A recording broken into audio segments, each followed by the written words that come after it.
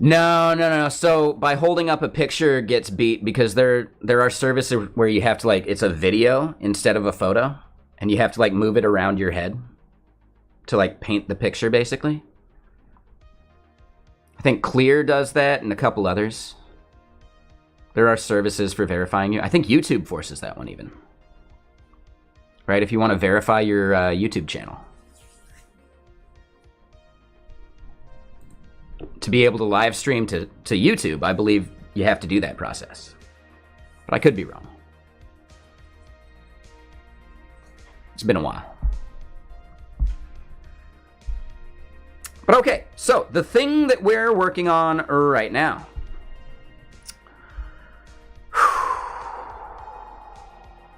We're trying to create a booking in cal.com. But we're getting a 500 error, no available users found. That is here in the handle new booking function. And I believe it's this error right here, no available users found, right? Yep.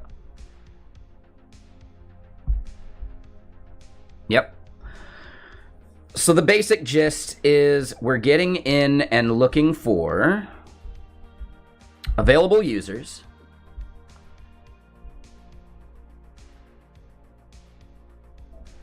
It's an empty array at first.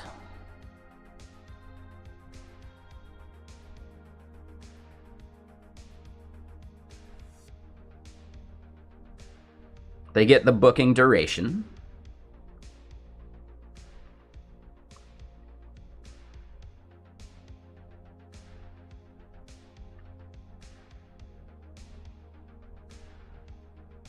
I mean, I like to listen to other music.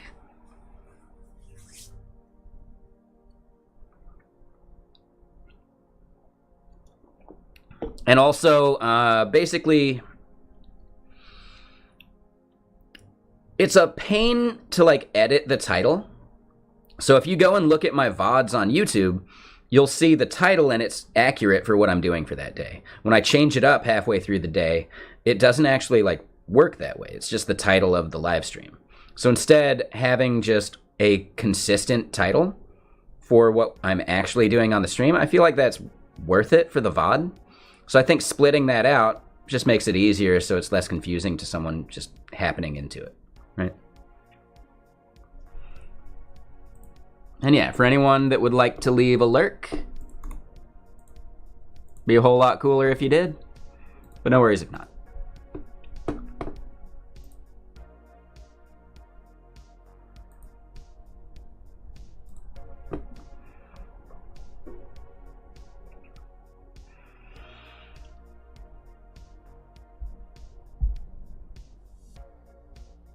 God.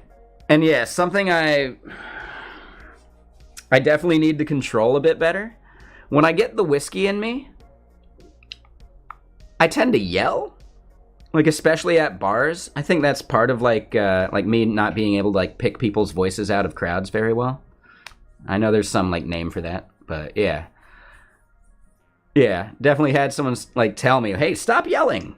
Oh, my bad, shit. I didn't realize I was, but you're totally right, I was. So that was fun yesterday. Got to remember to rein that one in a bit.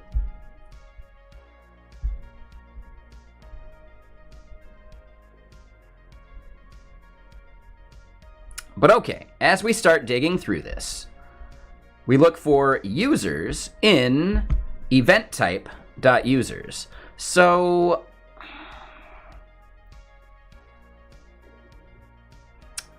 why are they jamming users onto event type?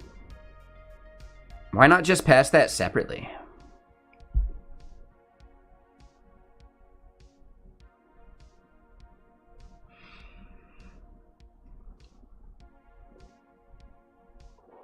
It was just the holiday party last night.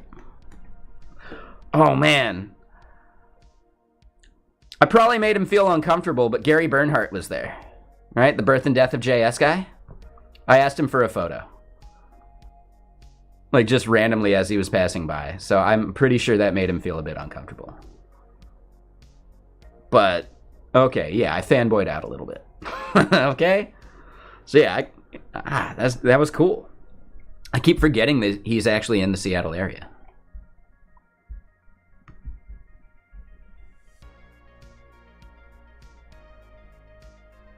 It's Gary Bernhardt, okay? Like, duh. Everybody should have been fanboying.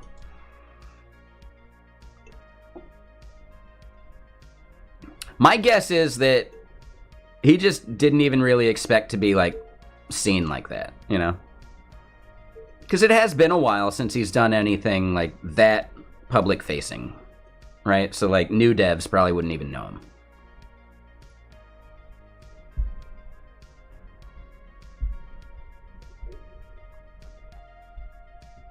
At least as far as I know. I haven't seen anything that new out of him. Okay, yeah. So, maybe you've seen his talks on Destroy All Software.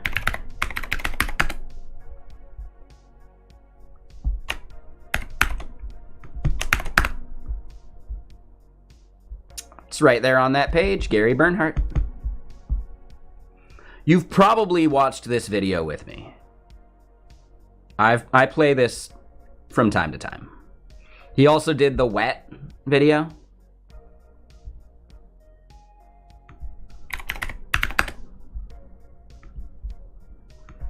You don't need to watch Birth and Death of JS. You do need to watch wet right now.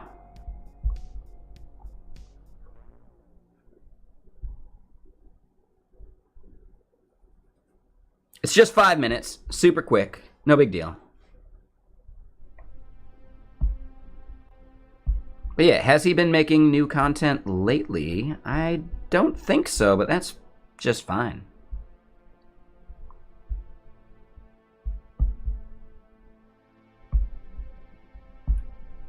Yeah, I mean, this is the greatest conference talk ever given, in my opinion. There's some good ones. Rich Harris has some great ones. The Run Loop one by... I'm going to forget his name. So, yep, I forget the name of him. But, yeah, there's a Run Loop video for JS that's really good. But, yeah, they don't hold a candle to this one. This one's great.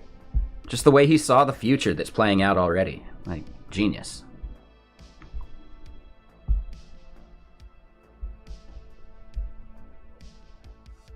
But, okay, so they are jamming users onto the event type. My guess is that users here is empty.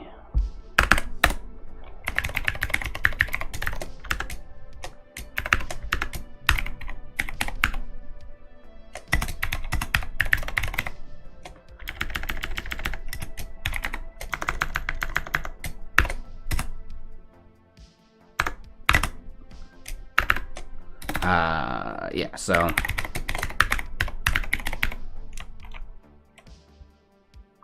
let's just log that out, see what's going on.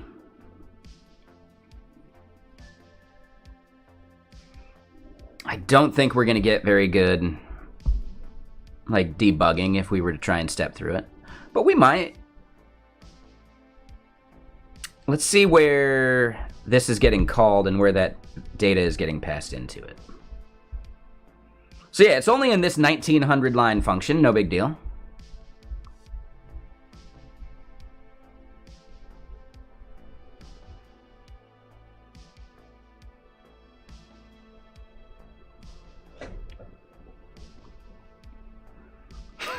Exactly. Again, they're a startup, they have to move fast, so things like this will happen.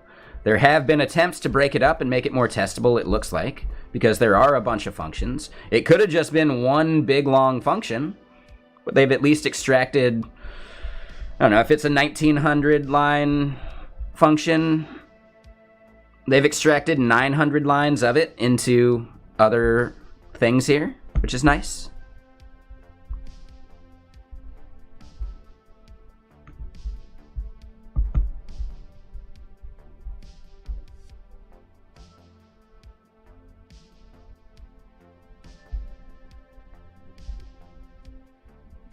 So, this is where that function does its thing. They spread the event type.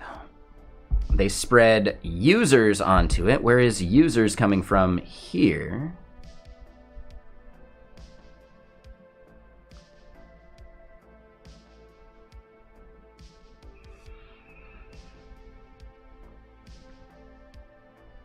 Nah, like this was most likely a function that was originally written as part of like the initial MVP.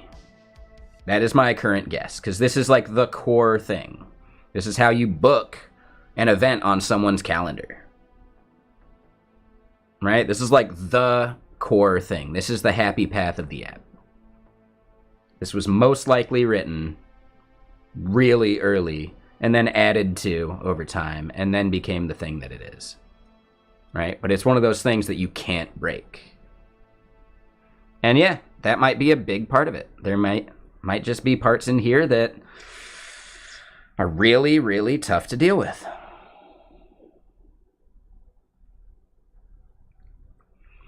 My first step would be kind of how you saw me do the testing for like my billing reconciliation function for Walter. If you were here, cool, you might remember that. If not, for anyone else, basically, Walter is like a usage-based billing tool that I need to work on more again here eventually.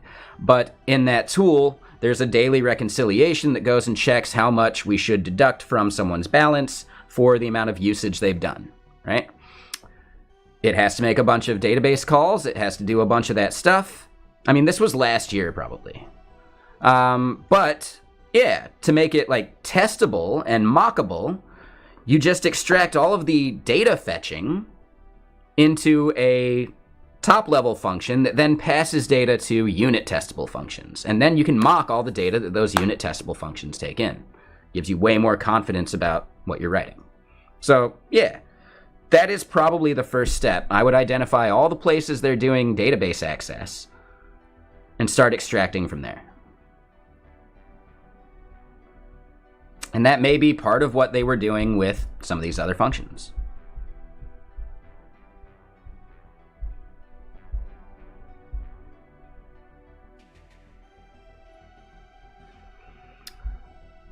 One interesting thing, though, is they have some functions defined inside other functions, which screams to me that there is most likely some type of like value closed over within here. So in my opinion, this function needs to be pulled out, but what ends up breaking because they're relying upon it being defined within this scope instead of out of the scope. I just want to look at it. What breaks if we pull this down here and let it get hoisted?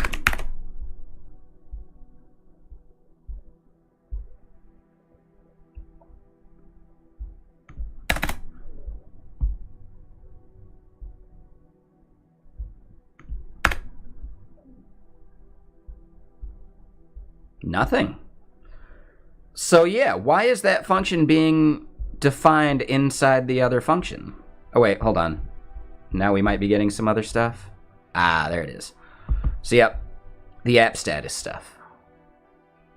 Right? Just pass that in as an argument and you're done.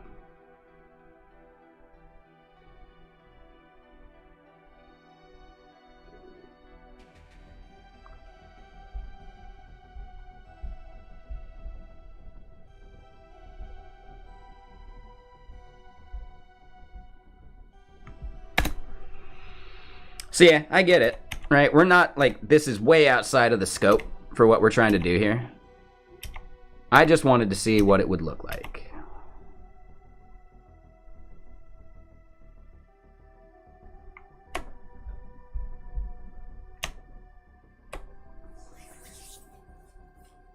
But yeah, right?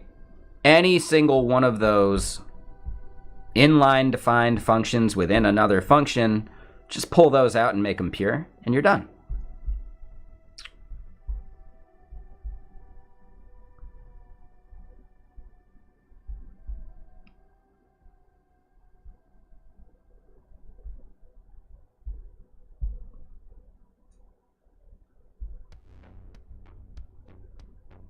I think they do that in a few other places still, too. Yeah, I think this is one of them right here.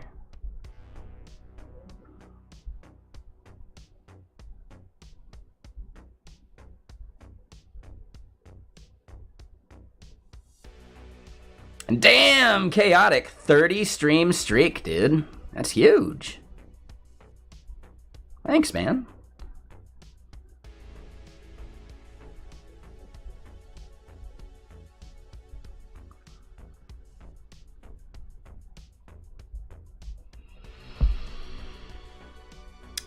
So inside the 1900 line function, we got a 600 line function.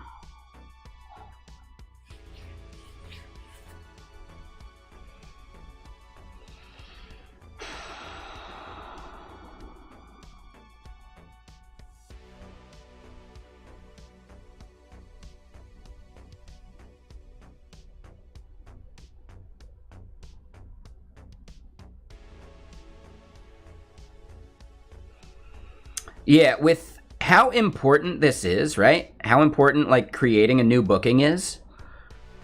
This is one of the key things that I would unit test the hell out of, right? I don't believe in 100% unit test coverage of an entire application,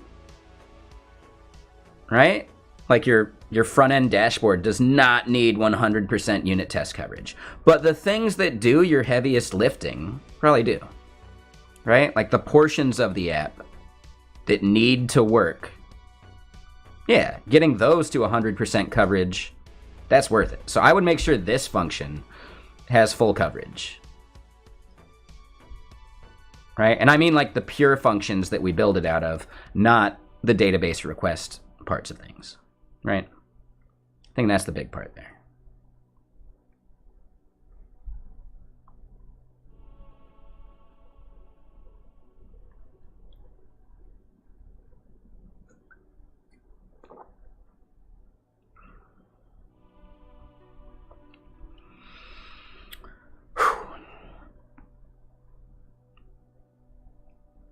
Oh, yeah. And you end up writing really bad tests because of it, right?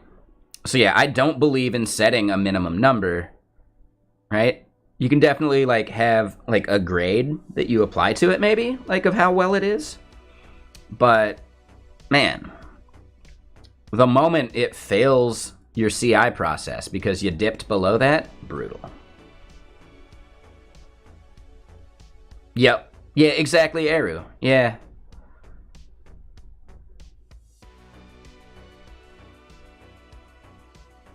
Yeah, right? The more you have to mock, the more you end up just testing mocks. I agree with that as well.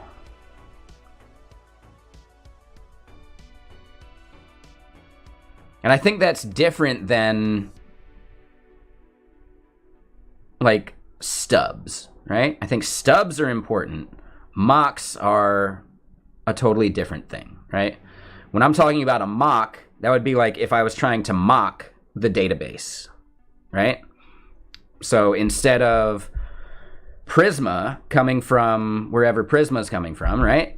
I would instead create a mock Prisma and do a whole lot of just like, like creating fake functions that have like spies attached to them and things like that. Yeah, heavy mocking is an indication that you're not actually aware of where your boundaries should be.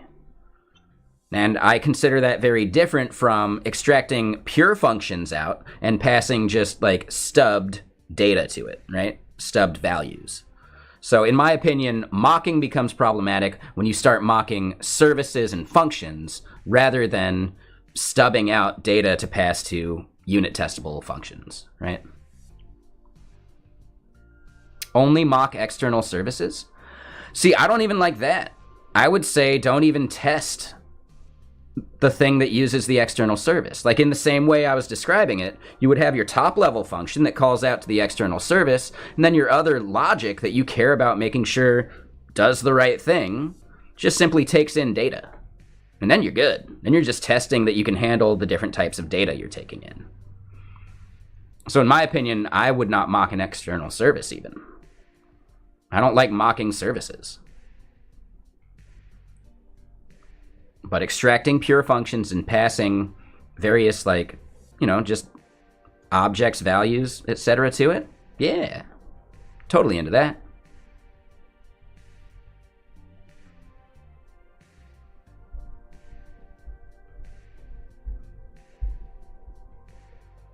But yeah, what's up, ThinkBot? How you doing?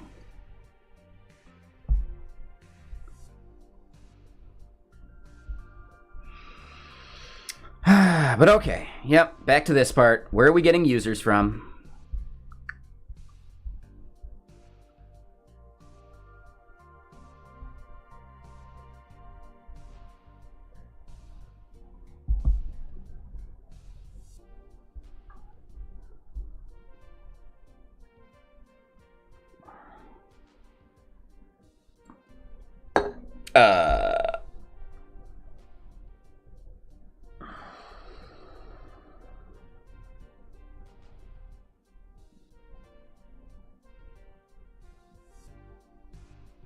They know that users.sort mutates the array, right? Oh, sorry, ThinkBot. Yeah, I'll add you to regulars.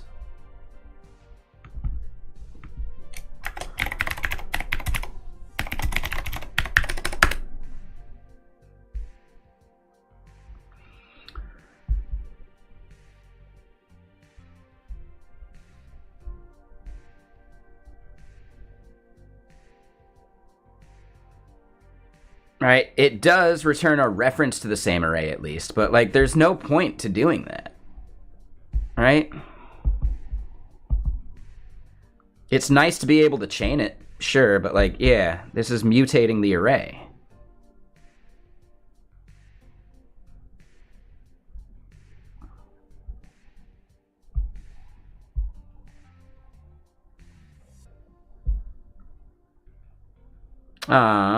Ooh, and I missed some follows.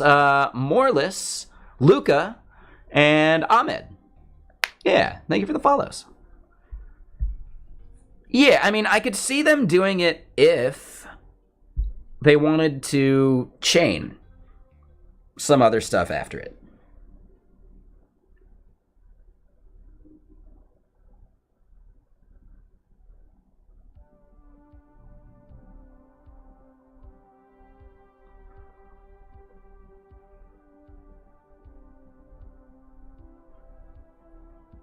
But yeah, that's just weird to me. Okay, but whatever. Not a big deal. Oh, excuse me.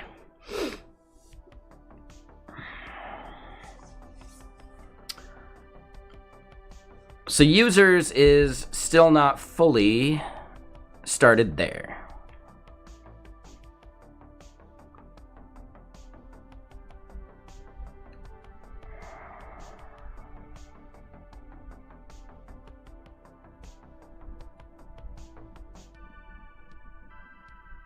So here's where it starts out. They do an await of load users. They pass an event type and a dynamic user list.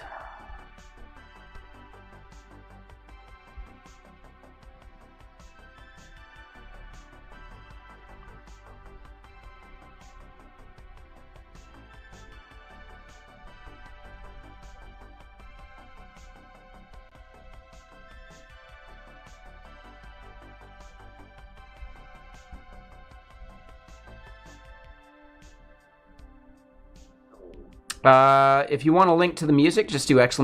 song. Now I'm saying that, but I might not actually have the bot running. It is running. Yeah, go for it. Seems cold? Yeah, it's pretty chilly today.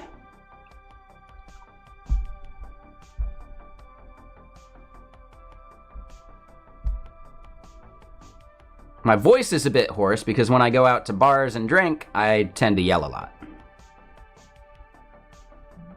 I should probably fix that.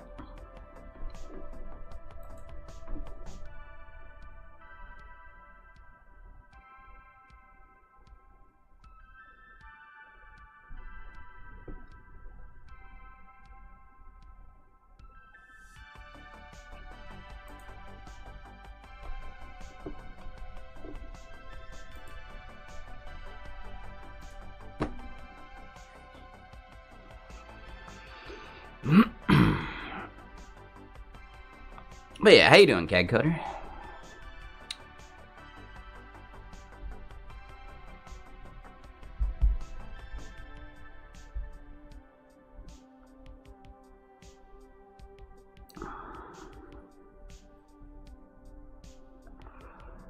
Oh, so logger with event details.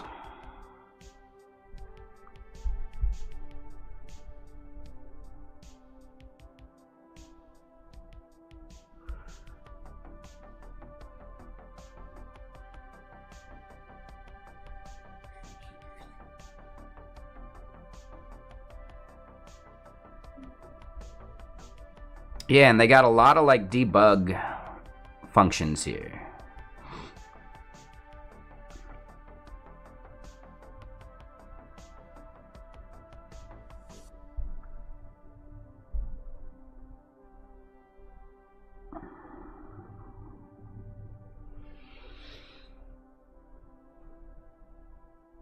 So book:user, you see that in two places.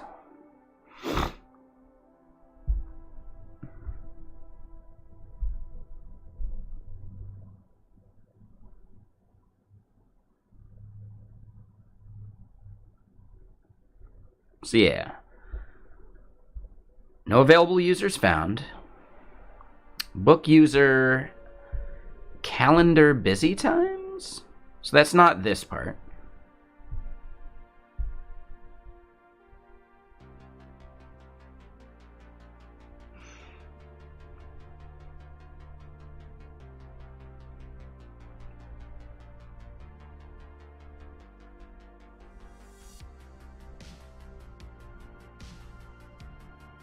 Oh, I see what the undefined means now. Got it. So event type ID, and then recBody.user event type slug. We didn't pass any of those, so yeah, that makes sense now.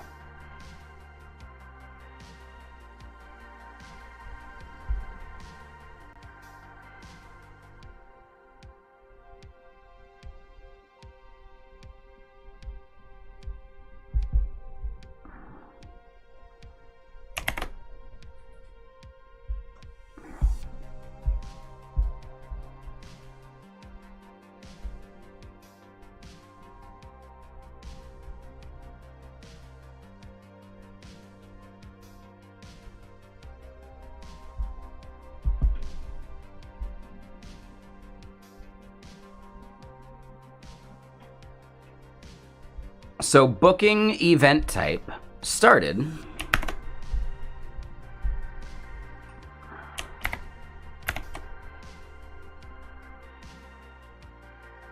Aha, so there we go. What we end up seeing here in this debug statement is that dynamic user list is empty.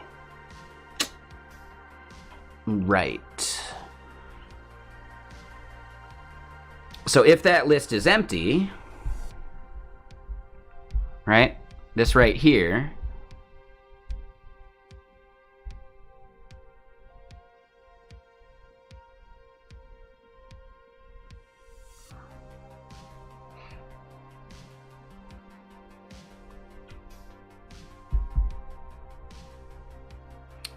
where is load users defined? So that's up here. And what's up, Graham? How you doing?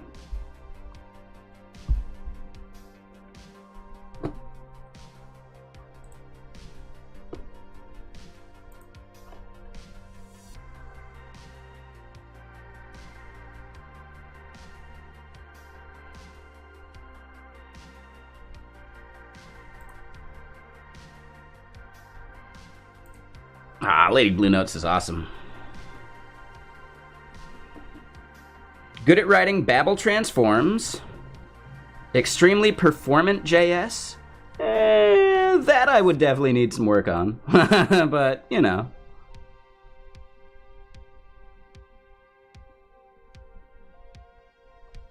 Yeah, I'll have to consider that.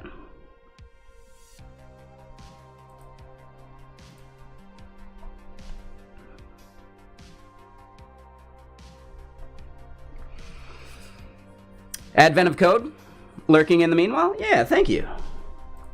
Yeah, this right here. I'm going to want to save this tweet.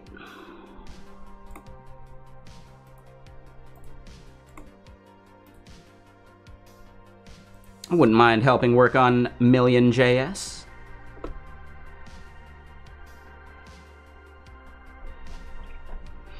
I'd have to look at Babel transforms. I haven't built one personally myself, but sounds fun.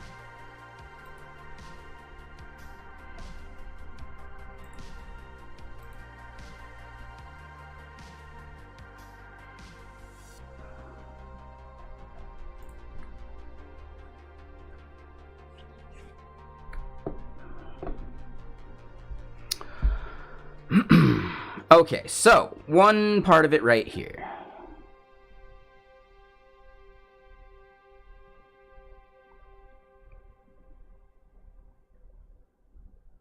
This should be throwing immediately if we're passing an empty list.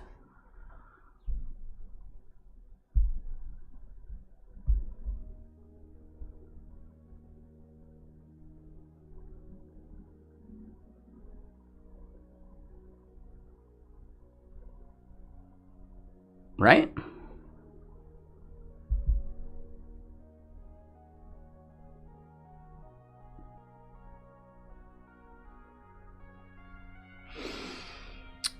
We could probably just tell it to skip an availability check, though.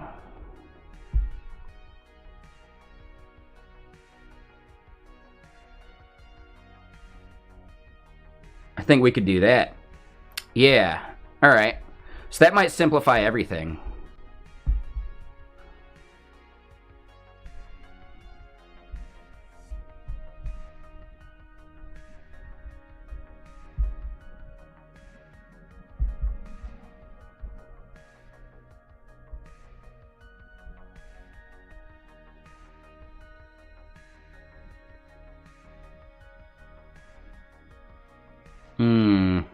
Doesn't look like that's actually a prop we can pass. All right, so we'll have to look at that function and see where skip availability check is even coming from.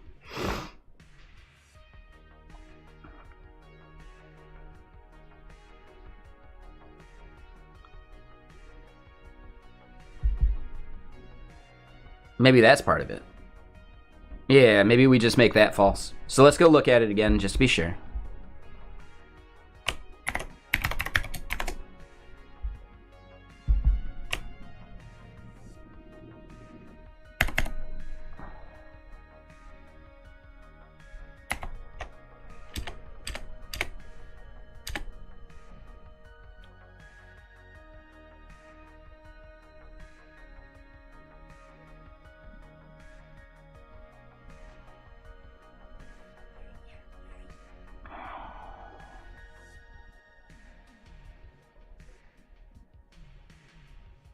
So it looks like here, seats per time slot, I could actually just pass a non-zero value.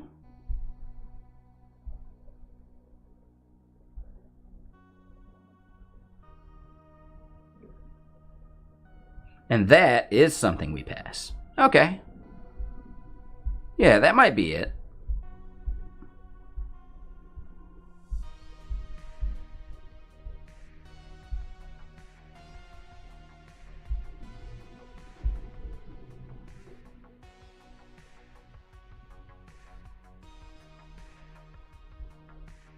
Yeah, so let's just pass seats per time slot 3. Sure.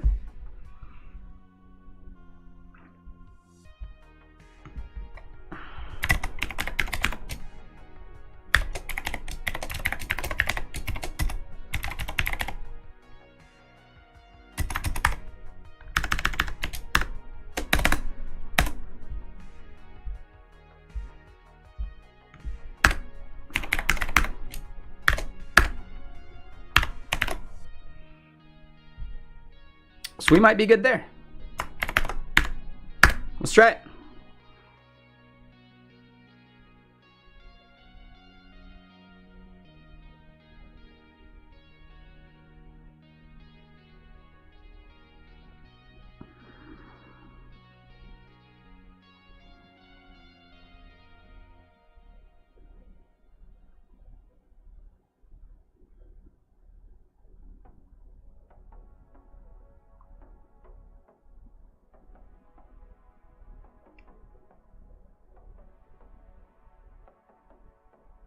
Will it blend?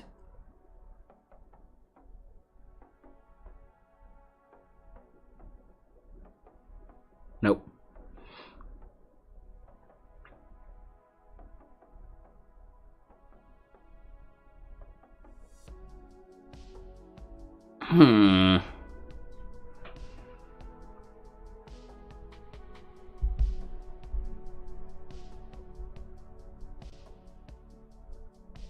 So that was not the issue.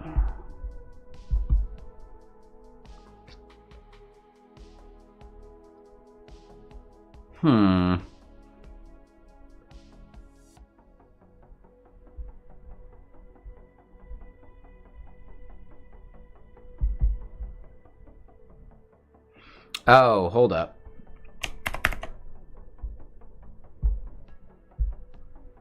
So they're attaching that to the event handler.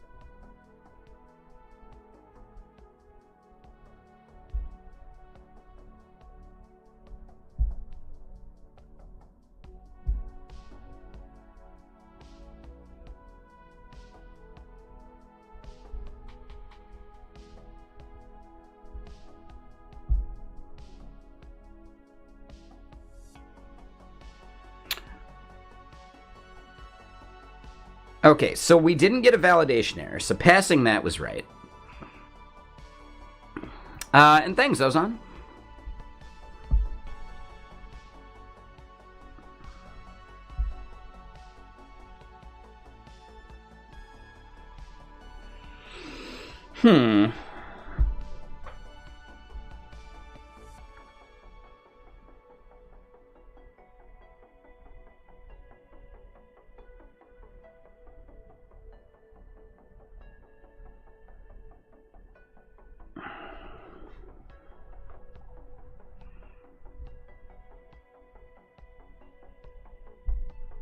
Yeah, so that's called CRT.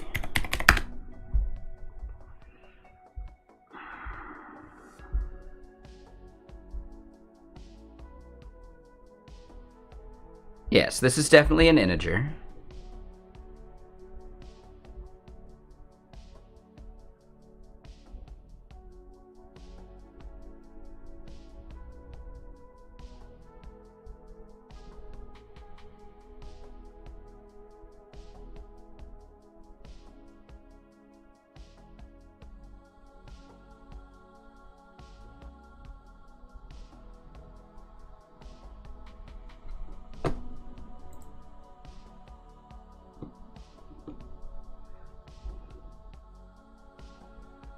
When we're creating the event type, is there something we need to pass to that would be useful?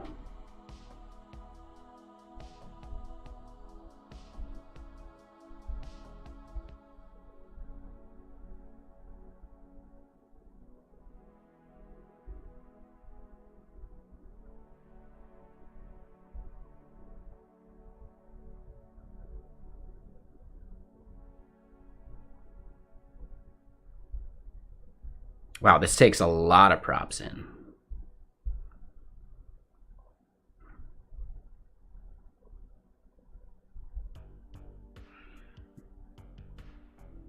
Yeah, no, so that's not the issue there. I really don't like the way they're jamming everything onto event type rather than just passing more arguments.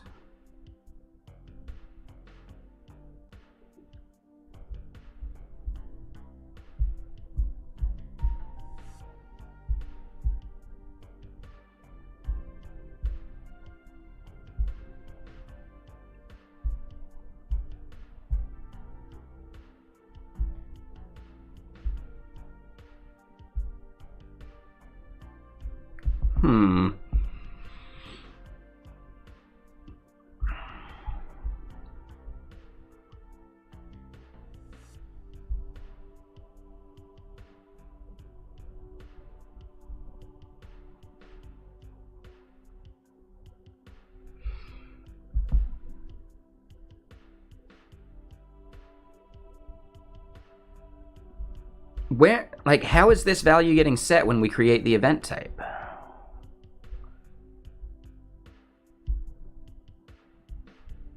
Okay, so that's even weirder now.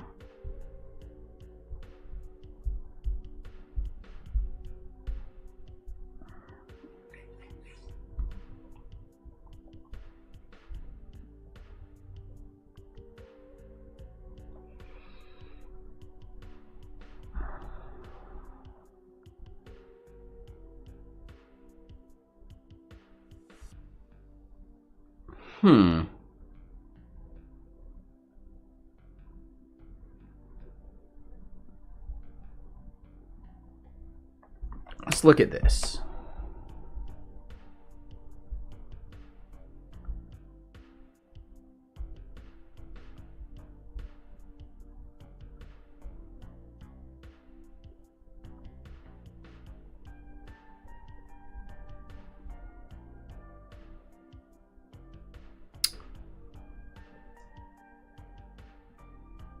Interesting. So it might be when we're creating an event type.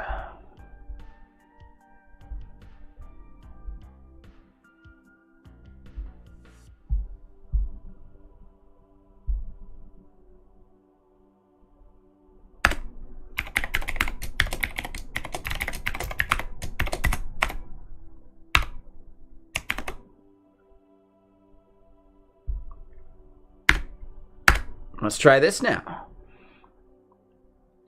Yeah, I wonder if... Right, their doc doesn't say that we can pass that, but it obviously looks like we can.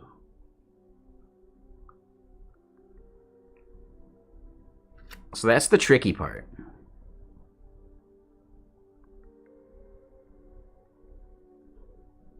Alright, so now they're on to line 14 there.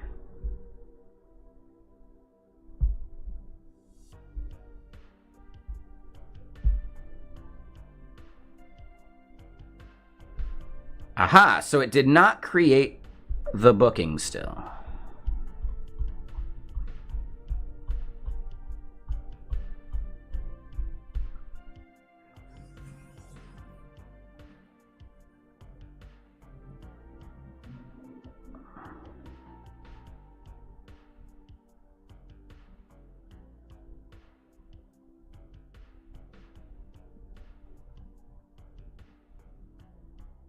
Yeah, all that looks okay to me.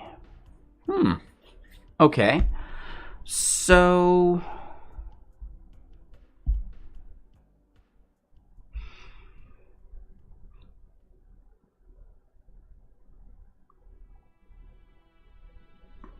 when we create the booking...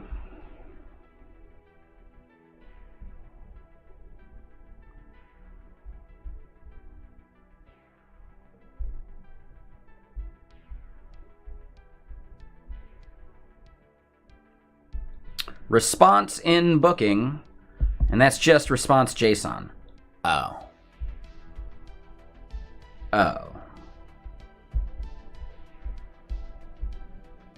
They just return the booking directly. Okay, so it's not response JSON.booking, it's just response JSON. That's easy enough.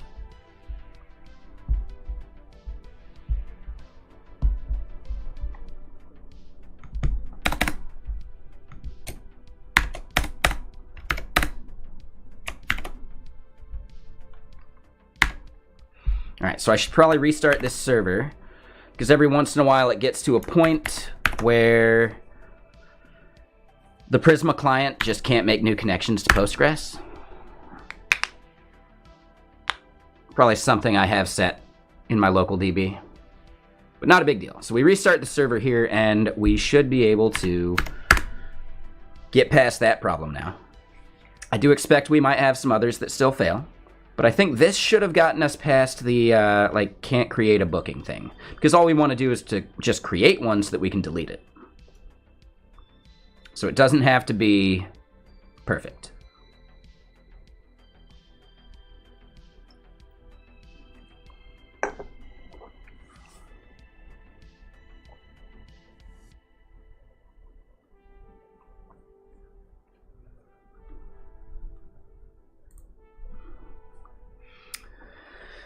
It's going fine. Hopefully we're done with creating temporary IDs, but we'll find out.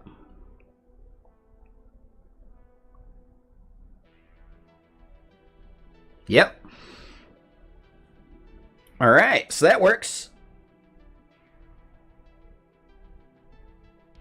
We're not done, but we got past the ephemeral part, and this stuff should be deletable now. My guess is we're still going to have an issue with some things we're deleting needing to be reseeded, though. So we'll find out. The Zod errors we expect, some of the forbiddens we expect, API key not valid is totally expected, right? Expected actual. The only thing that's different really is, I think, the headers. I think that's what they're complaining about.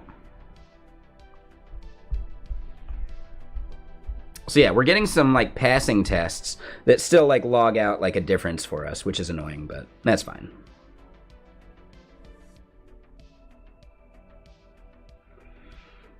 $95 passing, 93 failing. So a portion of our delete tests work and a portion don't. It's not so bad. Now, if I rerun it, does it continue to work as we expected? Or do we see those numbers change now because we're still not, like, creating all the things that need to be deleted? That would be the goal, that we can run this one after each other without having to reseed the database. And that's just for my own, like, just dev, right? It's just easier that way. But also, if they end up running this before they run their end-to-end tests, then they may end up missing a bunch of data that we deleted. So we want to make sure that we're not mutating the database too much. We are adding stuff, but yeah, deleting is actually like a cause for concern.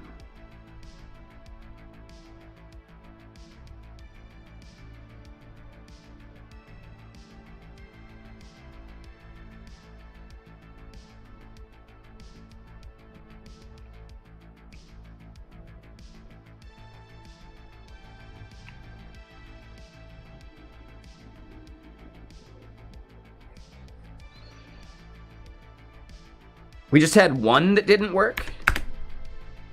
Now, this is most likely going to fail a bunch because I think we're hitting the... We're probably going to run into the limit of how many clients can be spun up. Or client connections or whatever.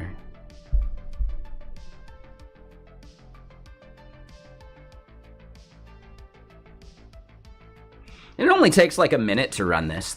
That's not too bad.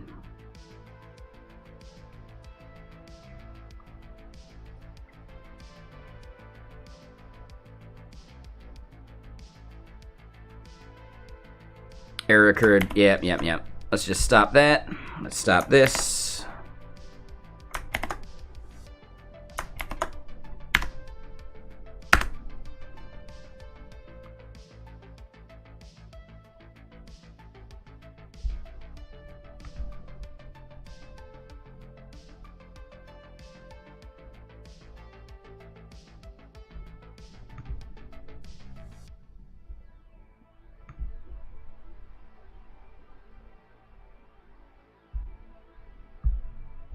All right, so that's back up. Should be able to run our tests here now.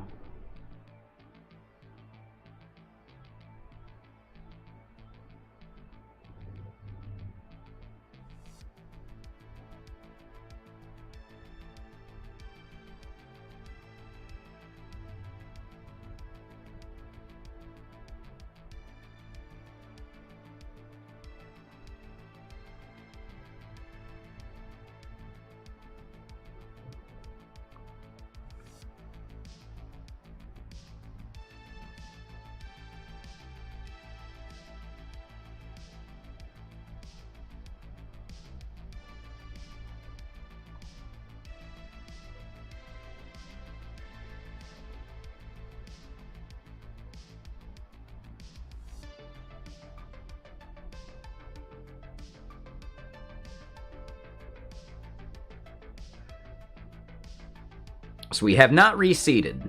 I just want to see, does that number drop anymore, or is it going to stay solid at the 9494? Because if so, I think we just ended up getting one test that didn't pass, right? Or that didn't, like, create the thing it needed to delete.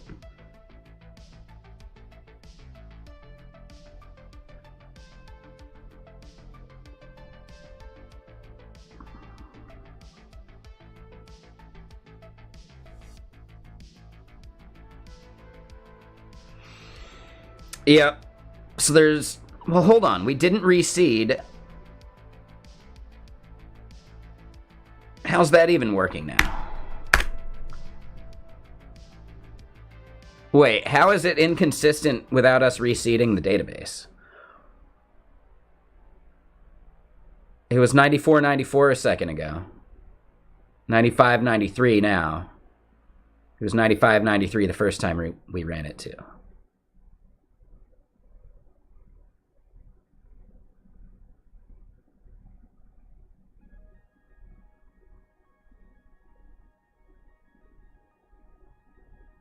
Yeah, that part is strange.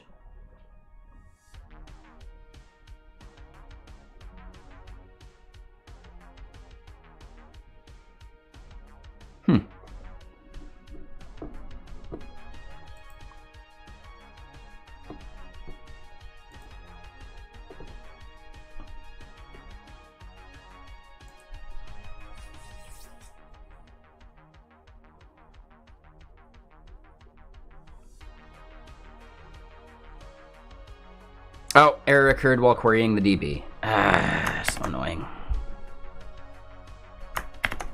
So we get like one run before it bails out on us.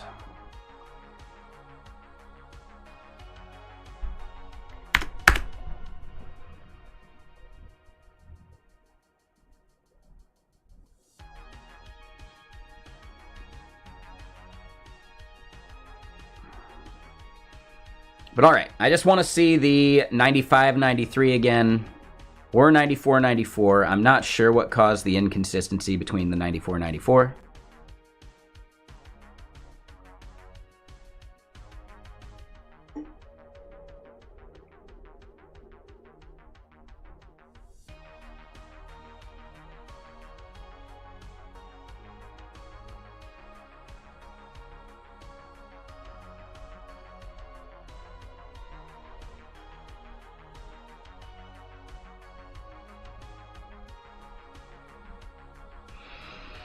And yeah, cool. So once we've got this working, we'll go comb through the results, and we'll start picking off some of the low-hanging fruit of creating individual hooks for each individual endpoint that just needs to have like the right body pass to it.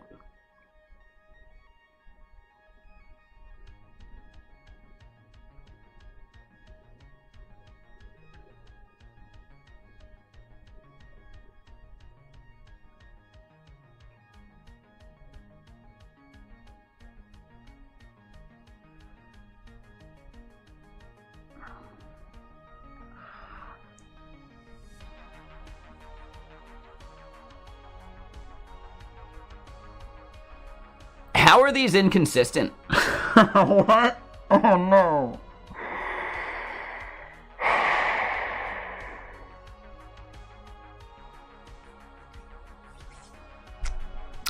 I just don't get it. I just don't get it. But all right, let's go look at the response. Like, what happened here?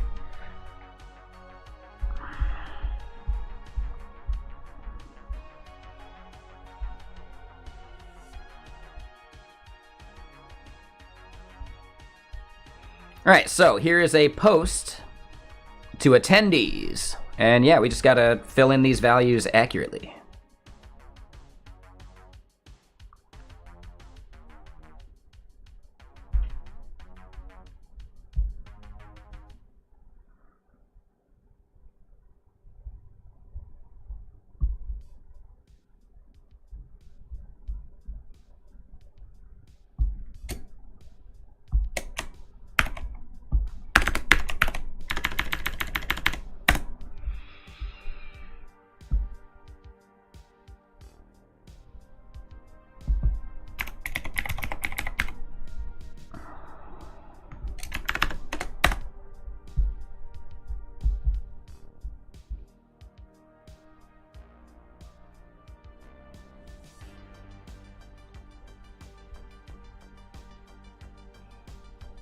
I wish it would tell me the name right there.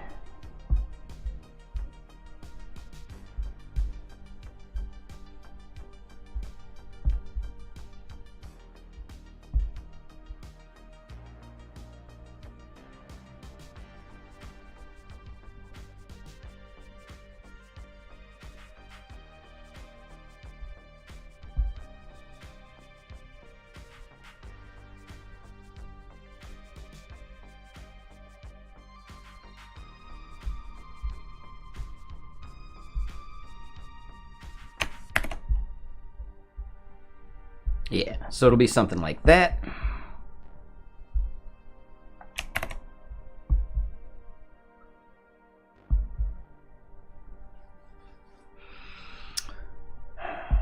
So the path should have been modified.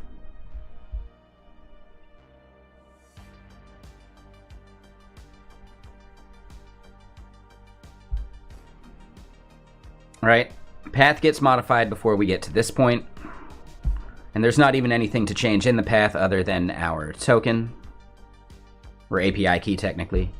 But this part, how we define the request body, I forget how we do that.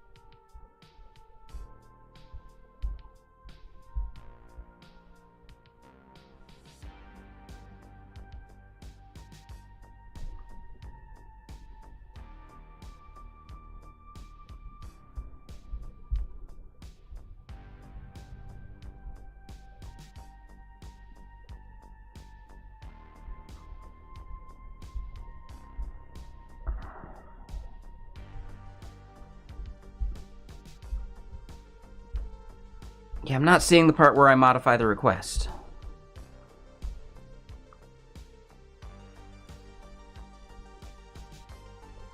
Ah, here we go. That's it. So transaction.request.body is probably what we want to do there. And I think I have to do the whole like JSON stringify thing.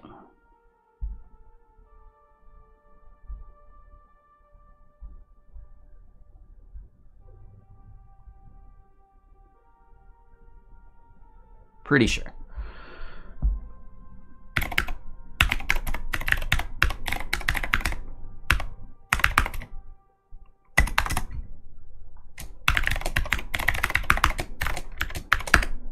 So then, what all do we need to pass it? Booking ID.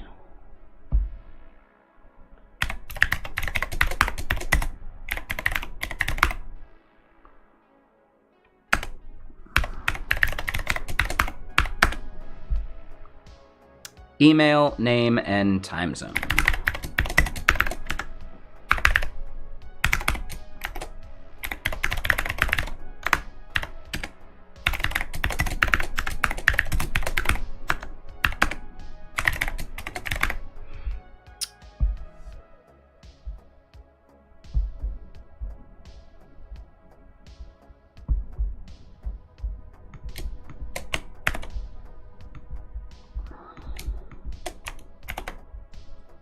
Alrighty. Do we think that'll just work? Alright, so the main gist is we expect to see that pass. We would not see this as the first item in the list anymore.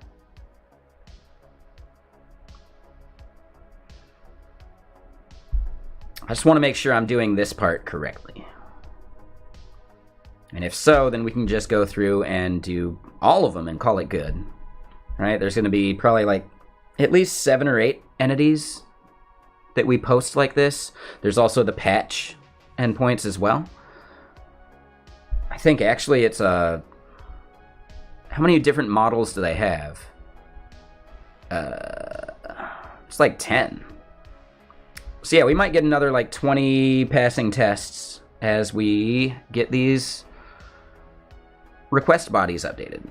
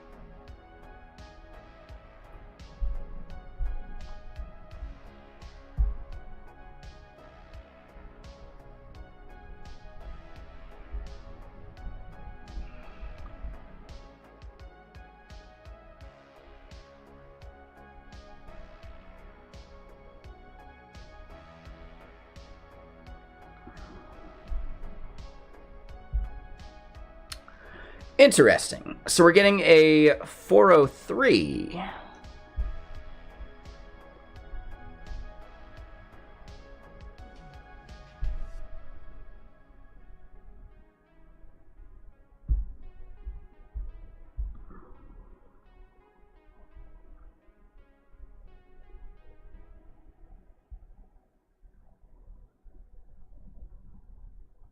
Aha.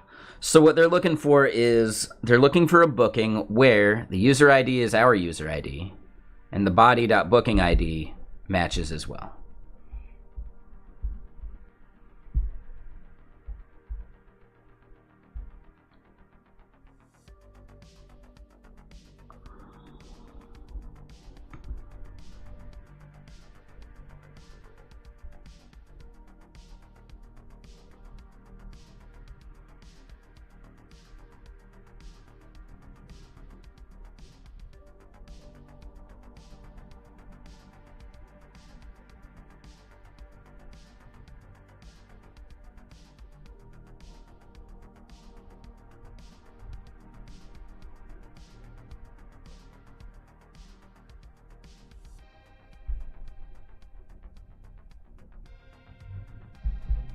And user ID is what we get from our API key.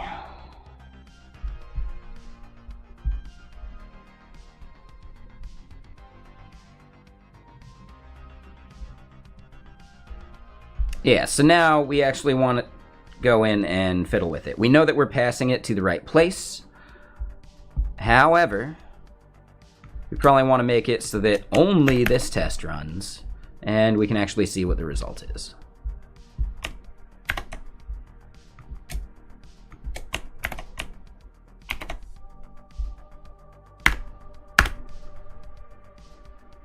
So that should skip every other test, but we do want to do our seed value stuff.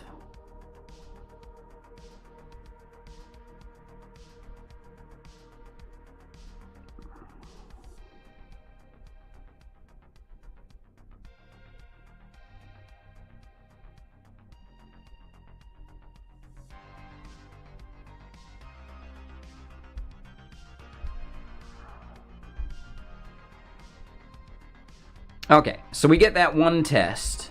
What I want to do here now is actually log out. I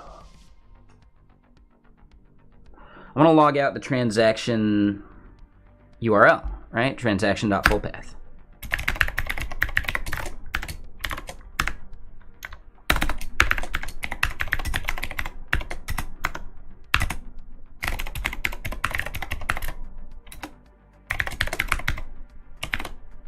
My guess is it's not doing the user ID I was expecting, or the token, or API key that I was expecting it would.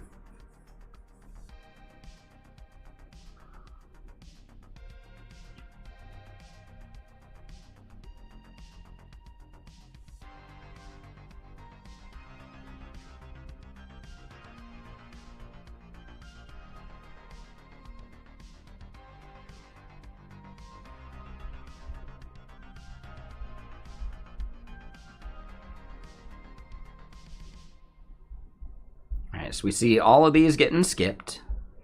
We see the forbidden right there.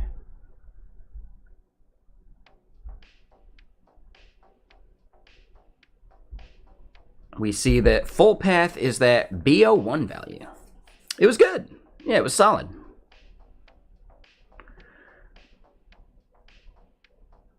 Is that the right API key, though?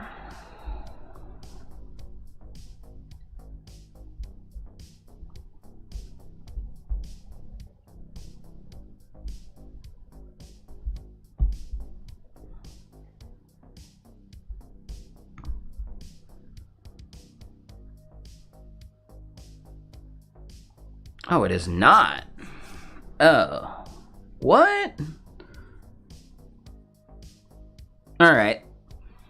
So that might be a huge part of it. The pro user team API key is getting used when it shouldn't. So that might be why some of the other tests are a bit flakier too. Alright, well let's look at the logic that's doing that.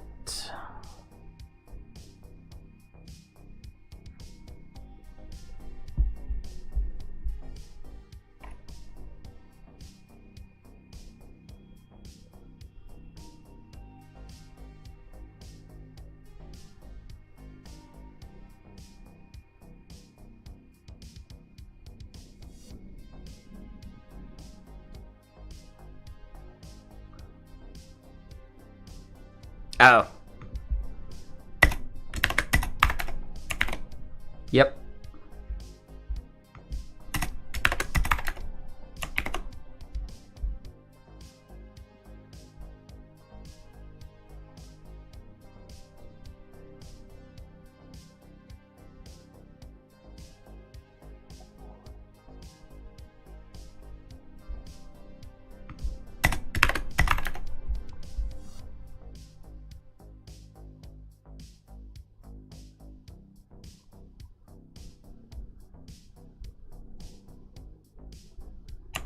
Yep.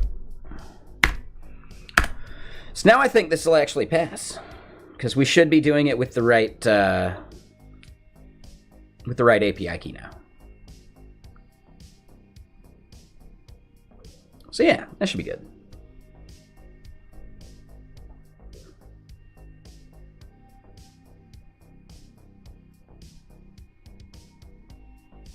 Ooh, still failing though?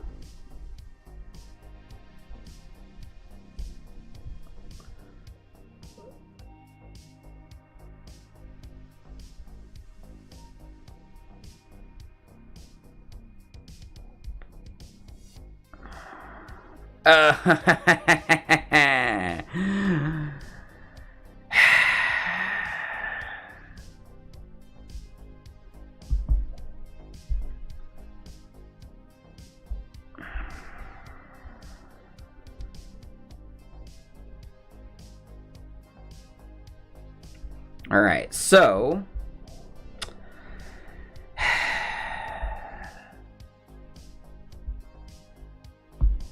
it says a 201 is what we're going to get out of this.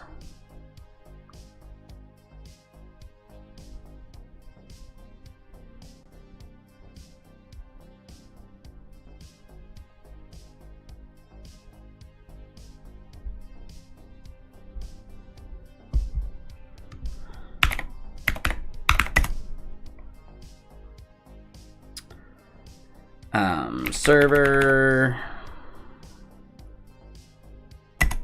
function set status code.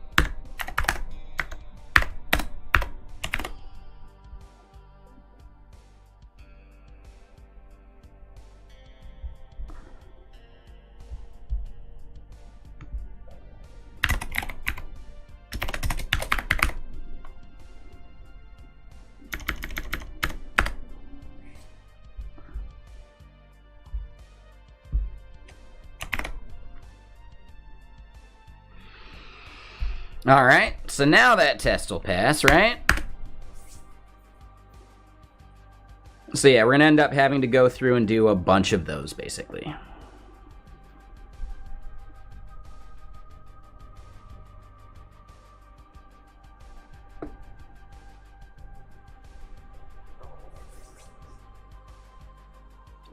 Now, how many of these endpoints do we think we're going to have to actually go do that for? Hey, and we're passing. All right.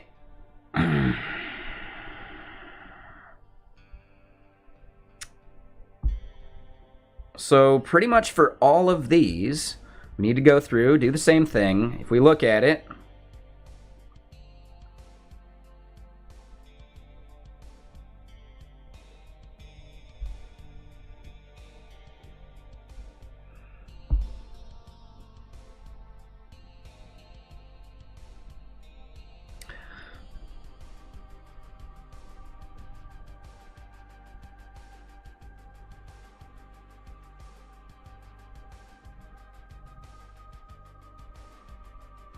so this is interesting, right? They're using the rec.status code instead of res.status code.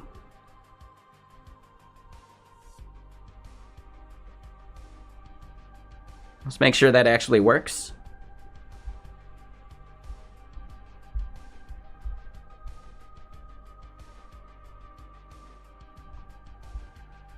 All right, so creating an availability. Creates a new availability. So inside of our Dredd hooks,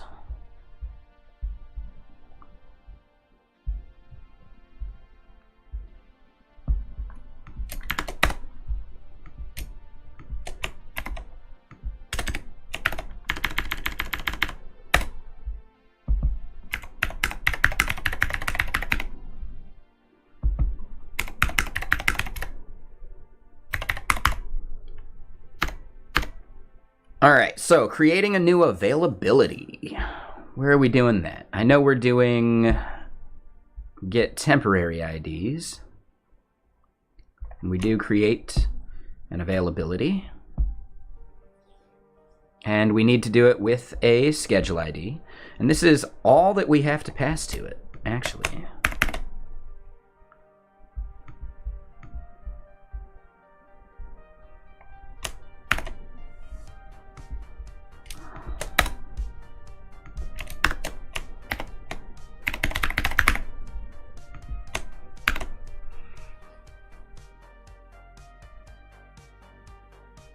But yeah, what you up to, Cinder?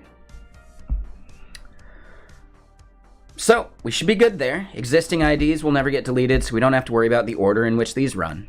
But I am forgetting that we need to do an attendee/patch as well.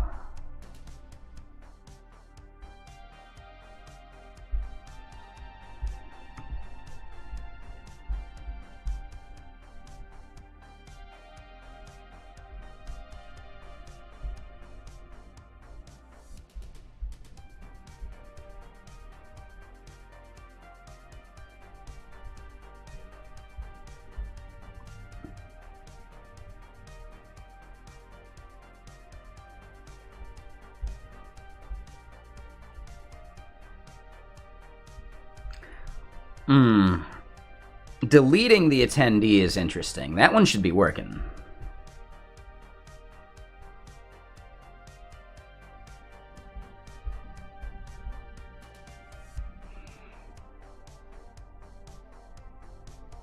But yeah, it's basically this endpoint.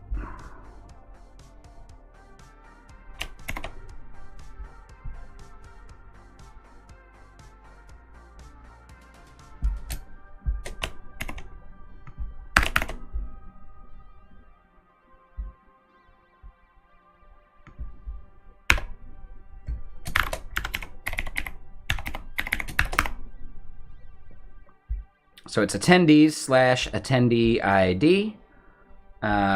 What is the name of it, though?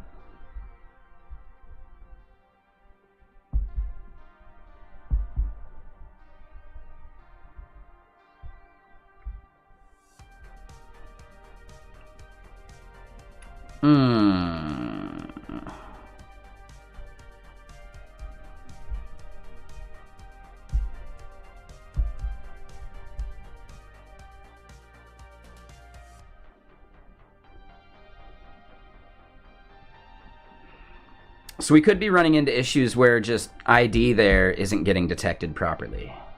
Here it would be fine, though. Yeah, there it would be totally fine. So let's look at this, right? It would be ID like that, and then the name is edit an existing attendee.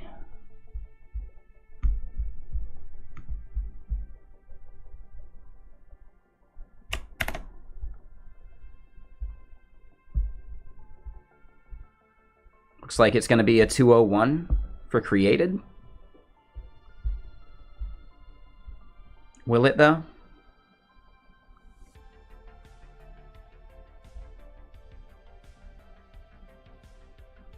I'm almost positive it's just going to be a 200. And I think that makes sense, because like created means that a new entity is returned. If it already exists and we're patching it, I think 200 is the expected thing anyway. So instead, this would just need to change.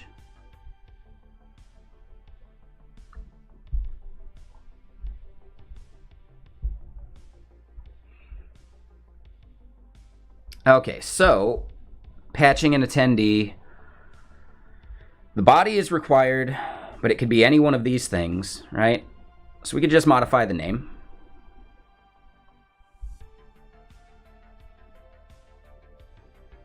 Name, email, time zone's probably fine.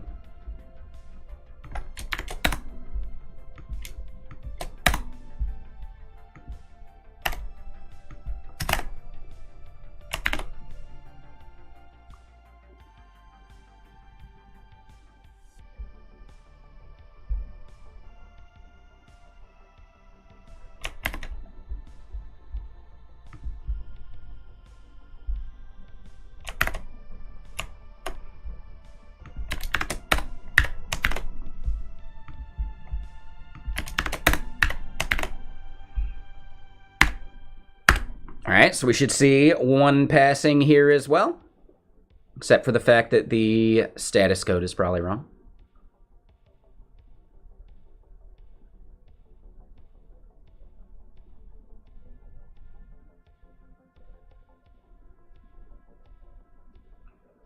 Let's see, 4 o'clock? I think I could have a beverage. It's a good time for it.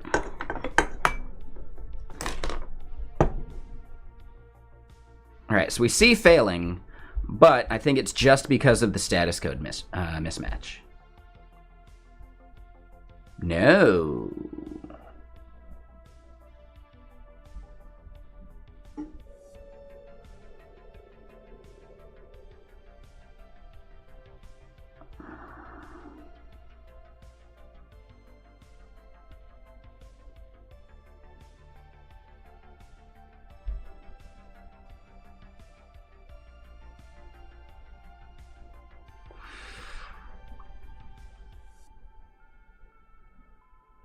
Yeah, I think I need to log what the full path is. So hold on, let's do that, because then we got to rerun this.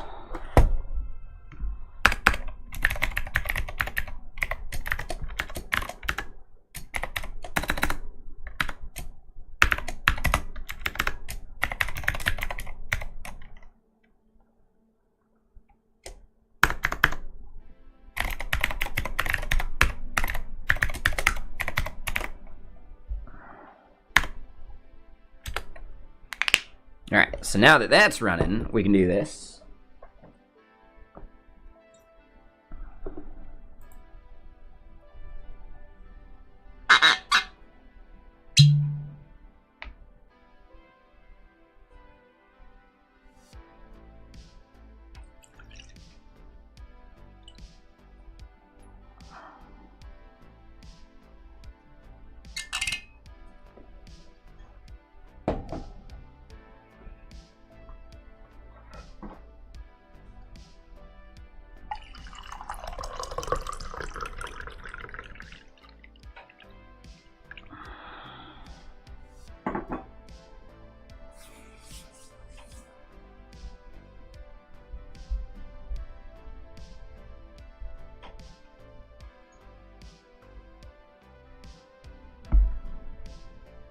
Oh.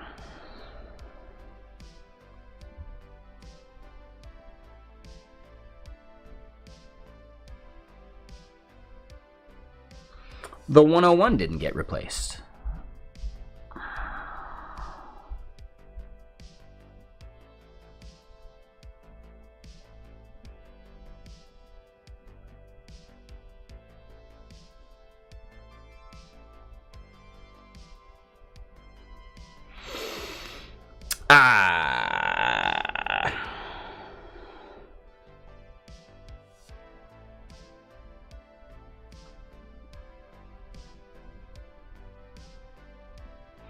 So yeah, this part isn't working at all for us.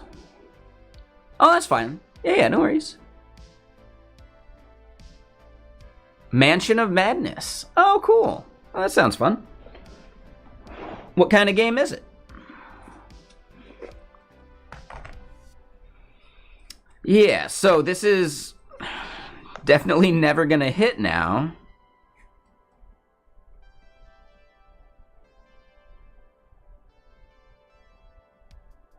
And I don't think we even need to do that check. Yeah, we definitely don't.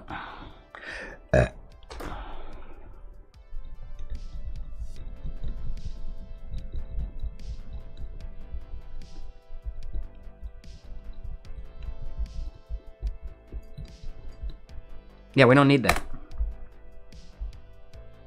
Either it replaces the value for us or it doesn't. For specific endpoints, we may have to do some other magic, but this is a totally separate thing.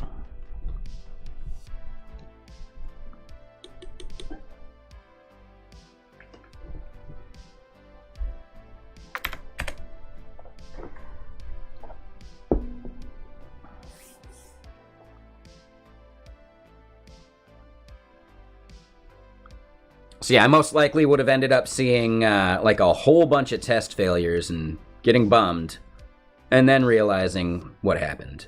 So yeah, we would have gotten there. All right, so we're still failing there. Now I think it's just going to be the status code mismatch. Yeah. All right, expected 201, actually got a 200. I don't think 201 is correct, so we're going to fix it. Right, how does everyone feel about that? For a patch response, does 201 make any sense to you? 201 is created, right? Whereas 200 is just okay. To me, a patch response would only ever respond with a 200 or error status, right?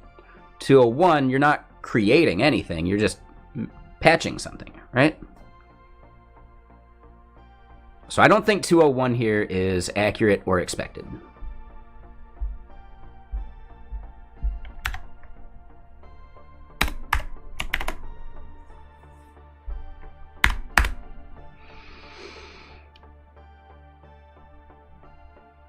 Oh, really? That sounds fun, Cinder. Nice.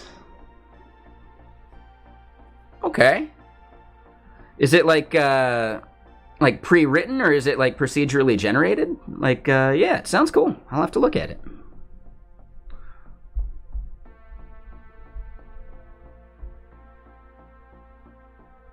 Oh, and yeah, so we changed that 201 to a 200, but we haven't rebuilt the OpenAPI spec yet.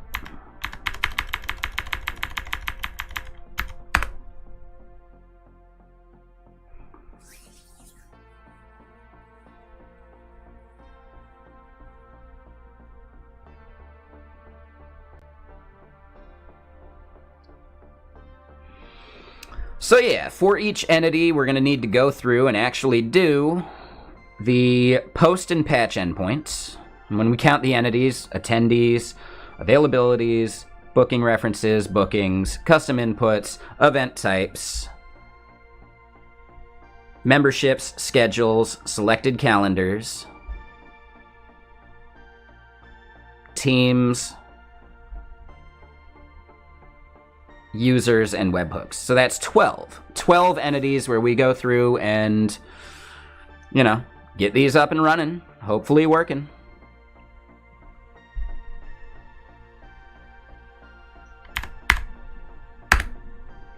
I just want to see this test pass, and we should hopefully be able to build up some velocity with how we do these, right? just in our testing, how we're doing it. Should be less flailing about.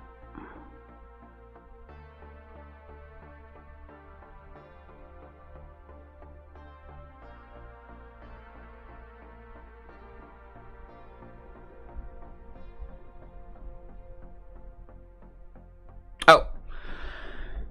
And yeah, that hook didn't run because we're not doing that same response anymore. So edit and existing would now be 200, not 201. Oh, okay, so an app-driven board game. Oh, cool, cool, cool, cool. I get it now. Yeah. Yeah, that's nifty. Do they have, like, pre-made mysteries for you, or do you have to come up with your own?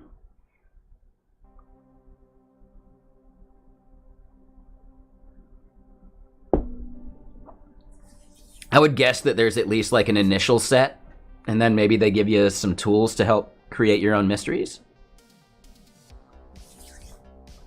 But yeah, that sounds awesome.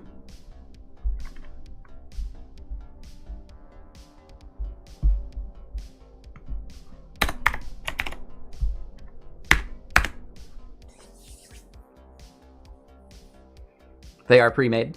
Cool.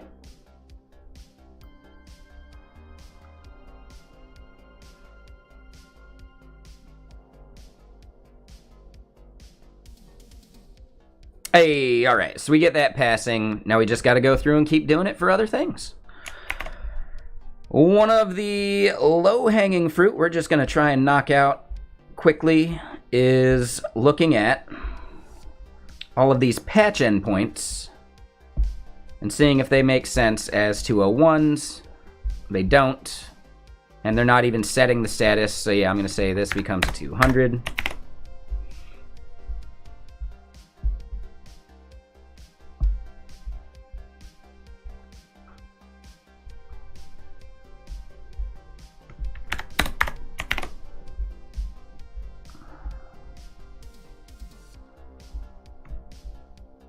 And yeah, this is most likely going to be a pattern that we see all over the place. This one actually is correct in saying it'll be a 200. Nice. So they're not all wrong, which is cool.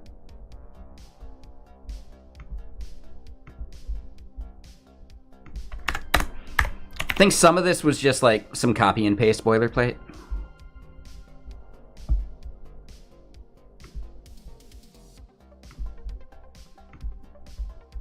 Which happens.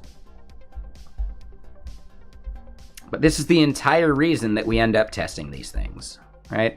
Because it's really easy for it to go unnoticed. And then the contract of the front end and back end, or any other front end, any integrator, is broken. And you can't break that contract.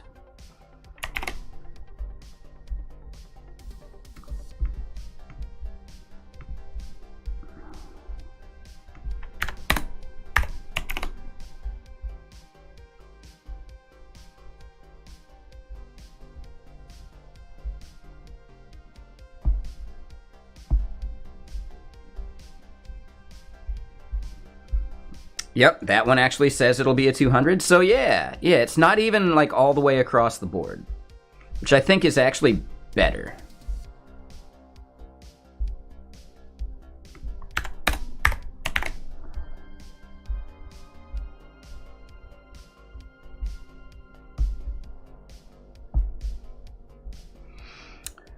A few people have played it on Twitch. Yeah, I wouldn't mind checking it out.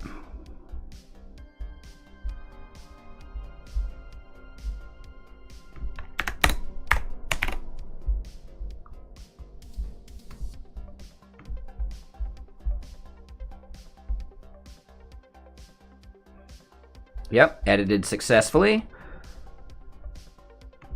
Yeah, I actually really like that a few of these are actually accurate. Because it means that it is more than likely that they want this to be correct, they just haven't noticed it yet. And those being inconsistent wouldn't break much, technically. It's still a successful request as far as the front end's concerned. So yeah, cool. We'll just go and open API, generate all that. Now that we've aligned all of those patch endpoints with the right response codes, let's go see what else we can do.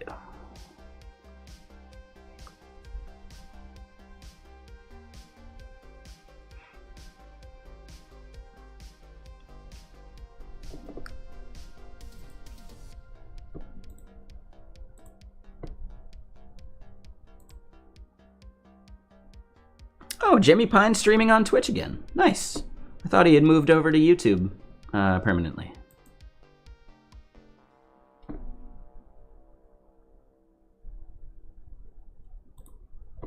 Cool.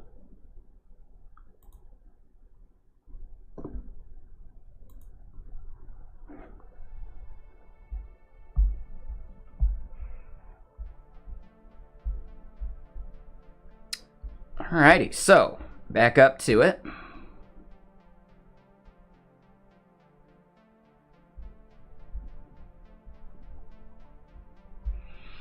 We've gotten through attendees. Now we need to do our hooks for availabilities. We should probably close a lot of these things down that we're not needing.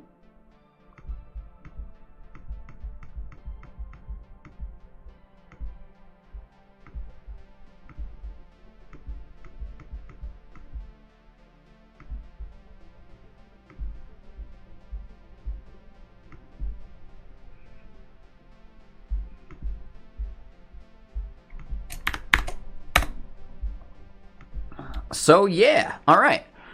Attendees, we can post, we can patch. As far as creating a new availability, that looks right to me.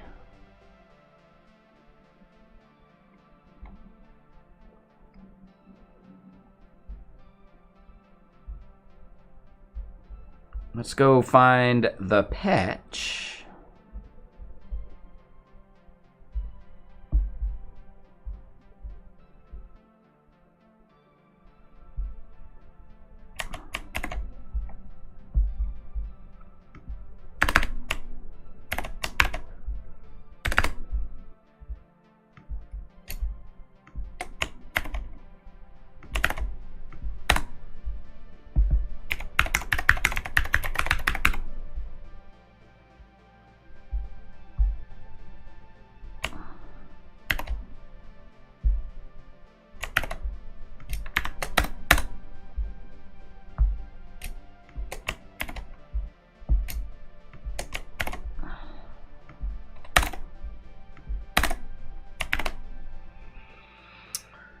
Cool. I feel like those should be good.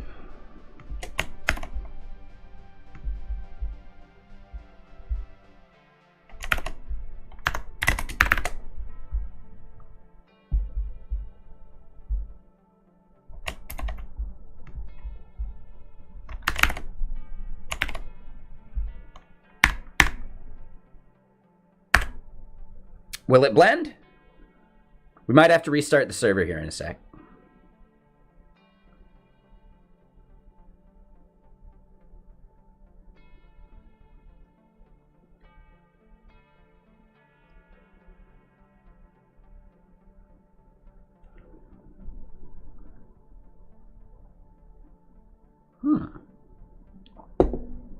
One passing and one failing.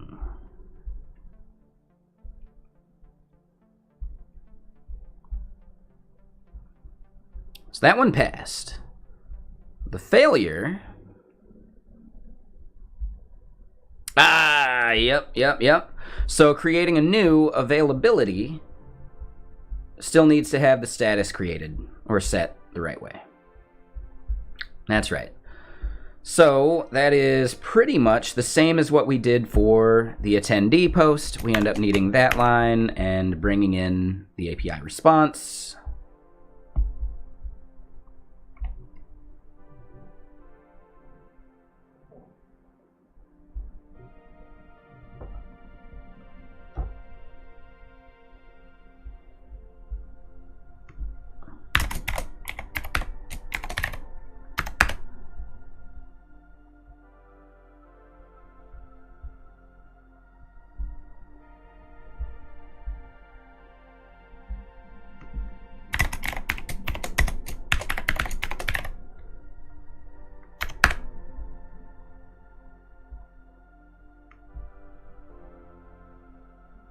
Yeah, so request.statuscode doesn't even do what they were intending.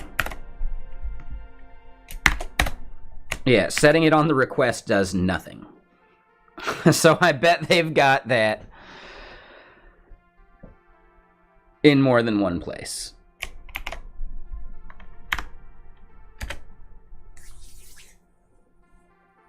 And again, something that you would have caught if you were testing your OpenAPI spec better. So, you know, is what it is.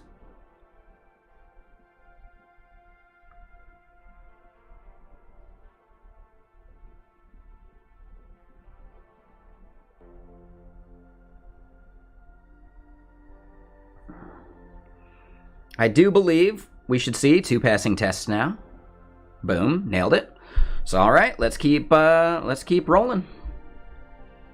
And yeah, see, right? That went even quicker that time.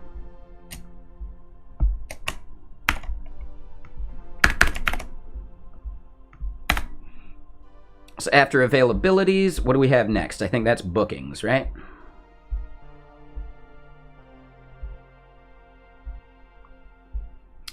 Yup. Oh, it's actually booking references. That should be fine. So creating a new booking reference. We do that in our creators. Let's go look at our boilerplate for that.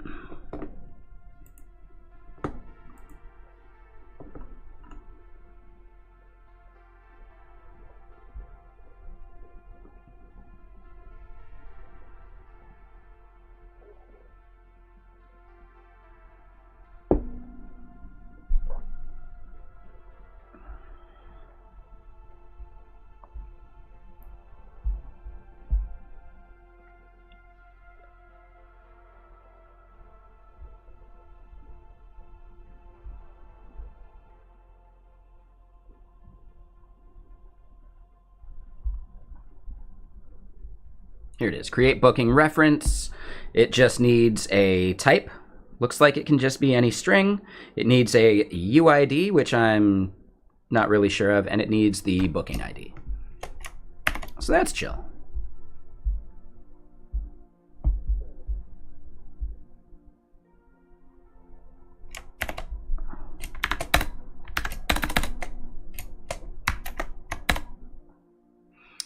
And technically, this is for creating a booking reference. Ooh, hold on. Let's do this.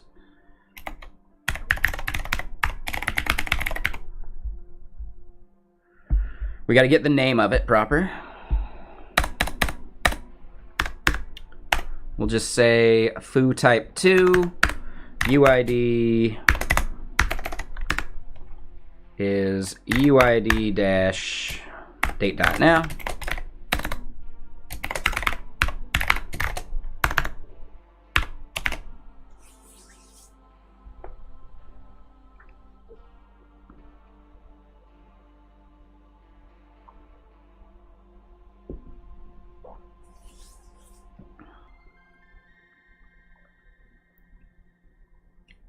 Right, booking ID is what we want here, though.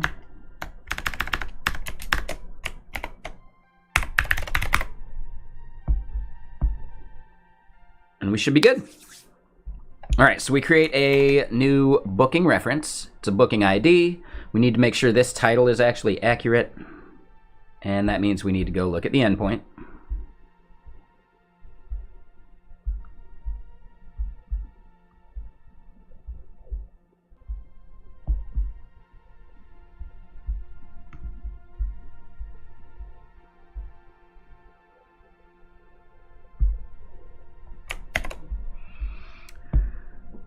One thing I'm finding a little annoying is the fact that they mix...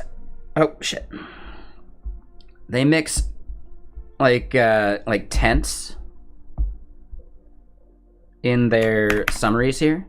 So for create, it's creates instead of create. But every other thing that I've seen is create. Right? So it's almost... think about like when you are writing your pull requests or commit messages in general, what you want to do is describe what the PR does, not what you did, right? So you don't want to be using past tense in your commit messages because the commit hasn't been merged yet. So it's not past tense because the code might not even get in there. But yeah, like you want to be more imperative, I think is the proper term. And create versus create is actually, they're both somewhat imperative, I believe. But it's just inconsistent, right? But it's one of those things that really just truly does not matter.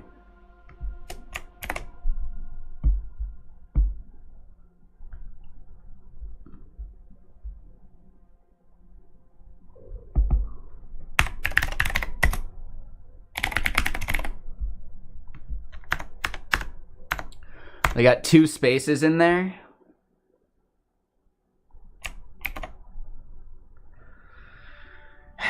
Yeah, so we should probably go make sure that we copy and paste that.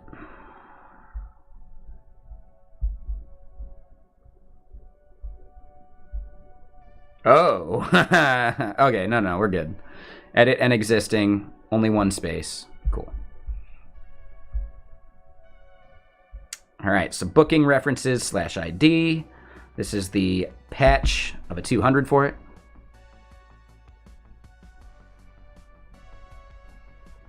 Shouldn't it be a push request? Not technically, right? That's if you're both working from the same repo, but git is more meant, like, at least originally when pull request was created as a term, you would have your own fork and you're asking them to pull from your forked repository. If you are working within the same repo and you're within a team, then it is kind of like a push request. But it's still kind of requesting to pull in the stuff from your branch, right? So it's what you're requesting of the other person, not what you are doing. You are pushing the request, but you're requesting that they pull it in. It's one of those glass half full, glass half empty things, so I don't know if it matters at all.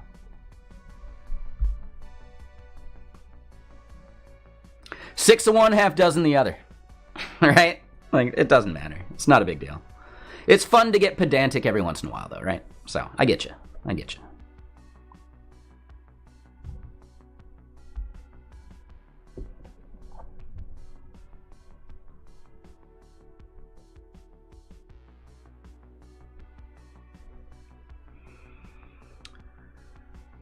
Yeah, what does that even mean? Do you want to lower the temperature? Or do you want to turn down the freezer's, like, output, right? So yeah, really ambiguous.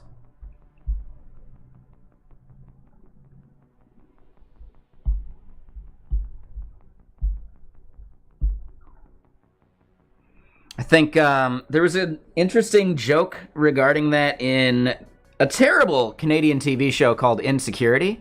I enjoyed it. I really liked it as a show. But there's one bit where like a French-Canadian person is like, close the lights. Close the lights. Claude, we say turn off the lights. Right? And it's just like, dude, turn off the lights, right? Like, it's getting caught up on the wrong thing in the wrong moment. It's pretty good. They've got some good moments on that show. I wouldn't say it's great, but it's entertaining.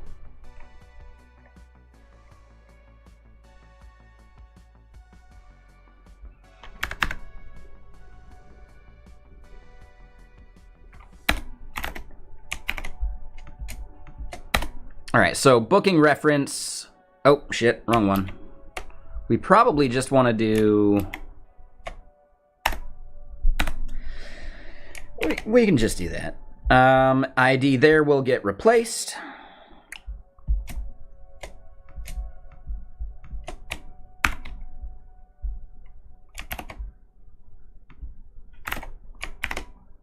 Call that good.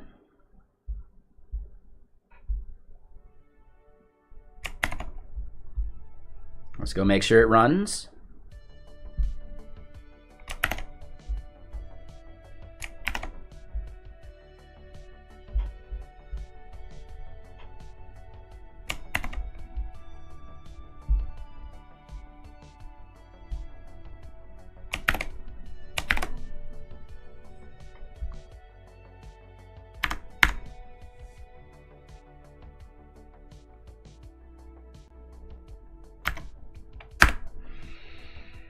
Will it blend? What do y'all think? I think it'll blend.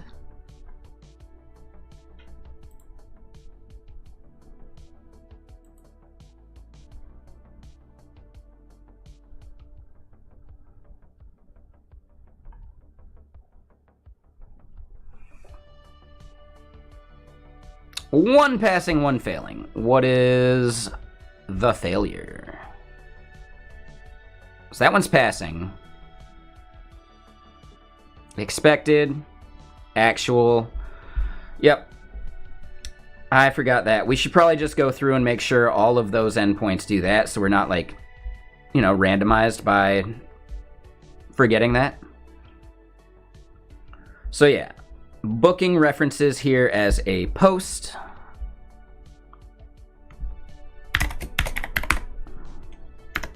Next API response.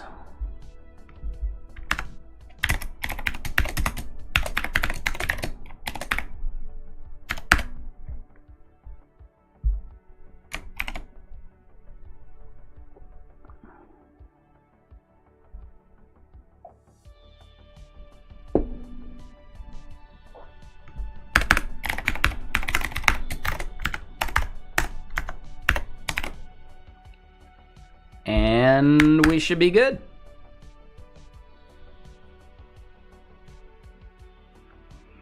What's up, Sergeant Pepper? Where's the Lonely Hearts Band? I'm pretty sure I've said that joke to you like too many times already.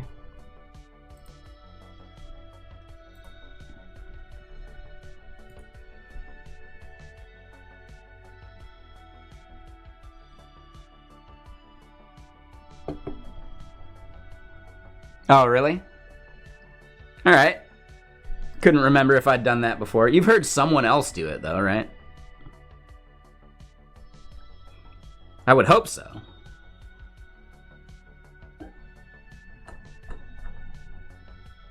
Kids these days don't even know? You make me sad. Right? Kids these days. But you're right. You're right. They don't. They don't even care.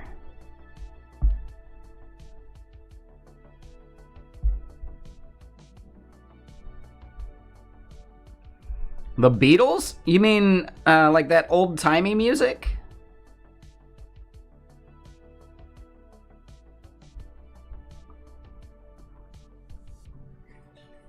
Holy shit. Think about it this way.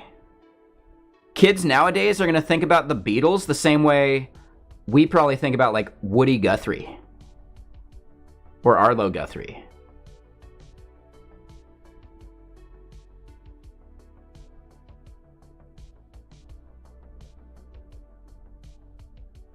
Gnarly.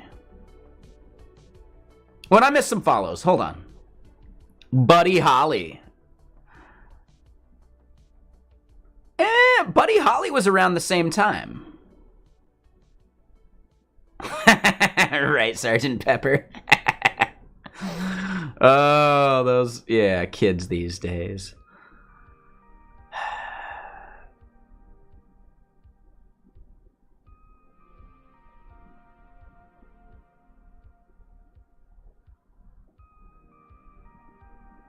I live in the US. I live near Seattle. But yeah, real quick. Ahmed, I called out. Thank you. Morless, I think I called out as well. Mystic Chain Mage. Cool name. I like that. AG General. Thank you for the follow as well. And Kevin Gates Burner. This is your burner account? Interesting. You've had it for 3 years. I would not call that a burner at this point.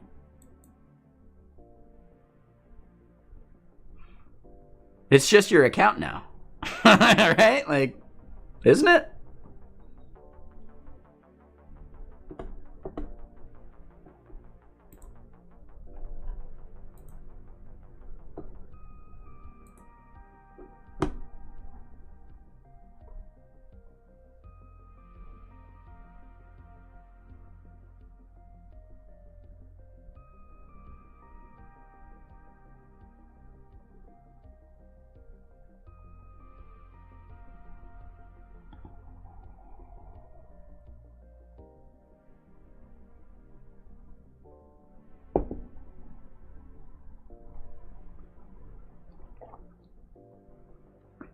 I'm pretty sure they're on AWS using SST.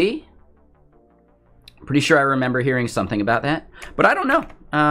It's not something I have any touch on. I am just trying to help them have a better open API spec, and I'm trying to wrap it up. I'm not going to fix their entire spec for them, but we're at least knocking out some of the low-hanging fruit. And we're establishing a test that will validate their open API spec for them. But it's just some open source project that I wanted to like do something for a hackathon for, and to do the thing I wanted to do, which was make a CLI tool. I would need an SDK for Go. I would create that SDK from their open API spec, and then I discovered that their open API spec is its own rabbit hole. So I gave up on the CLI tool. I'm giving up on their open API spec right now too, but hopefully I'm giving them the tools that they can use to actually make sure it's accurate in the future. Whether they want to prioritize that or not, that's not for me to say. Like, there is so much more they'd have to do to make it actually right. And I'm not going to do all of that for them for free. All right, I'm happy to help out, but they've already gotten way more than a hackathon's worth of time out of me. And I got my own stuff to build, technically.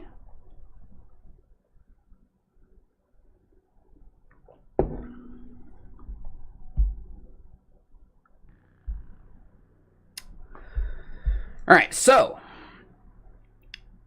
we have done the availability thing.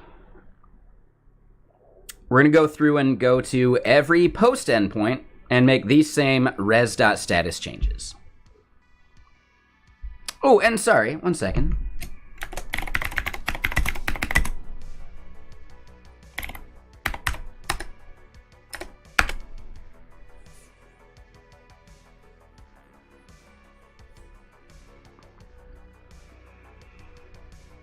That's not bad, Cornflake. Yeah. Yeah, being like an open API as a contract, as a service kind of company, like services company, that would work.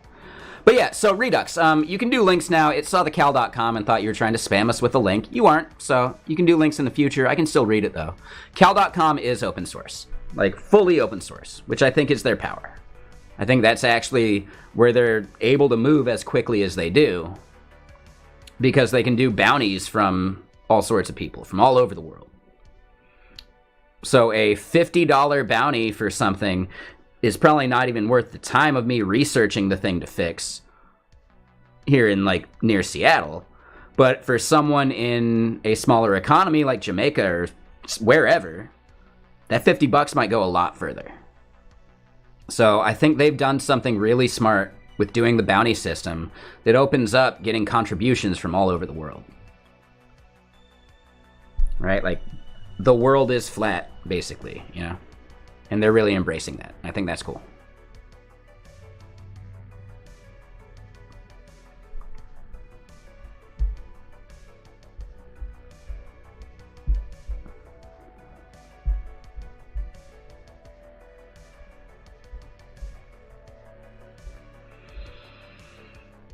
All right, so we did that one. The post endpoint for this, they are definitely expecting to make this a 200. That should actually be a 201. Yeah, a post endpoint should be a 201. If they're going to be consistent, they should be consistent.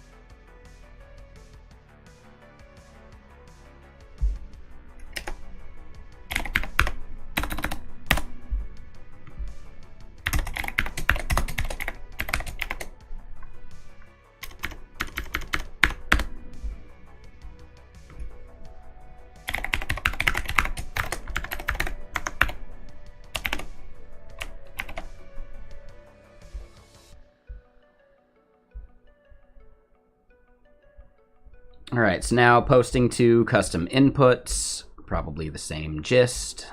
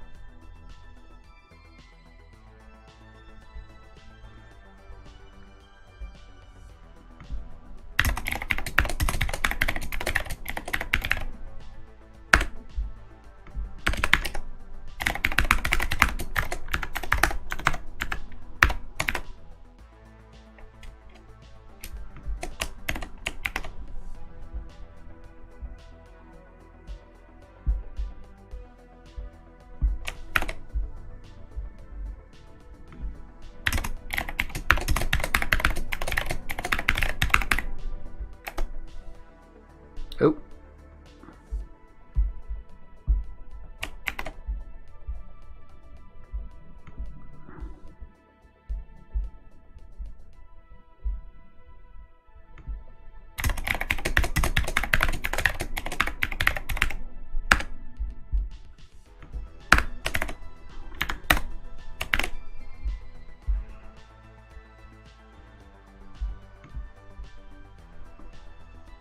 It's all Next.js. Prisma is their database client provider, or database provider, I guess.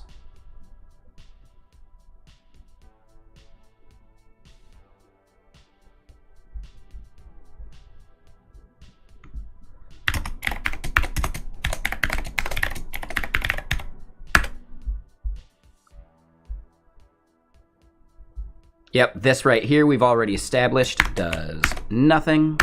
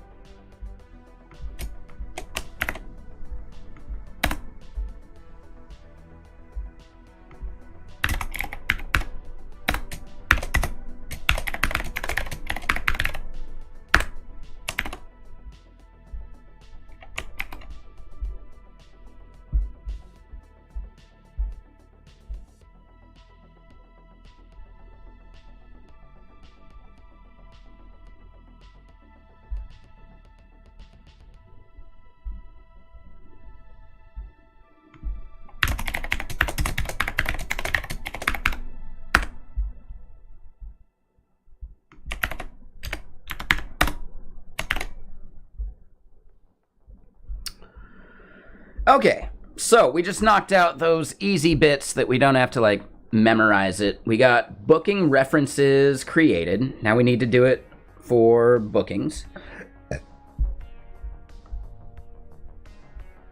That one will definitely be a 200 there, so we're good on that. But yeah, we need to go create bookings. Now what we can do real quick is get rid of all these post endpoints that we're not going to care about.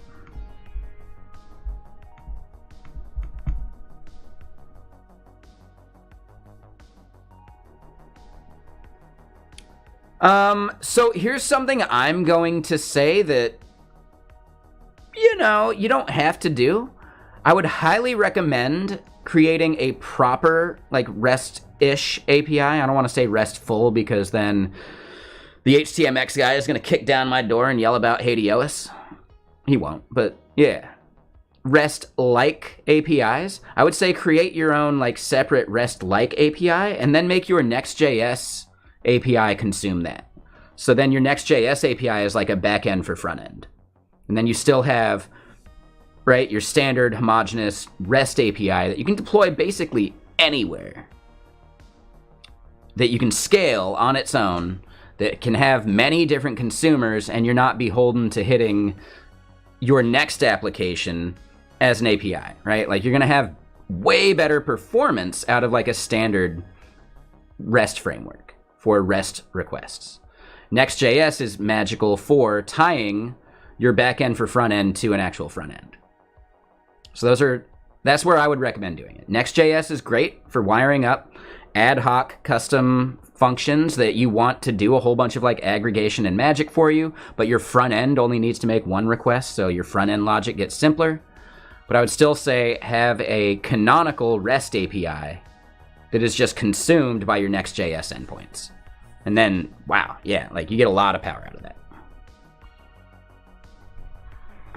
So if you're not familiar with what a backend for front end actually is, Netflix has some good stuff about BFF.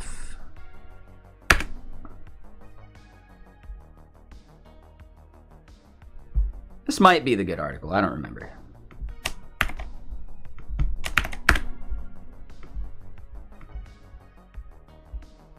Ah, here we go. Yeah, this is probably like the pattern.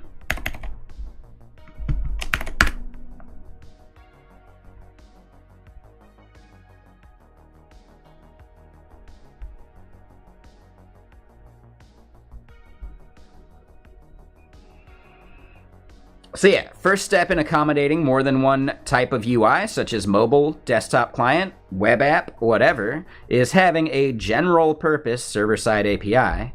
The backend for front end, right, would actually be driven by individual clients instead.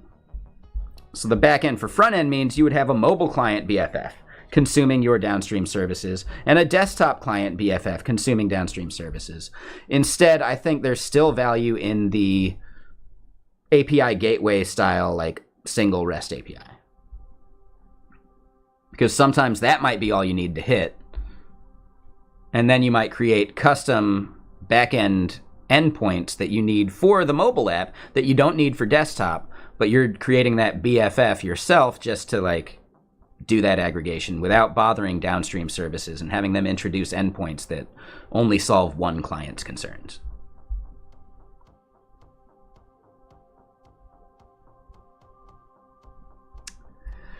Yeah, so here's my question, Felipe. Were you, like, when doing the BFF thing, were you all actually doing like the general API, or were you doing more like this, where you're directly connecting your BFF to downstream services?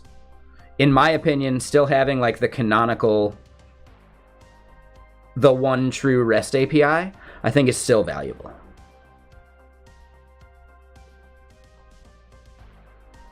Because it means you can still generate all of your like, you know, SDKs from your open API spec for your general REST API, and then those SDKs can be tied to the backend for front end. So very tied to the app and version of the client.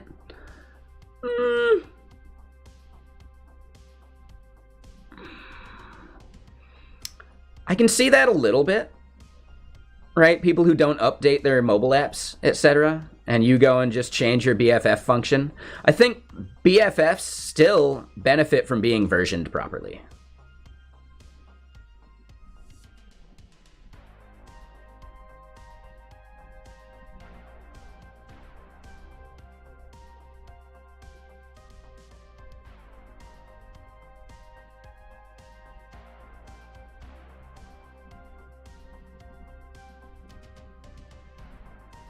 So again, Felipe, you're misunderstanding, I think, right?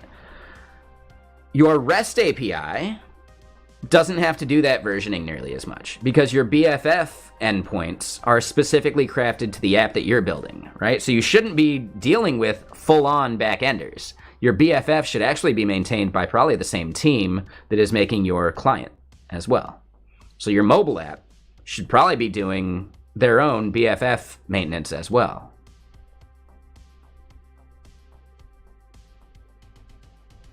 And I still think like the BFF as an aggregate to the original REST API is hugely valuable.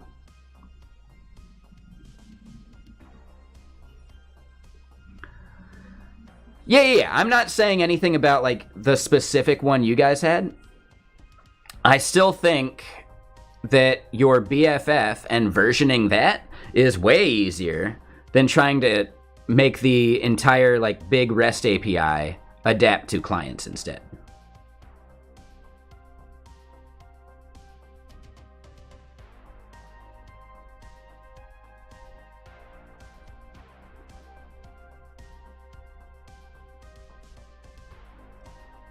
I think BFF as an idea makes a lot of sense, but it's easy to do it wrong as well. And I personally think this right here is wrong, right? I don't think the BFF needs to be connecting to downstream services. That's what your REST API is for.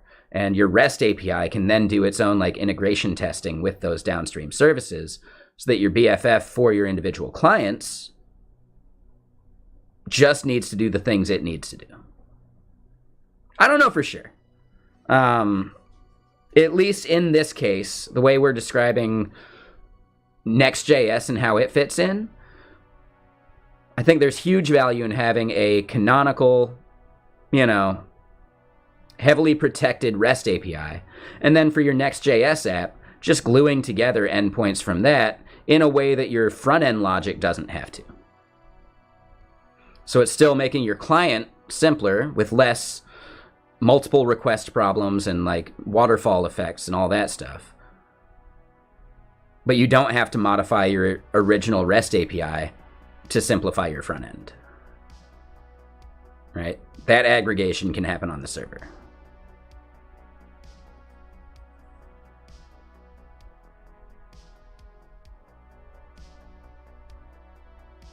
Yeah, exactly, right? So a single gateway, right? The single like canonical REST API exposing standard like REST API endpoints via OpenAPI spec. But then if you have, let's say you have a Next.js app that allows someone to, purchase something from a store, right? You may end up hitting 3 or 4 different endpoints from the canonical REST API, right? Treating things as resources, but your front end is just calling one endpoint and it gets a sensible API response.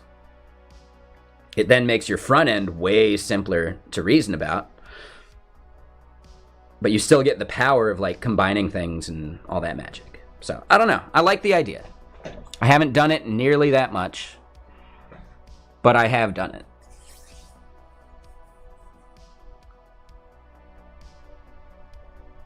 Yep.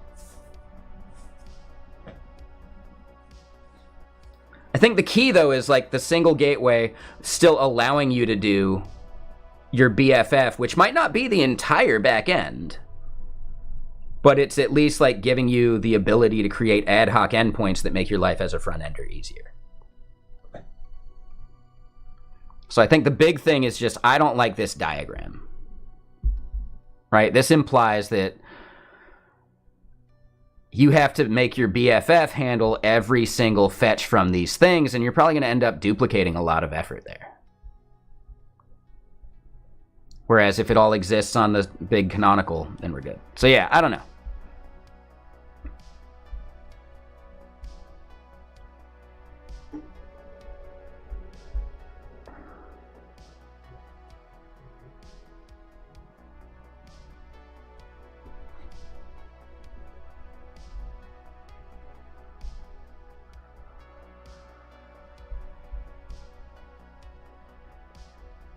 Yeah, so one of the concerns of having a single BFF per user interface is that you end up with a lot of duplication between the BFFs, kind of what we were talking about. And yeah, I can see that.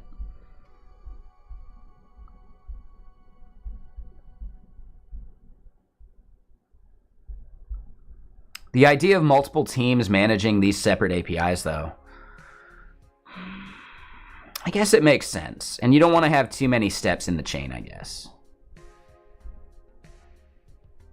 So I don't know. It's an interesting idea.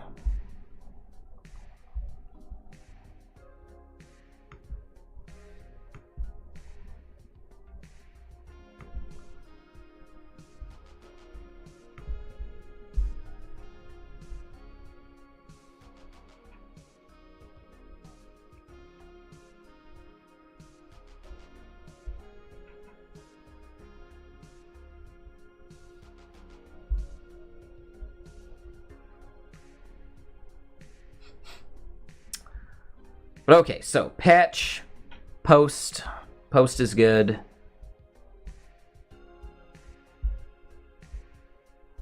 Custom there, we're good.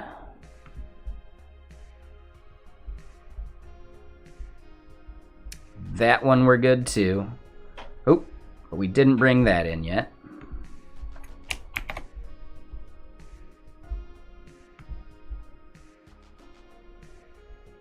All right, so memberships is good.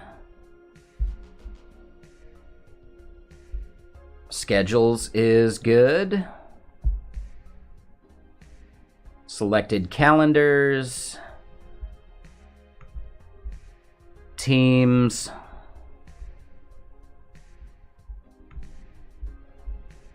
Users and webhooks is the last one. It looks like we're good there too. Cool. All right. So we're back to it. Bookings is the big one. We've done booking references. Now it's bookings. Let's go look at our creator function for creating a booking.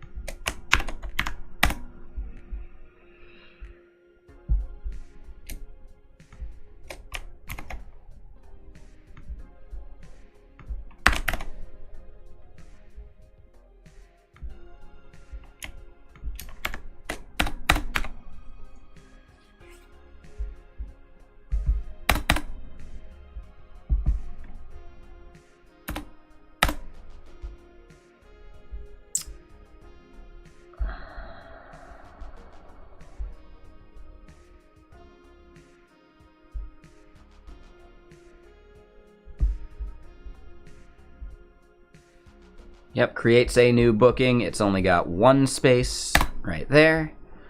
Cool.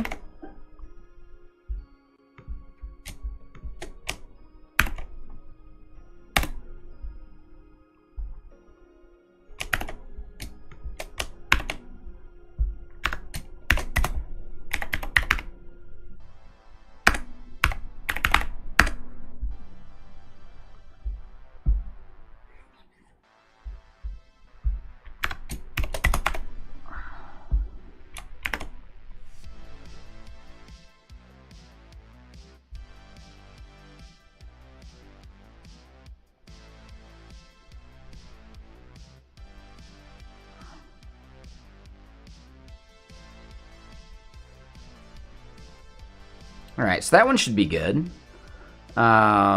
Here.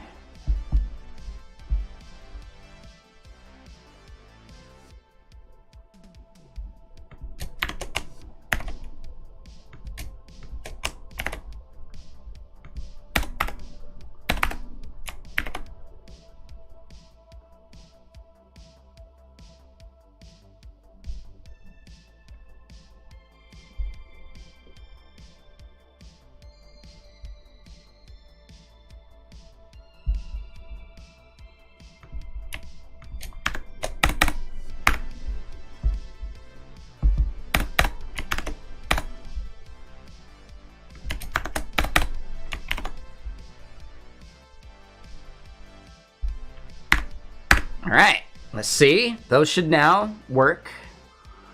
I wouldn't say it's necessarily microservices. It can be related for sure, but it's not it's not the exact same thing. Oh, what did I break?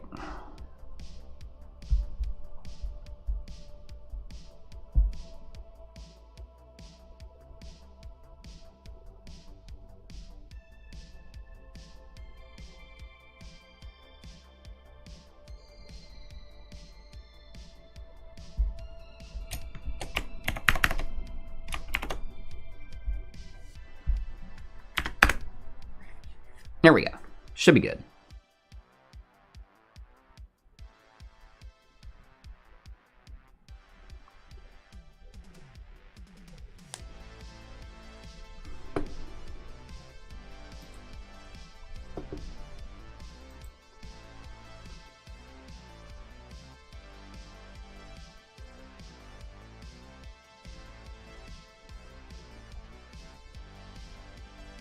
Any minute now.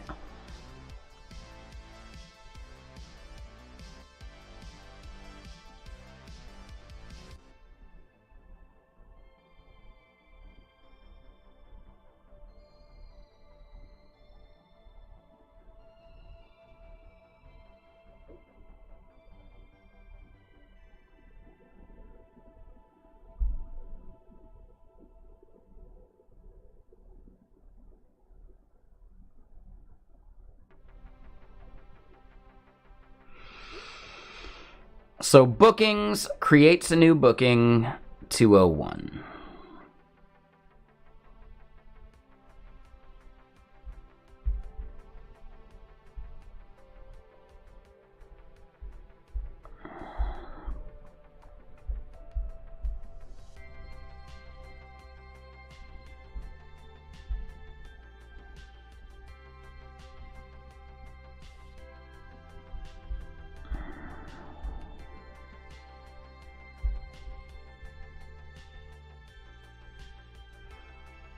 And then edit an existing booking to hundo.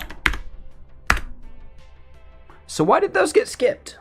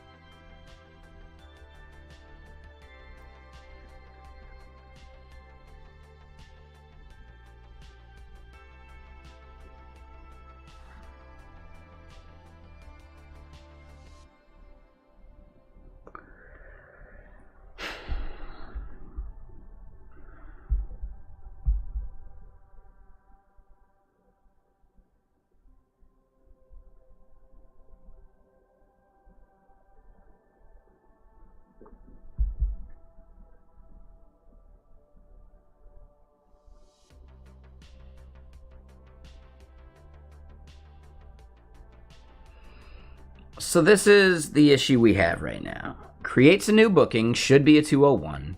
Edit an existing booking, should be a 200.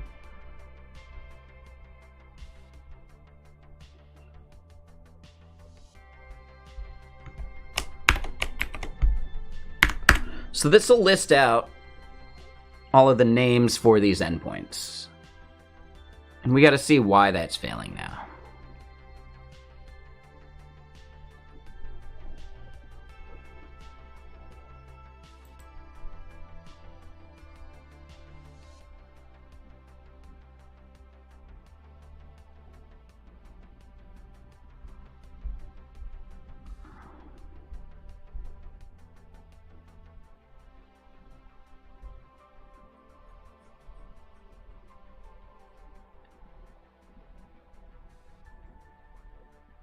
Oh, I see.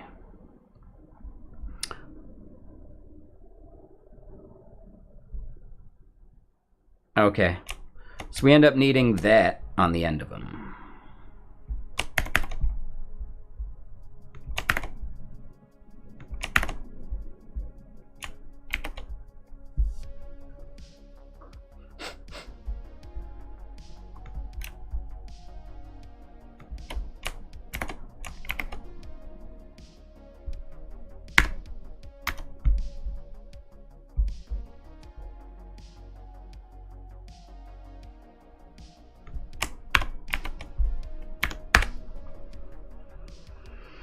And yeah, what's up, Salty? How you doing? And yeah, what's up, Walder? What you up to? I missed another follow. Barbara Ruiva, thank you for the follow. What you up to?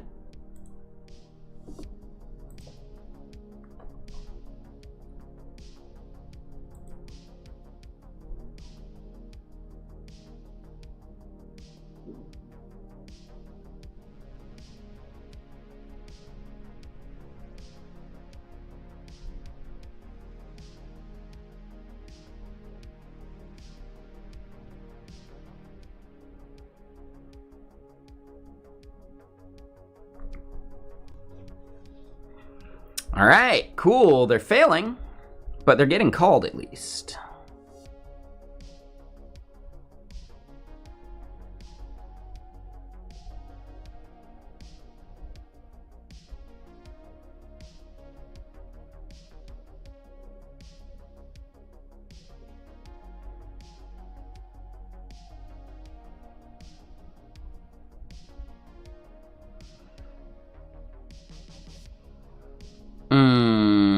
Right.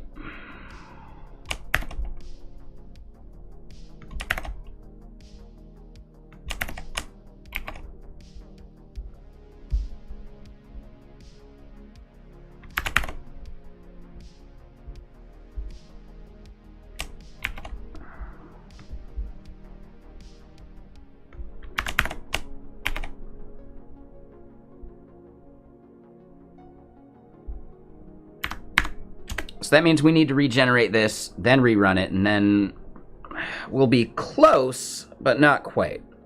Why were we getting a 400 for the patch? Are we not allowed to change that?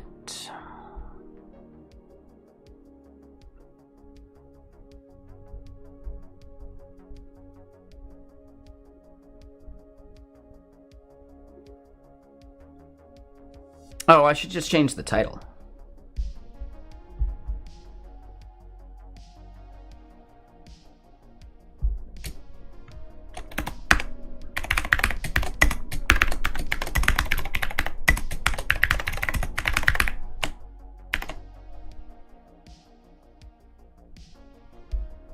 Oh. But now we don't have that char set UTF-8.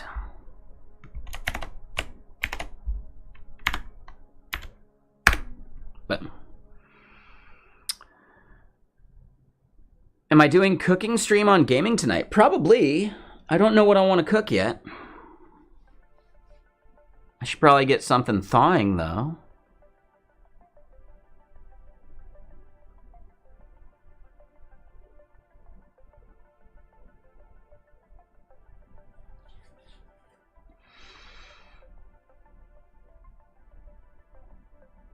But no, Dredd is not similar to Postman whatsoever, right? They do make requests, that's about it.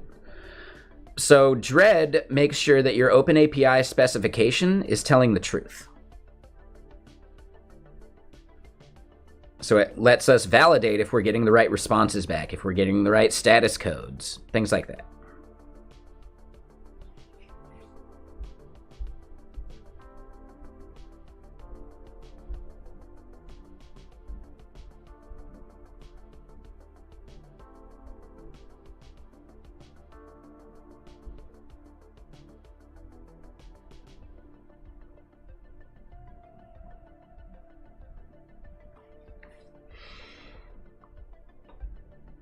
Ah, and yeah, booking doesn't come back as a prop called booking.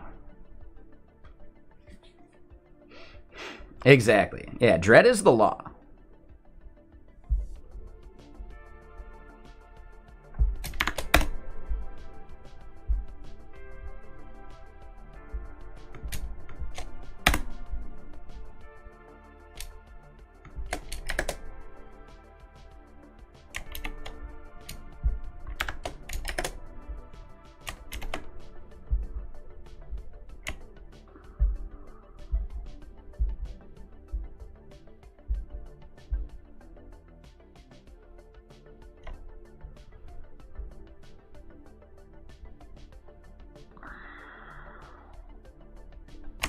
We'll let that go.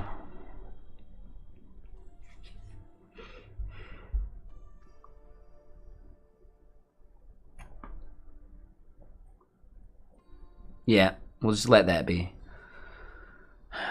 So, that does mean we need to regenerate.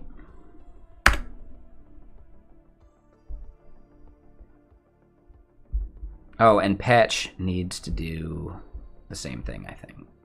Yep.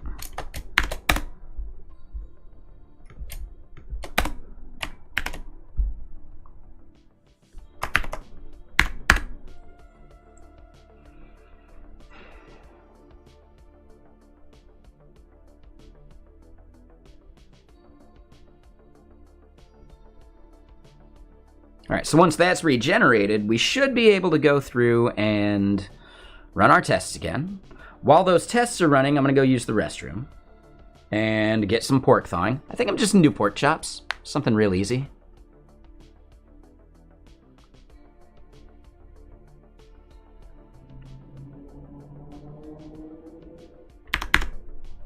But I do need to get them thawing, so I'll be right back. And yeah, I'll just let this show, that way y'all can see it when it resolves.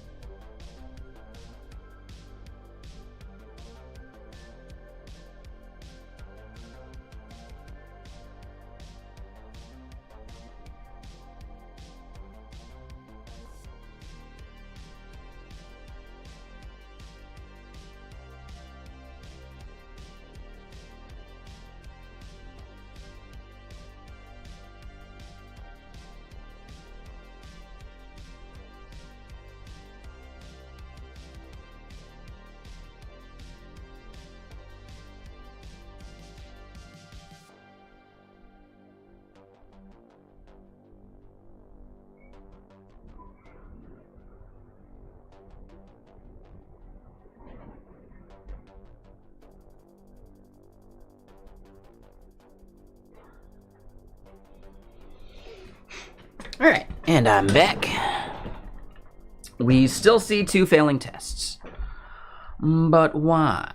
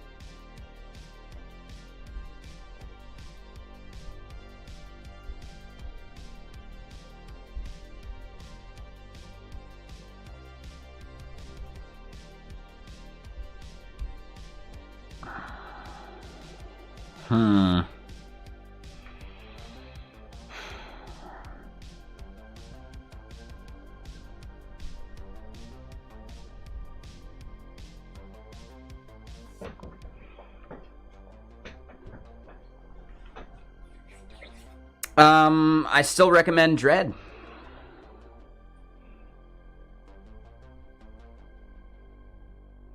Dredd only matters if you have an open API specification, though. If you don't have a spec, it's probably not going to matter.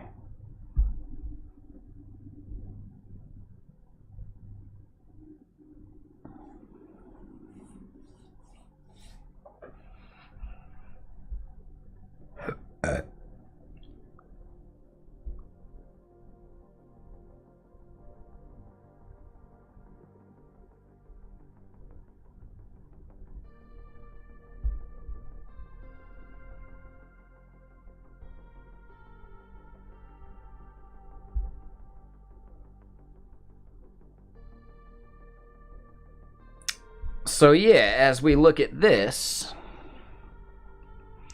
name, username, email.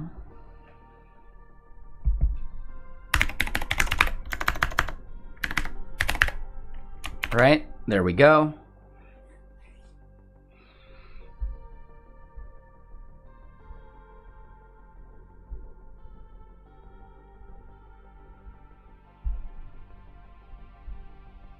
So that would actually solve that one test. However, for the patch, they're complaining about way more things missing.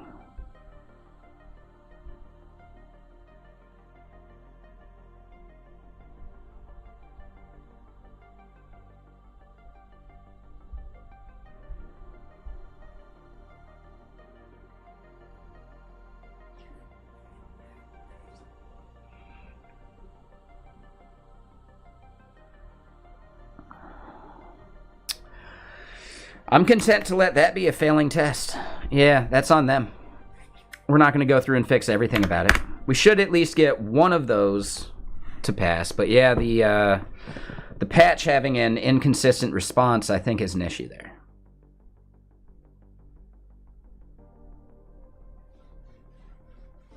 And yeah, by it being hard-coded in the spec rather than referencing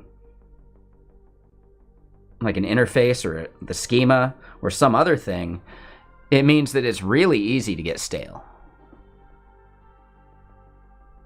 So that's an issue.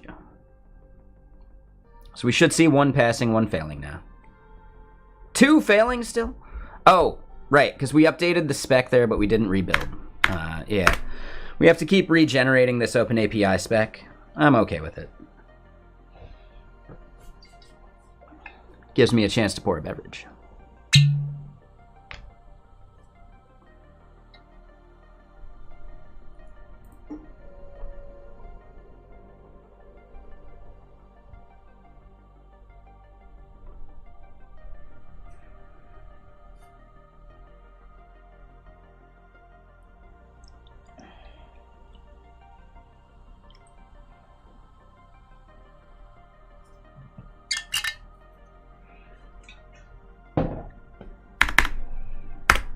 Alright, so now we should see one passing, one failing.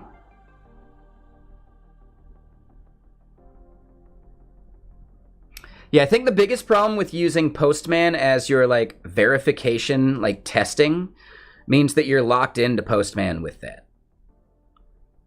Right? And, you know, Postman is trying to make money, whereas Dredd is just fully free and open source.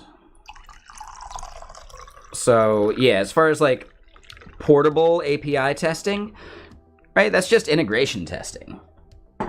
I would write just raw integration tests rather than leaving those in Postman forever. Postman is really nice for teams to be able to pass things around, right? Like, if you have a workflow that you haven't necessarily like coded out into an application for someone yet, right? But you want to hit like a bunch of different endpoints with just one bit of data, and then you parcel it out and do some things, right? Clicking like 6 different endpoints and sending them with custom data sucks, but you can set up like a workflow for some of those things. And I've seen that be used pretty well before with Postman.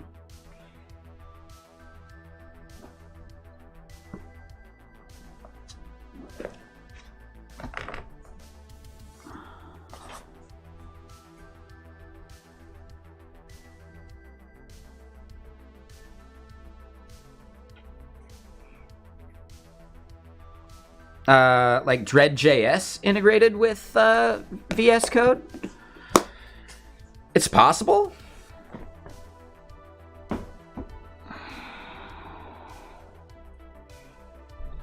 There's no existing extension I can think of. I think the big thing, though, is Thunder Client is also not a testing framework, right? It's just for doing ad hoc requests.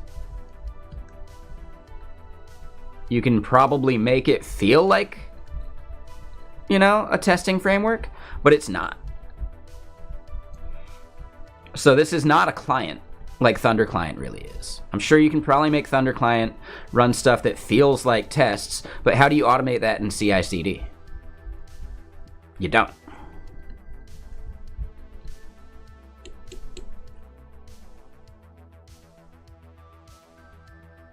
I'm not doing shit. This isn't my API, man.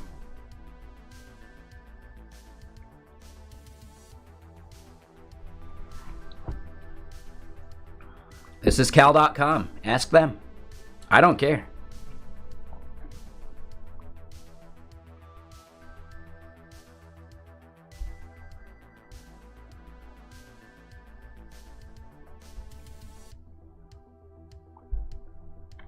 All right, so we got the one passing, one failing. Let's keep going. So now custom inputs, they're the next thing.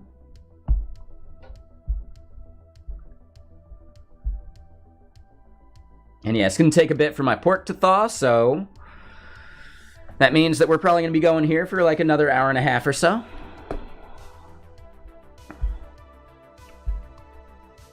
I need to go actually like rotate and flip the pork here in like a half hour. That way it thaws evenly.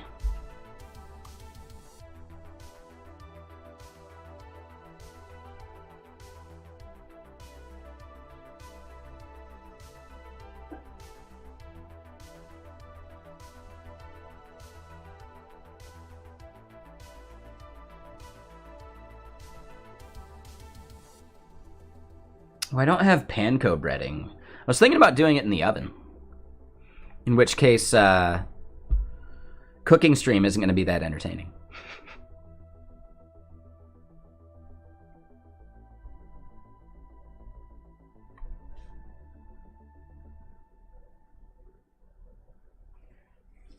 Mm-hmm.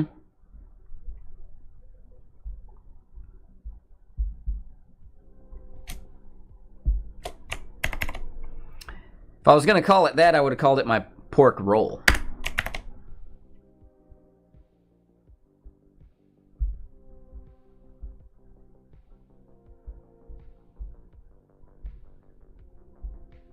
So, custom event types, or custom inputs, is the next thing.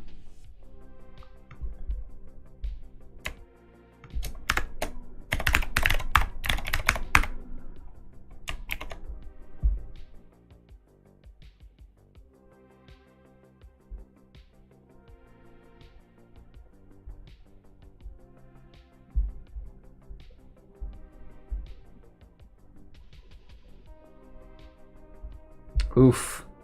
That is not a summary I would have guessed.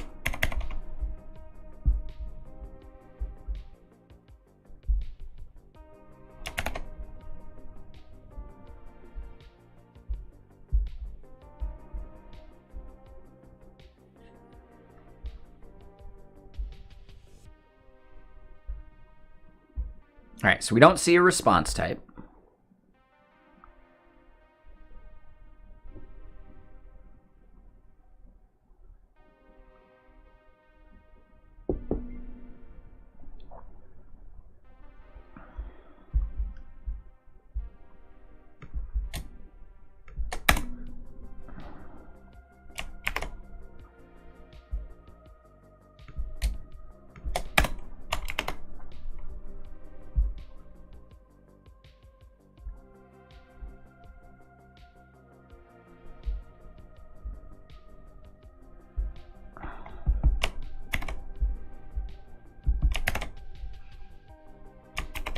Now hold on. What is the name of their patch? Edit an existing event type custom input. Perfect. So now,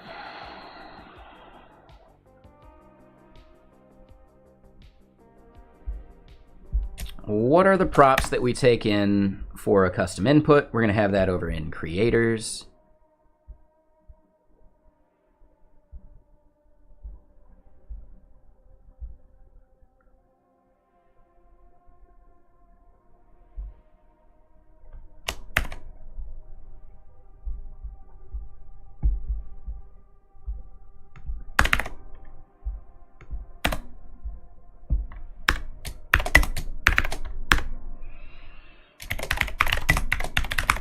Custom input, number 42,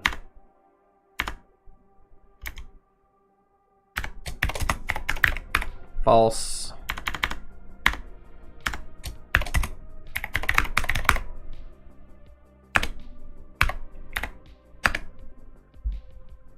cool.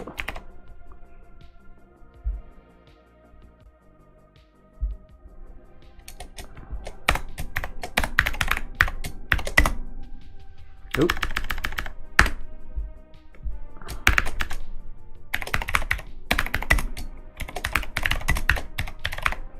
Boom, edited custom input. So I think those should work. Let's get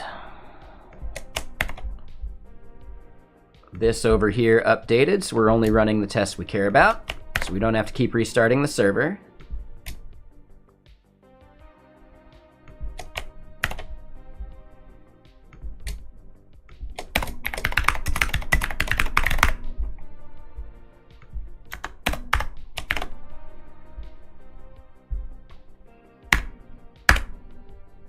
Will it blend? What do we think? We gonna see 2 passing?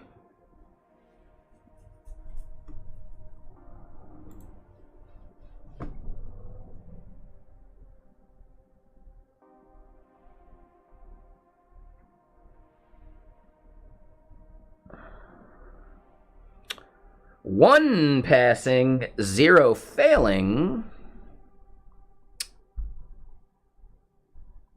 Oh, so.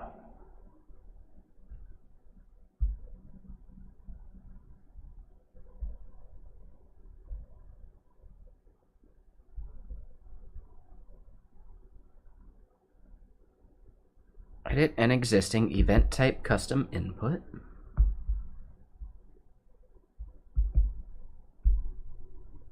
We didn't skip all of them. Okay.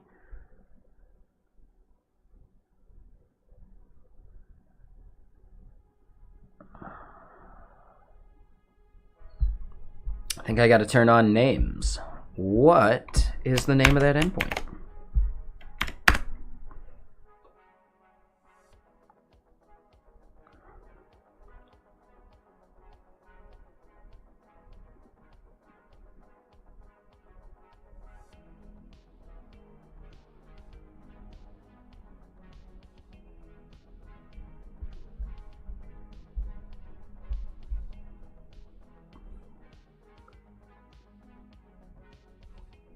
Okay, so custom inputs, here we are.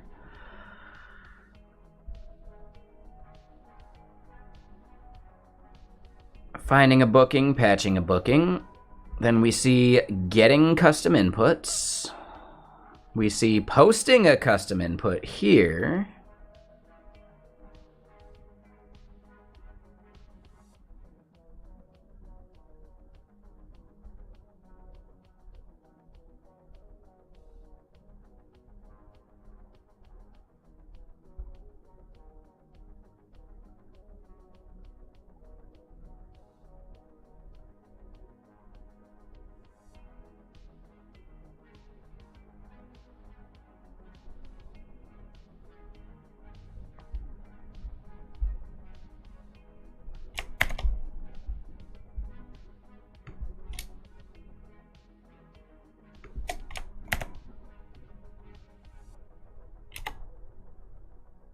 Ah, that was it. Oop.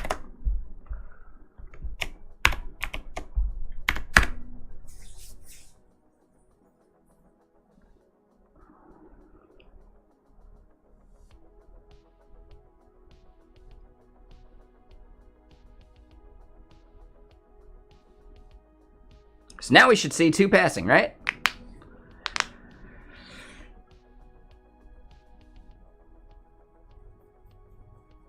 Hey, all right, cool.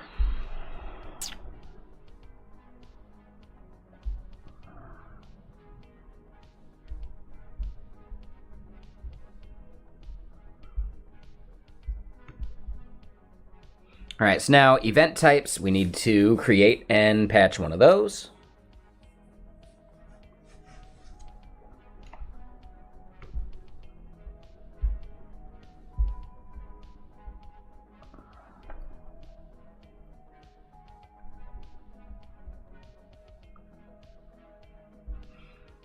Yep, that should be pretty chill.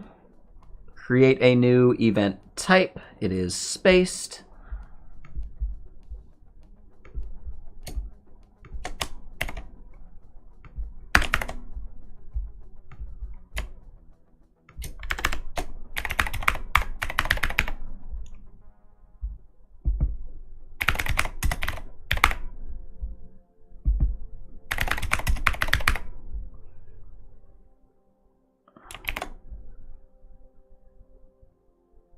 All right, so then creating a new one. What do we end up sending through?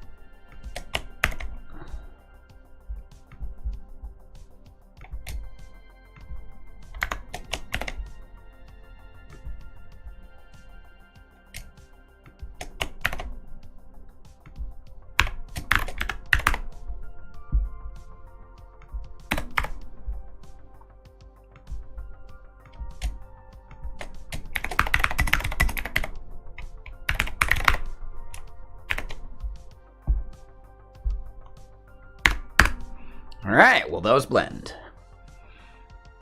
I really like it when some of these go really fast.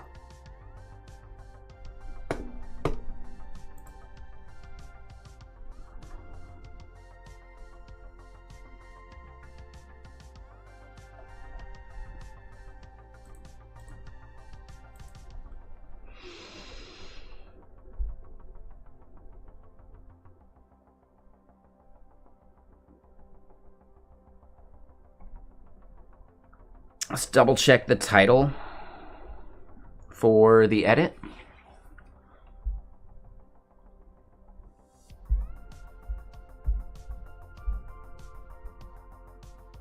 Event type. All right, so they're inconsistent with that. It's a little annoying, but we're not going to change it.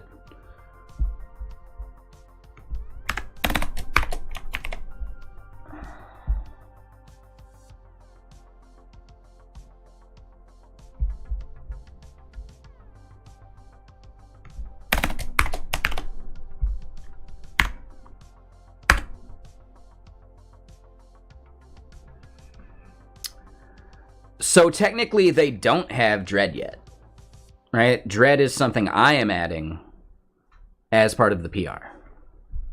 As far as their other testing, they've got a couple tests, but not a lot.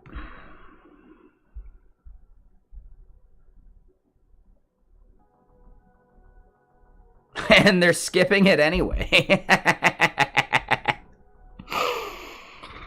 Oh, that's fun.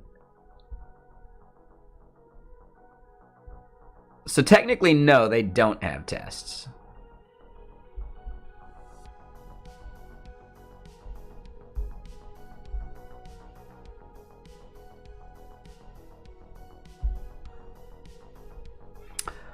It does look like they have at least some of their middleware tested, which is nice.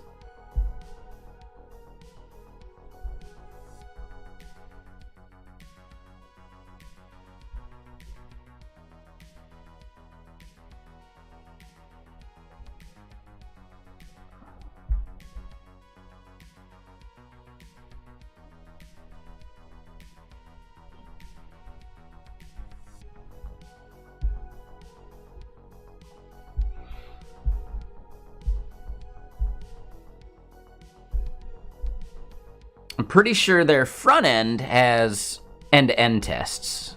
I haven't looked at that part yet, though.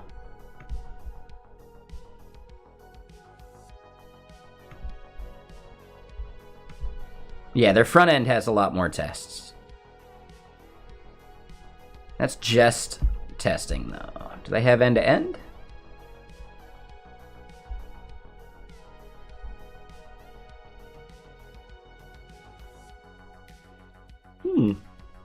Yeah, I don't see any end-to-end tests.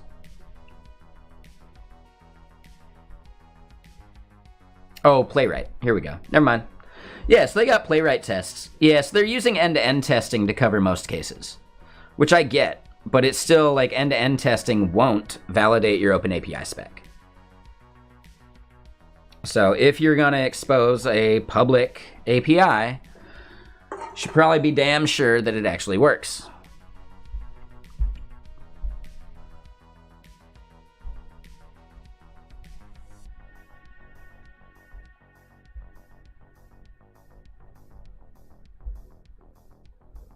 All right, so we create custom inputs, we create custom event types. Now we are on to memberships.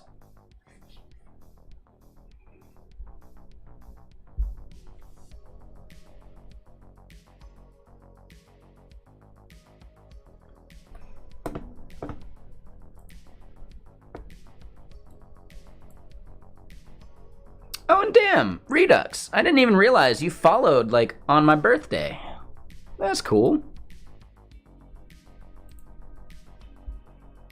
Yeah, I think I forgot all about that.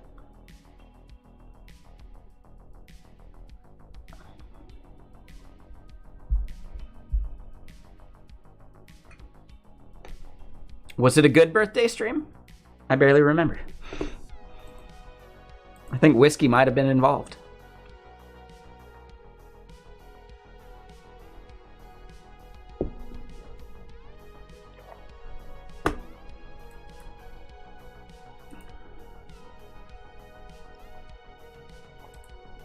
I have a hunch.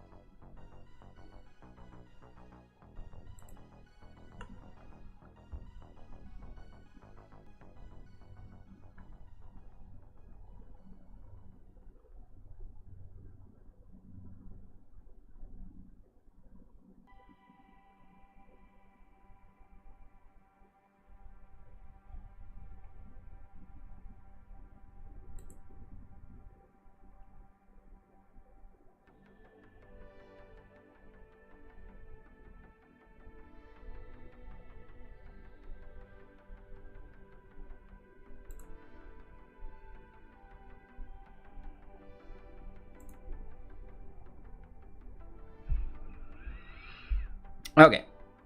Sorry, got distracted. So, memberships now. I believe we're doing that.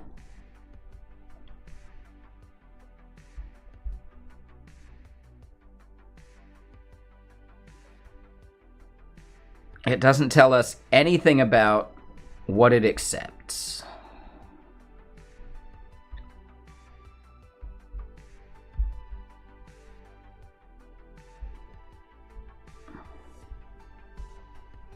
I don't think I have create membership in here. Did I miss memberships? I think I did.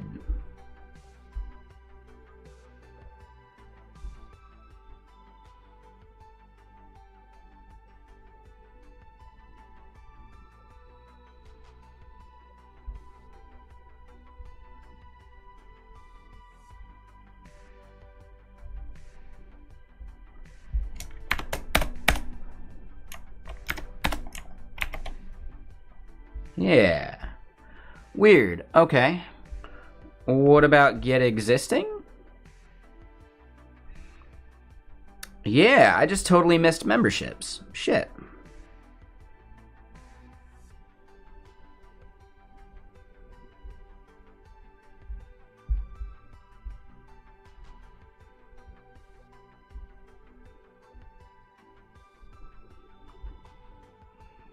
Well, that would explain that. Did I just give up on it because it's not documented? I might have. Let's go look at it.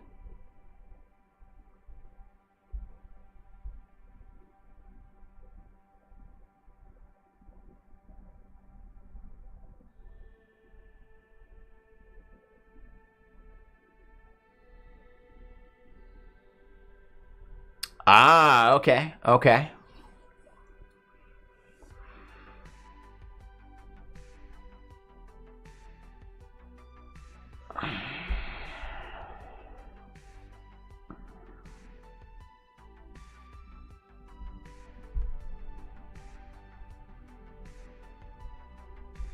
I think we're going to skip memberships still for now. Yeah, because memberships is its own, like, weird, crazy custom thing. Yeah, so we're going to do that. We're going to skip memberships for now.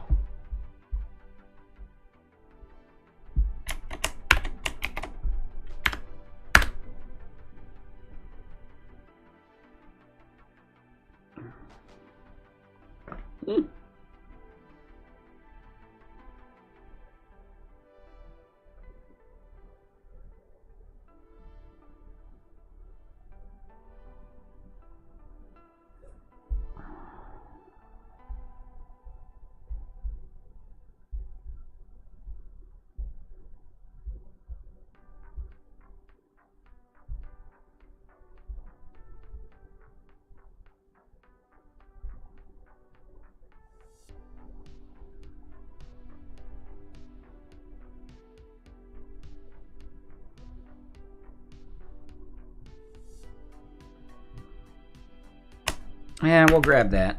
It's easy enough for now.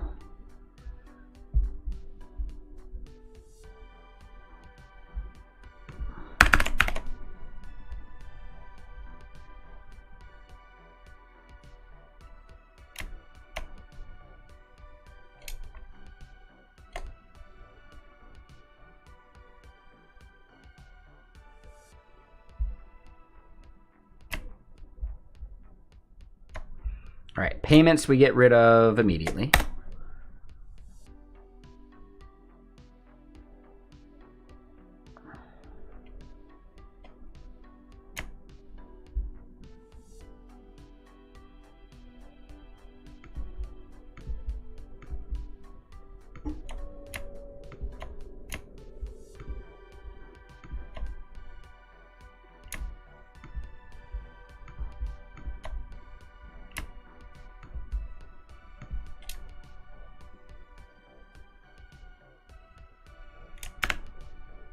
Who?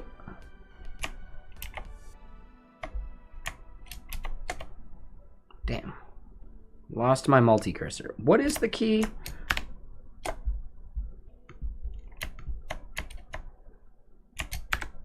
There it is. That was the one.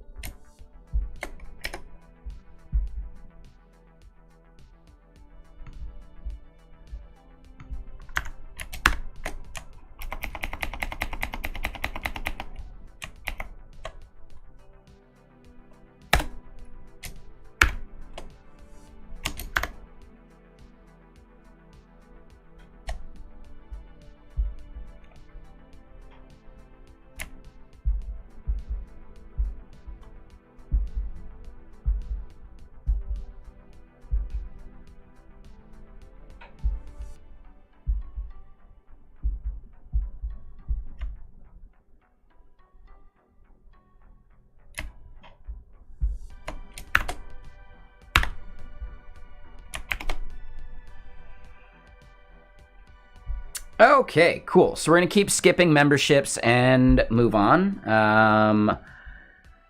Payments, I think, is another.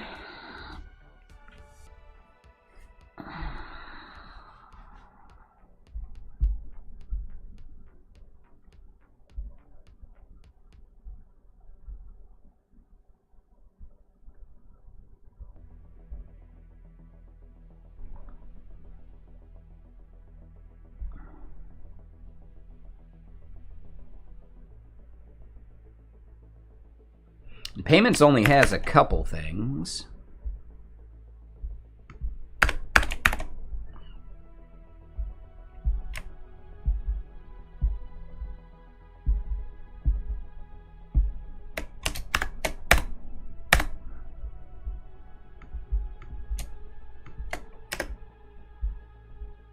Ooh, trackpad is dying.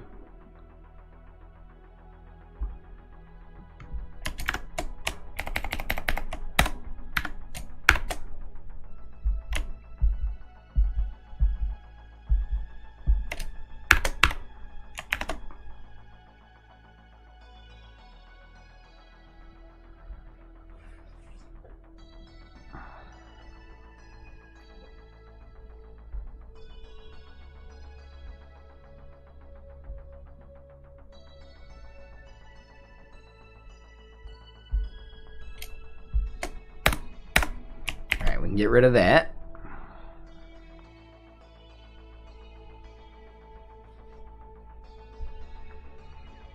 So schedules is what we do next.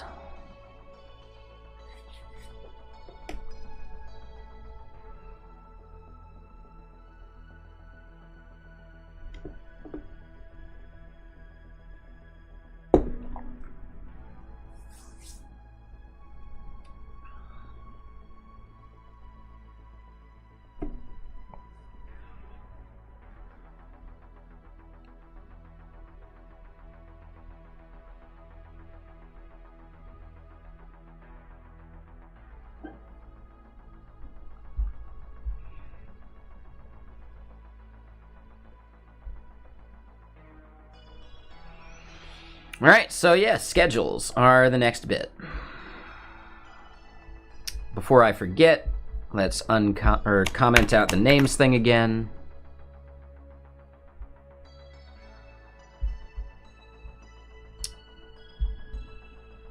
Close some of these that are just getting in the way.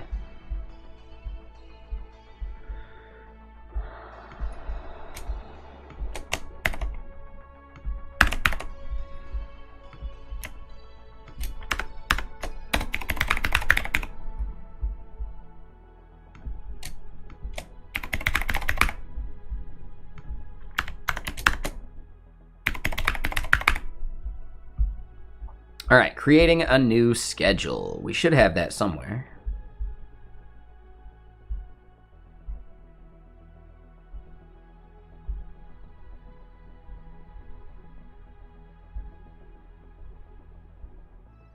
Here it is.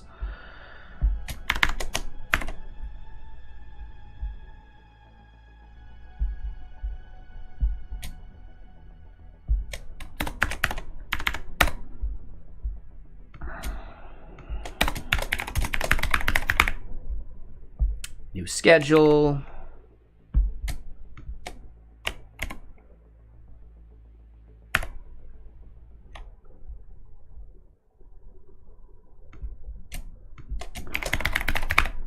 Edited schedule.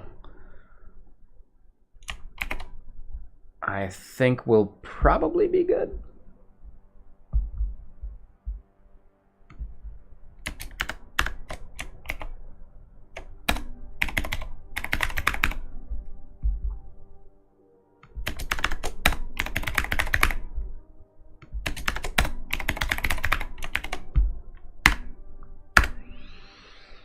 All right, what do we think? Will it blend?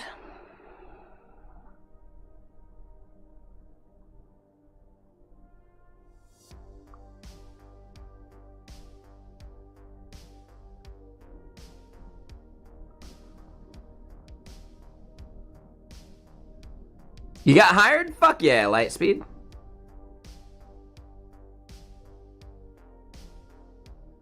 It did not blend.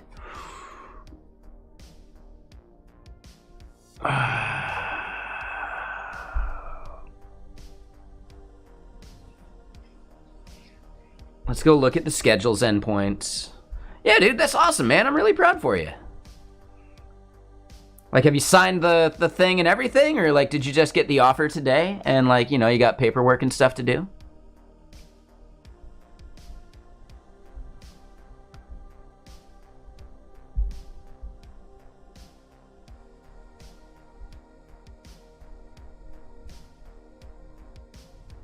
Yeah, it creates a new schedule, but hold up. They do go in and do this. Now, what about the patch? Why is TDD so hard? I don't know. I don't do TDD.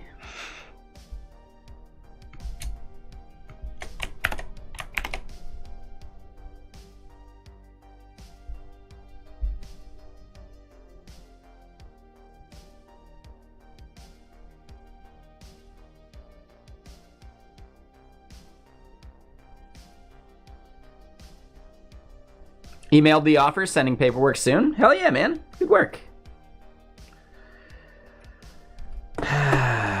Goodbye, buddy.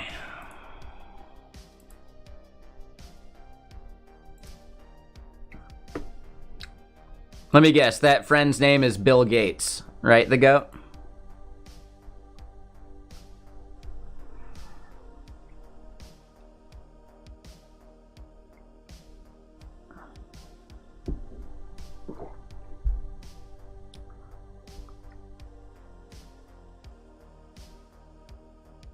Yeah, exactly.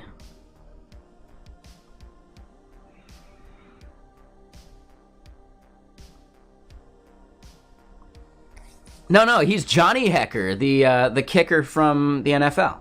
Obviously. Duh.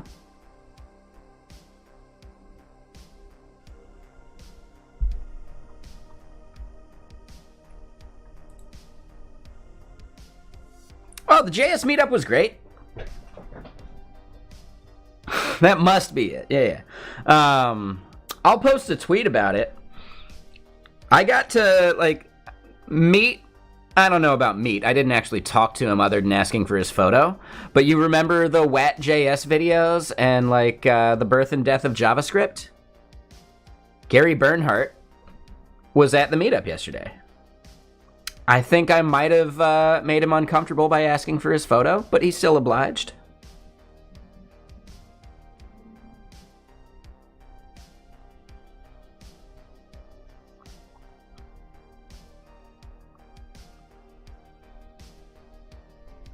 Hold on, let me double check one quick thing.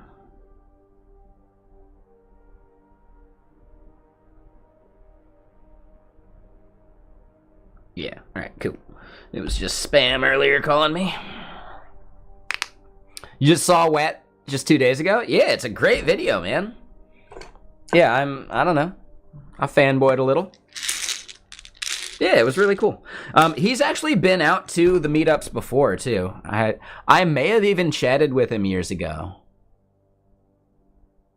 And didn't realize it. Which is funny.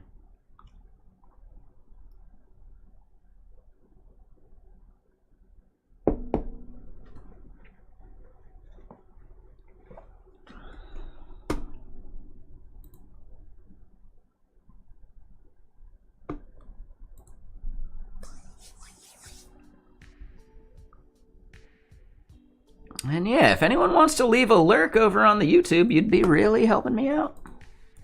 I do need to go flip the pork real quick.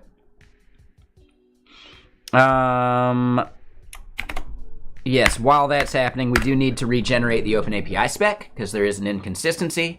Let me go rotate this pork. Oh, and yeah, there's the link to YouTube. I forgot to send it. Yeah, no worries if not. Don't feel obligated. Just saying.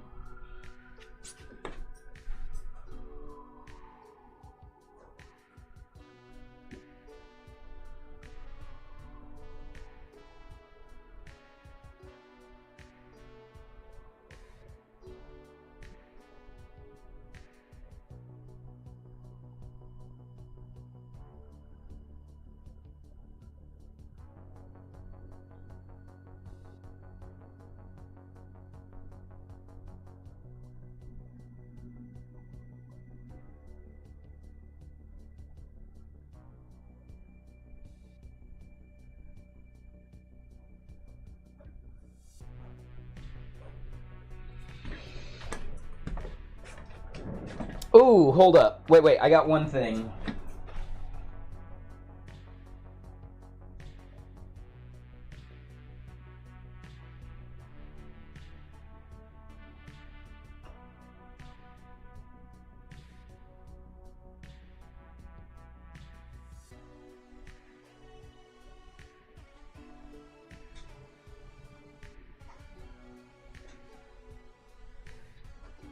So yeah. One of the fun things they did at the meetup yesterday was they did like a bingo card of like chatting with people and seeing if you can check the boxes. Instead, I wanted to see how many boxes I could check myself. So that's all of them. Right? So some of them are enjoys solving algorithmic challenges. Yeah, I didn't check that one off. Has a side project involving IoT, like Internet of Things. No, I haven't done that yet. I wasn't born in the Pacific Northwest or in Seattle. I don't have a favorite non-mainstream framework. I don't have favorite frameworks. I did not attend coding boot camp. And I do not have strong opinions about semicolons. But a lot of the others, right? Works full stack, has worked with Express, attended over 12 Seattle JSs, familiar with WebRTC, has participated in a hackathon, attended at least, 6 Seattle JSs, free space, works remotely, attended at least 3 Seattle JSs. Let's see, what's some of these others? Works on backend, sure. Has worked with React. What's this other one? Has built a serverless application, yep. Has worked with jQuery, oh yeah. I'm pretty sure AngularJS had a jQuery dependency. Has deployed a project on AWS, yep. It might have been jQuery Lite in AngularJS, but I've also used jQuery Mobile before too. Has worked with Next. Has spoken at a tech conference. I think pre-recorded and online counts. Yeah, AngularJS had jQuery Lite, yep. Transplant to Seattle. Technically, yeah, you know. I wasn't born here. And has worked with Gatsby. Yeah, my current blog is Gatsby. So, dude, I check a lot of these boxes. It was kind of fun.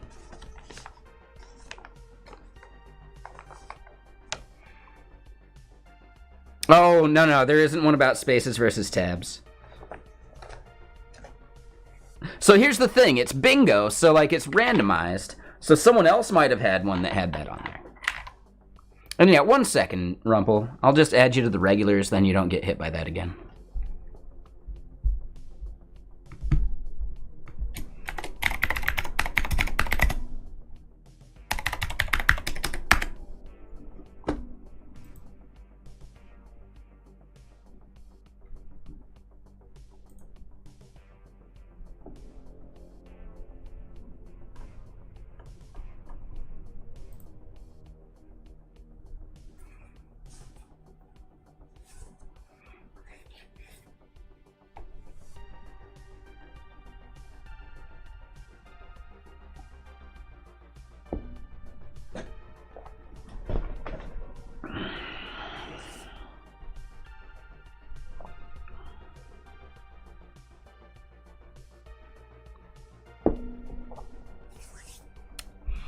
All right, so we regenerated that. We should be able to run these tests, and we should see some tests actually run, right? Only 2. I'm going to hope that they work. And what's up, Badman? You have a question regarding bubble sorting? I mean, you just heard me, say that I didn't check the box on enjoys solving algorithmic challenges, right? But we can chat about it, Badman. Totally up to you. And thank you for the lurk over there. Sorry it took me a second to see.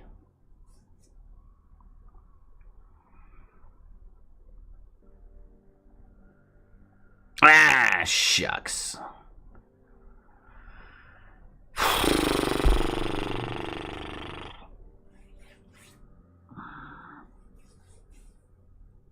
I did save the file.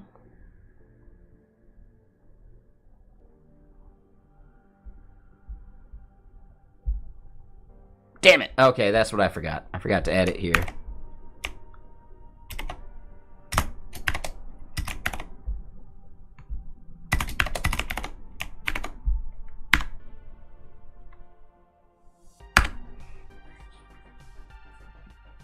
So that should at least run now.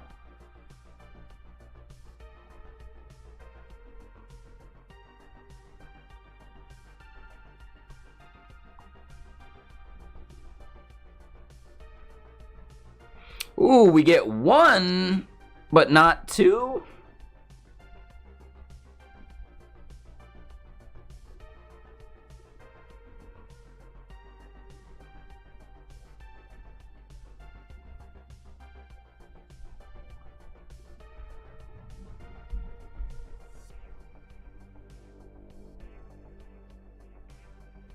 So the patch is the one that worked. Oh. The post did not.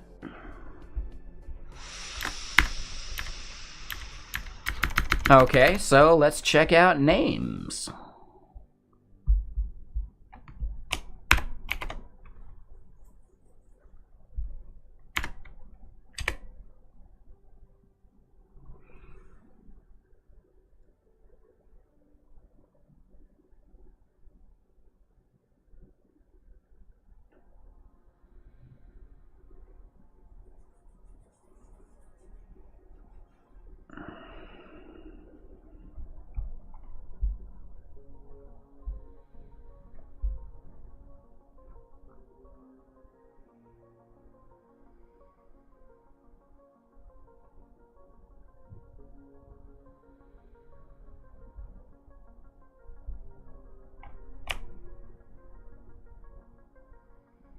Ah, shit.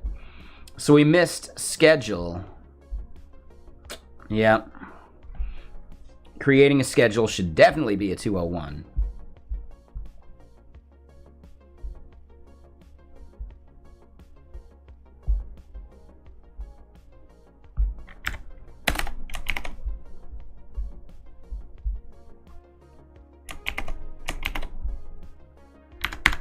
All right, so we got to regenerate again.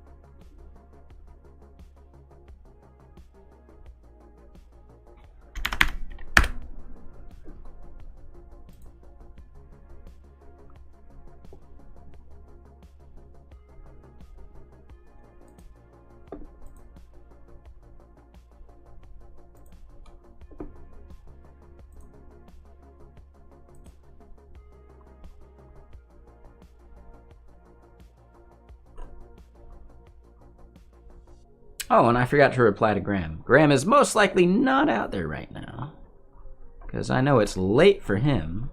How do I do, like, the thumbs up emoji? Well, I almost did the middle finger one. Yeah.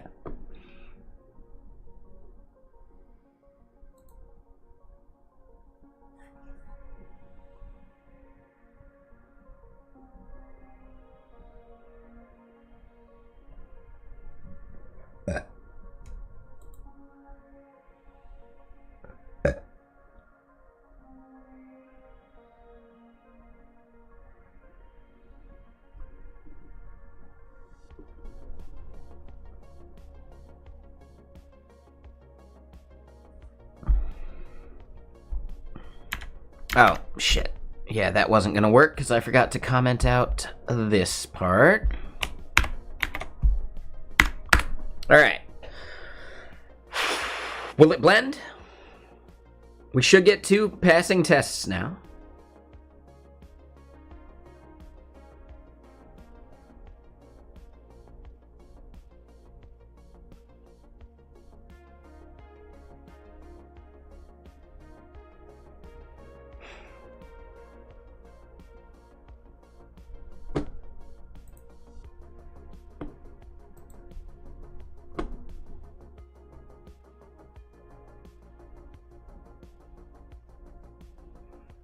Boom. All right. So we're done with that one. What is the next entity we got to like test against? We did schedule just now. Selected calendars is probably one.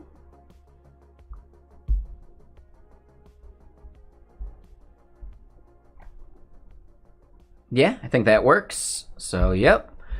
Here we go. Here we go hacking again.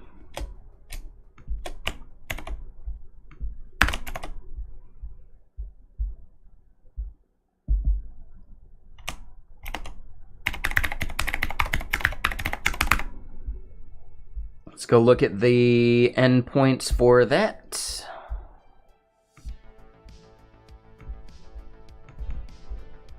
Creates a new selected calendar.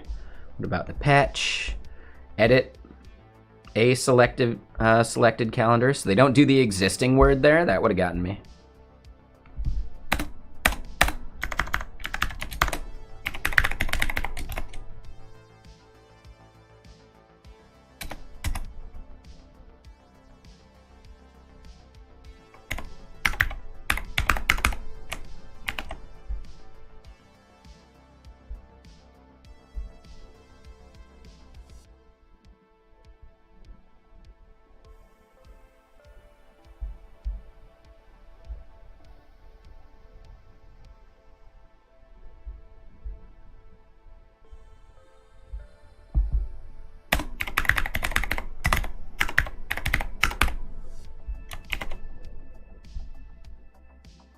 All right, so creating a new selected calendar. We've got that over in creators somewhere, right?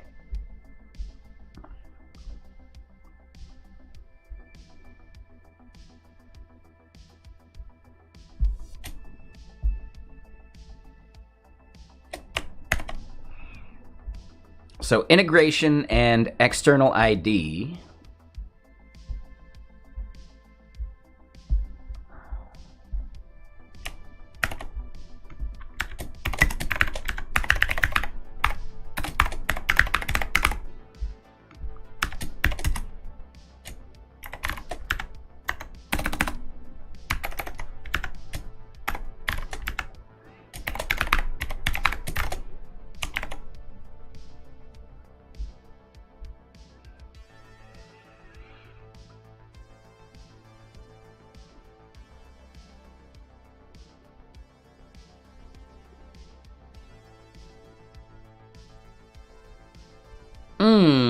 Right, so editing a selected calendar is going to be slightly different because it ends up being user ID, integration, external ID.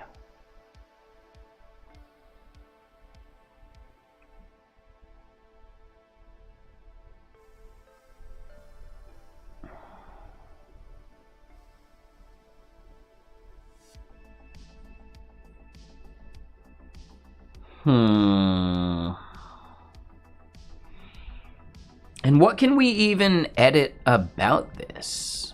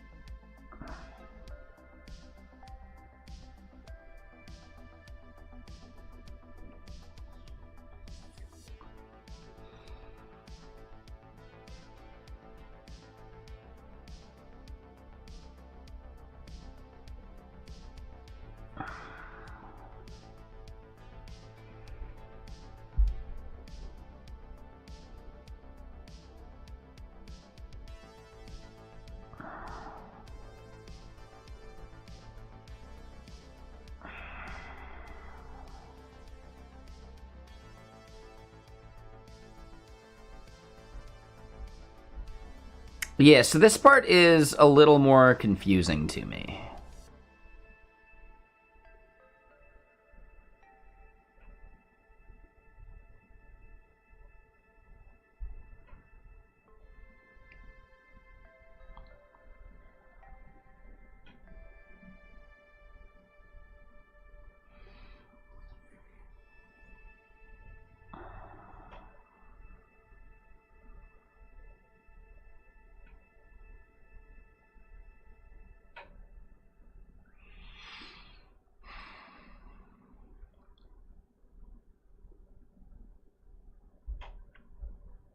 Yeah, I'm going to say we comment out the selected calendar stuff.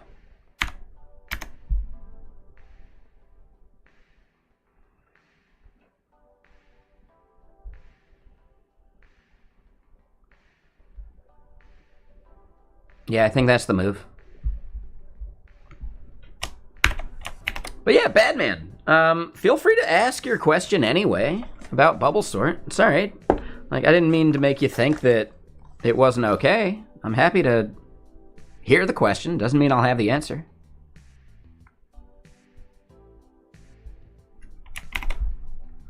All right, so this should get us a list of all of the selected calendars.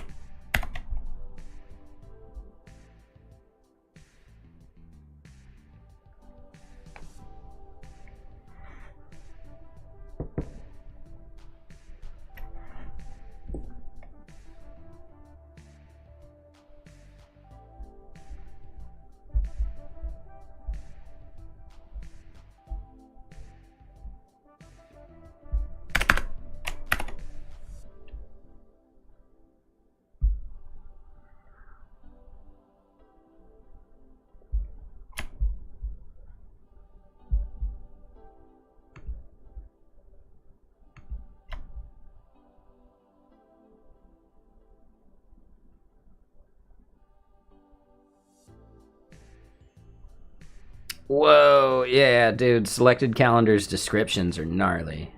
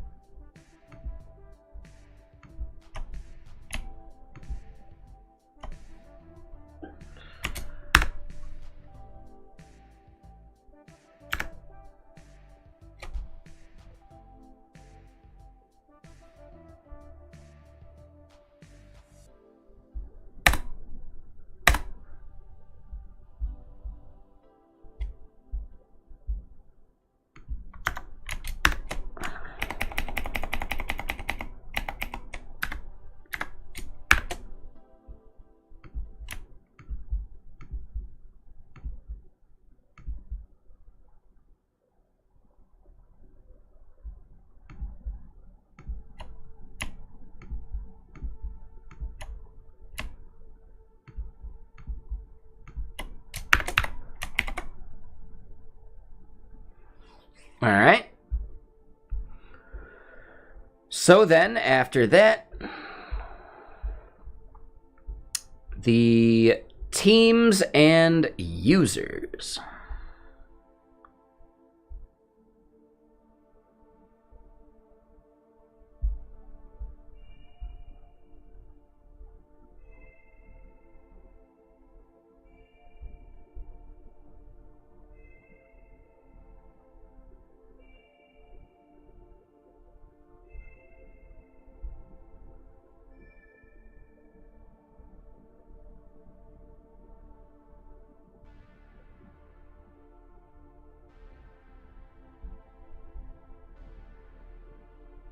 Yeah, so that looks like it'll work. So we just got to create this for a pro user. That'll be just our standard one.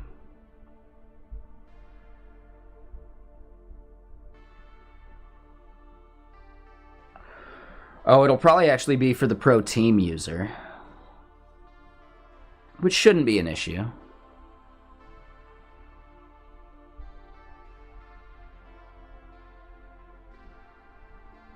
So the name and the slug of the team are important. So yeah, let's go start hacking out the team ones.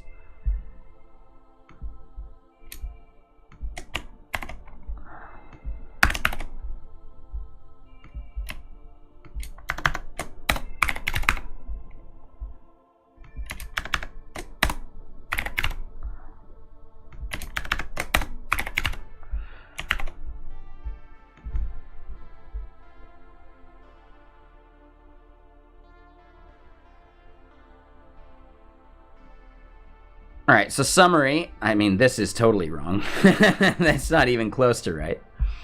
Summary is creates a new team. The patch, edit an existing team. Creates a new team. Cool. The thing that we need when creating teams is going to be in creators here.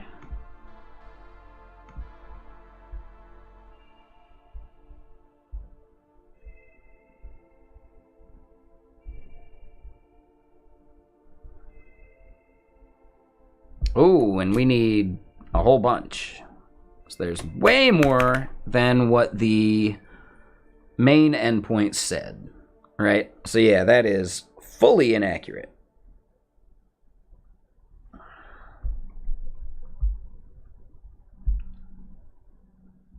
That's fine for now, though. We can go do this part.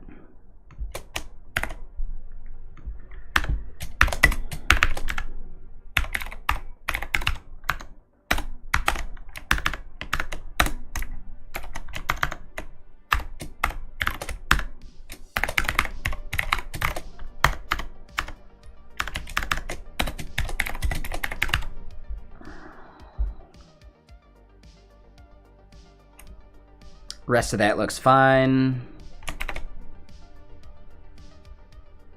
So then the edit, we can just say name.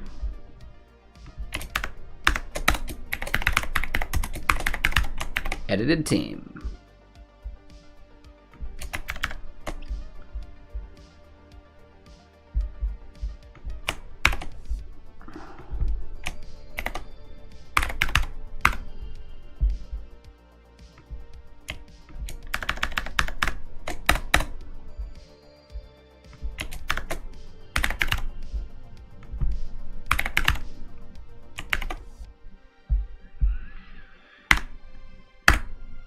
Will it blend? I'm not so sure.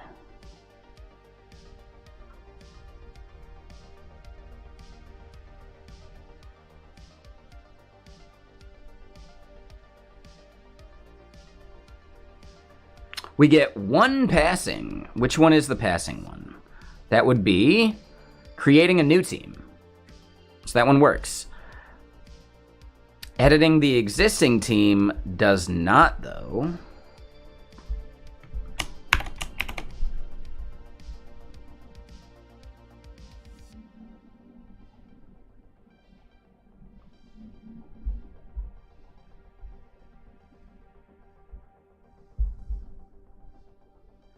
Does say it'll be a 200. Oh, that's users. Oops. Edit an existing team. Does say it'll be a 200 for the patch.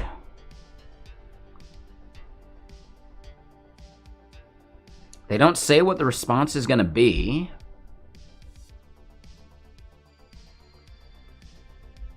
Ah ha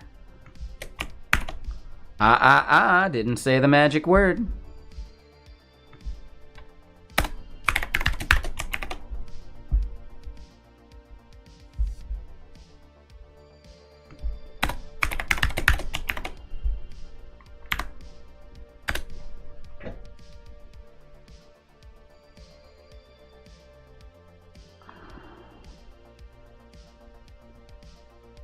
So we should see 2 tests.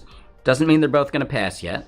If they do both pass, well, a whole lot cooler if they do. Oh, but hold on. Yeah, I did names in the YAML.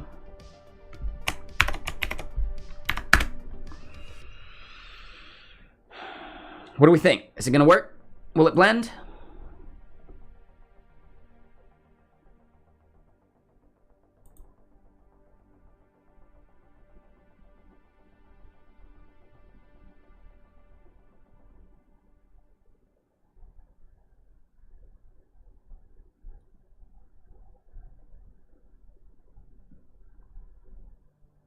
I need to throw a lurk on somebody.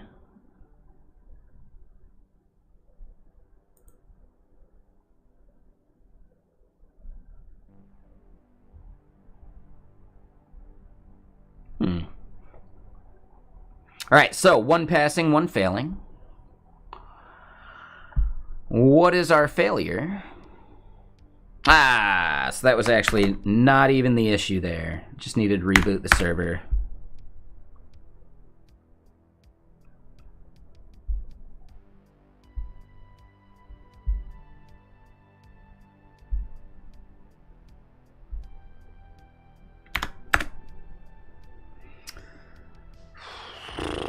Yeah, what we had there was a failure to communicate. Yeah, you're not wrong.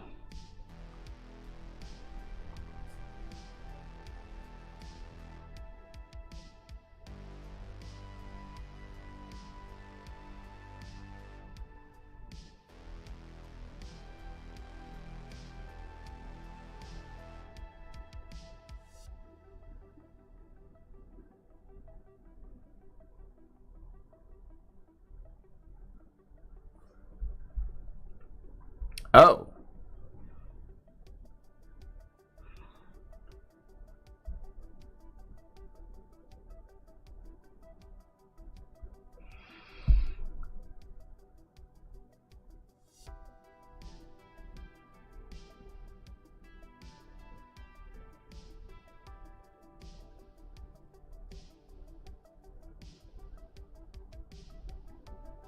Right. Okay, so it didn't replace the team ID thing.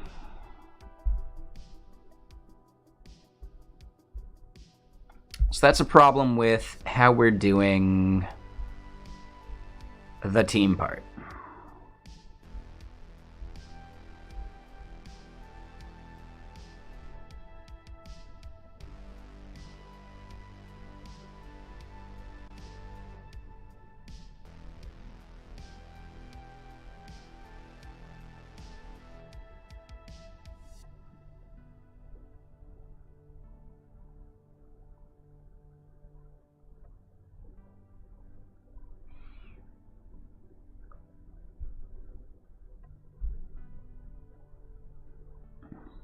Origin resource name should be good.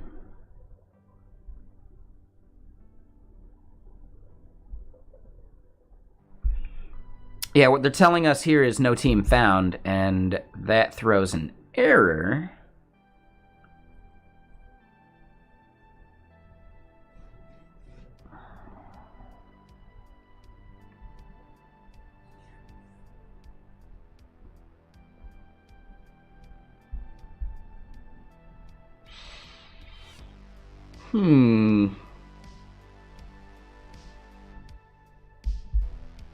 We know this is the right key.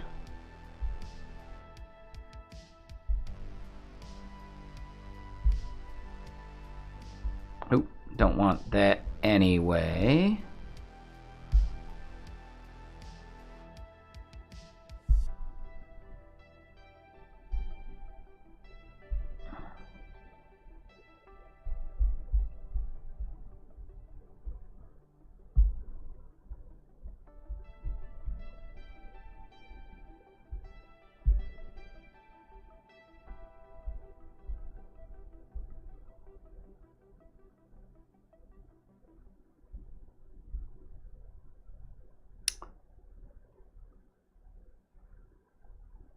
Oh, interesting.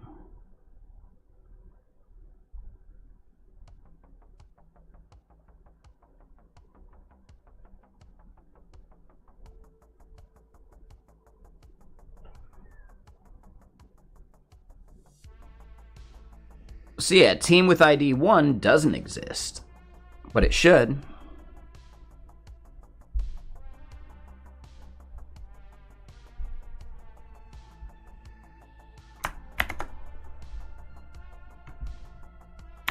Yeah, exactly. But it should definitely be there. So I'm not sure why that is. We'll go do the reseed and see what happens.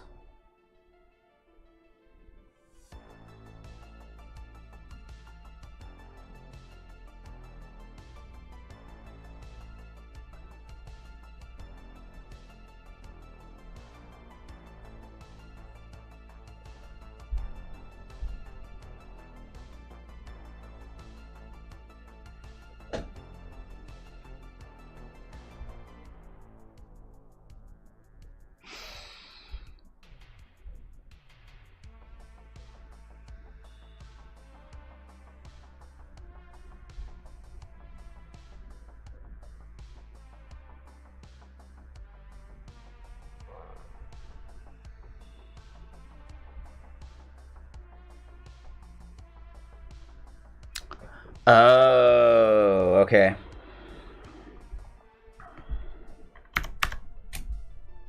I see why. So I totally know why it got deleted.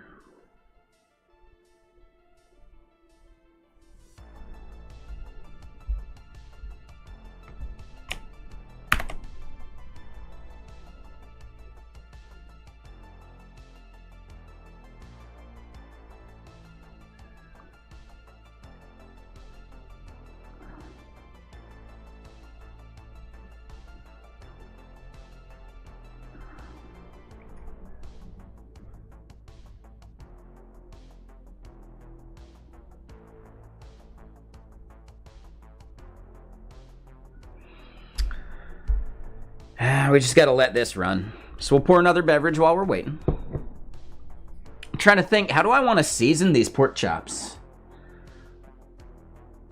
And I'm curious, oop, that was the wrong thing. How long do I need to cook them for?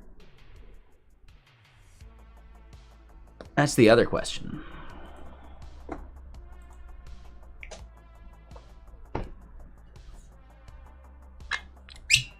All right, the oven is a very different beast.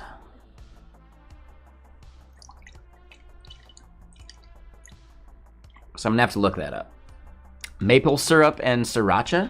Ooh, I might not have any sriracha. That was one of the things I meant to get at Costco and forgot about.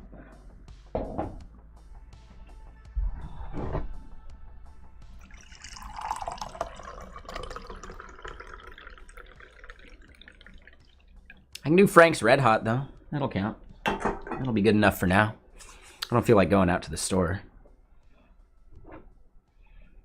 Okay, so our seed is done. We can get this back up, Yarn Dev, and we can look at what we got going here.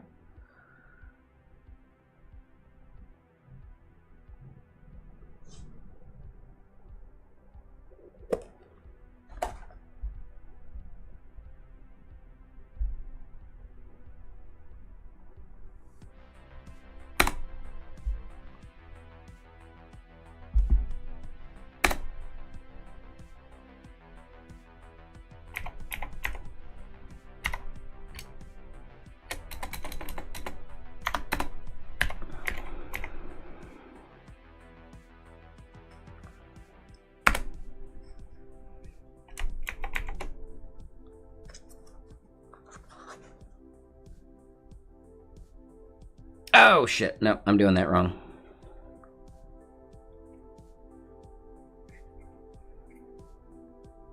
Yep. Yeah, I messed that up. We want the pro user team ID. It's actually like pro team user ID. Right, so the naming is a little off.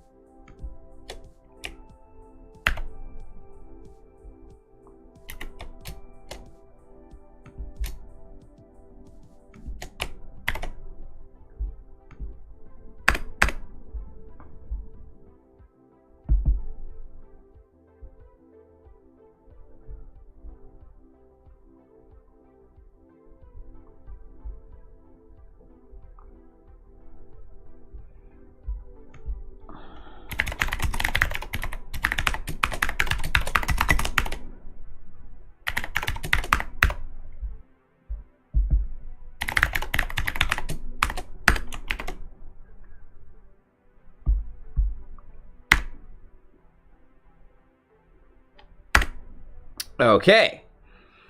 So now, I think we should be good.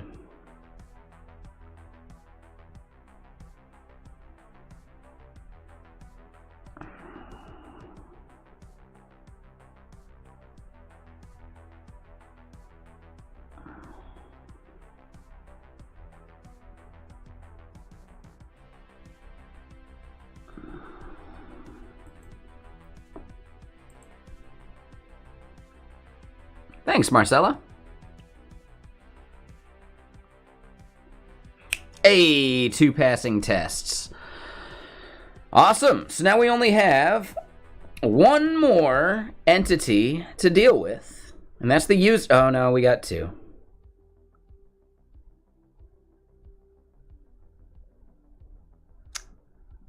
So creating a new user and creating a new webhook. Hey, what's up, Alex? Yeah, how you doing? So let's go look at the user endpoint. That can only be done as an admin.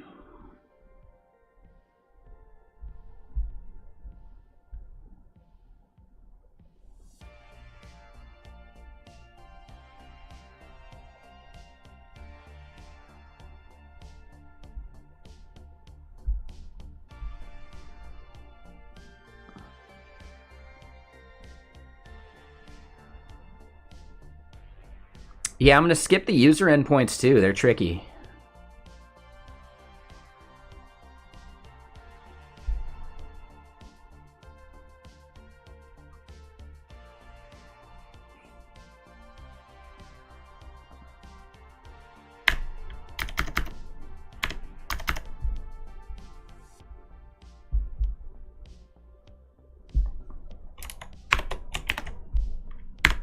All right, so we're going to get those printed out.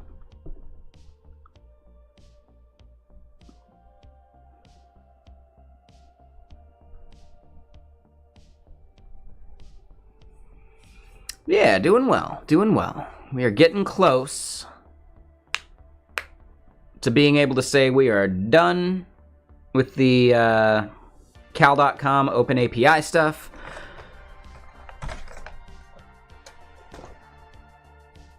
And yeah, tomorrow we move right back into Vexilla stuff, which is going to be hugely important. Yeah, when I say done, I mean done enough, right?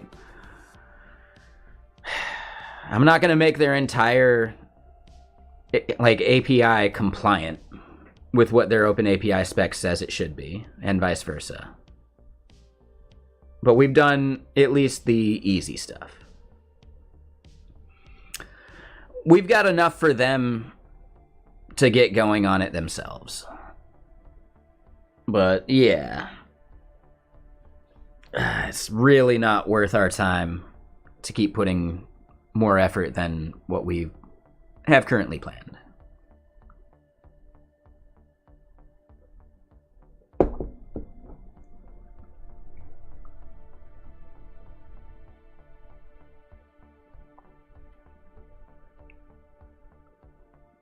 Yeah, I mean, so this is for someone else's thing, you know? Yeah, I got my own stuff to work on. So we've given them enough of our free labor. If it was only a few things that were broken, we'd totally do it. But it's not. It is so much more than that.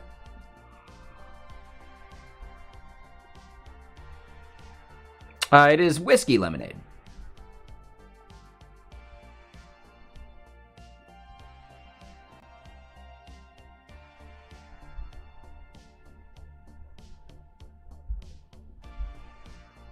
Oh.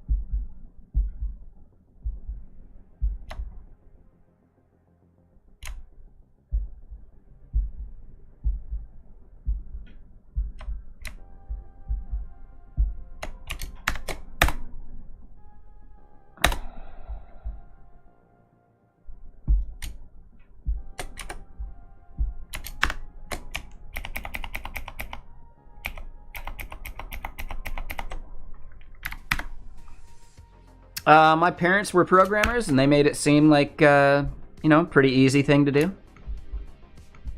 Neither one of them has a degree in programming, but they were still capable of doing some pretty cool things.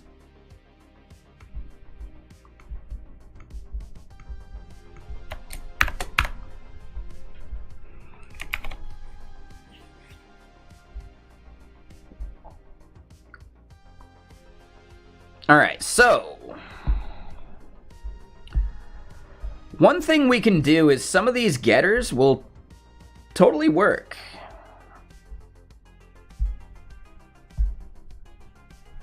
So I think we could do that.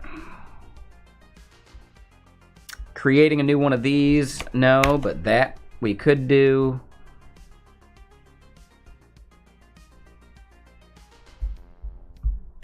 We do want to skip those. Find a specific one. Yep, we want to skip those still. That one's probably fine. Yeah, the 401s we can do.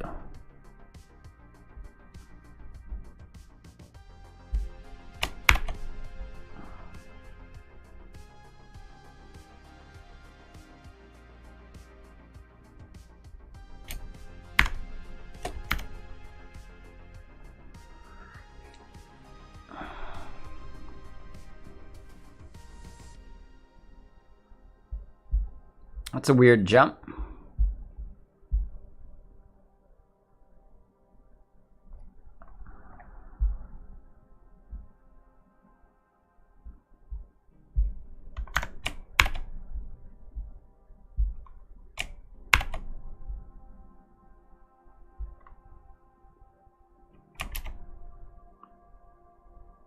Oh, and you know what? Yeah, no, we have to skip.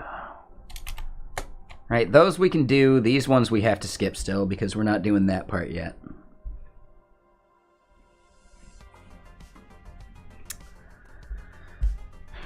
$401ing for a payment should be fine.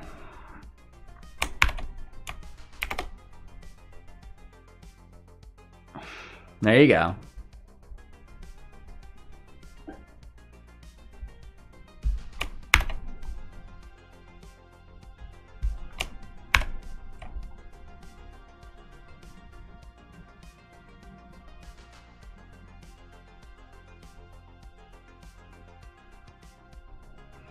We keep skipping those. Actually, yeah, the 401s should still be totally fine. So we expect those to pass. All right, so as far as finding all users,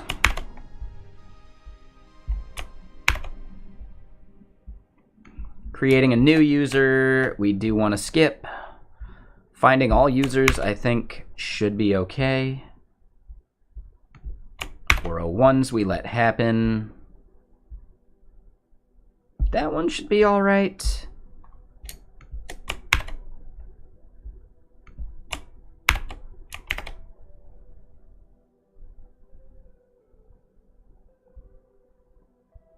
Cool.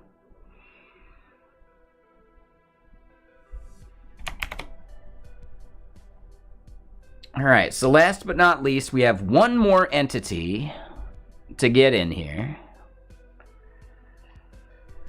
And that is the webhooks.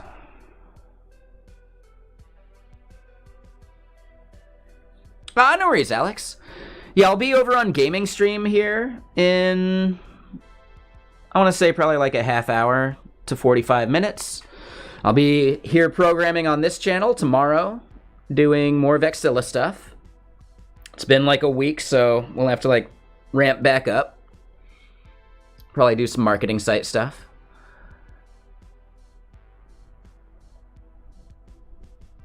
But yeah, have a good one. See you again soon, Alex.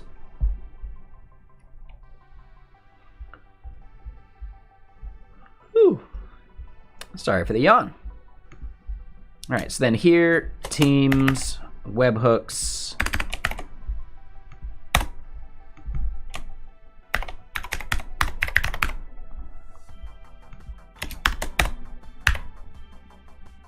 Yes, I do.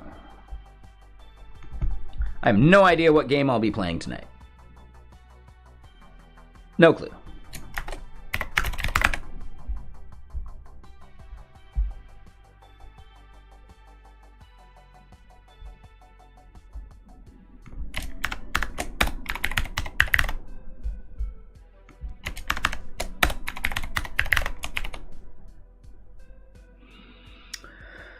All right, so creating a new webhook. That'll be our bottommost one of these.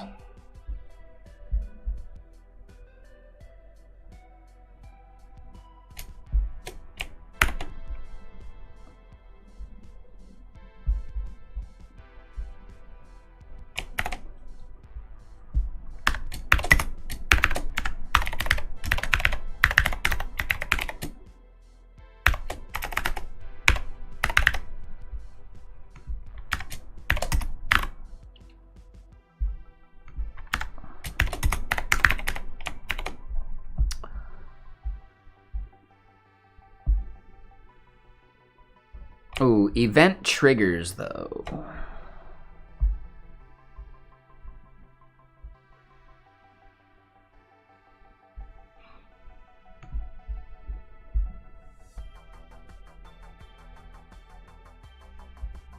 Booking created. There we go.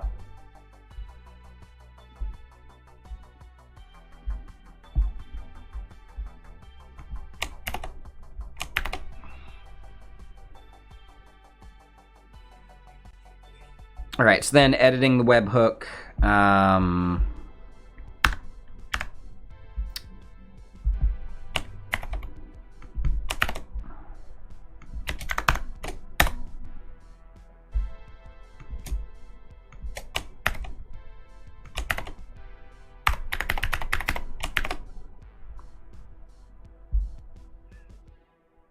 All right, let's look at those two things before we waste time running them.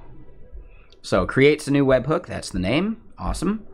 The response, 201, yep. The patch, webhooks ID right there. Edit an existing webhook, cool. So then here in Dredd YAML,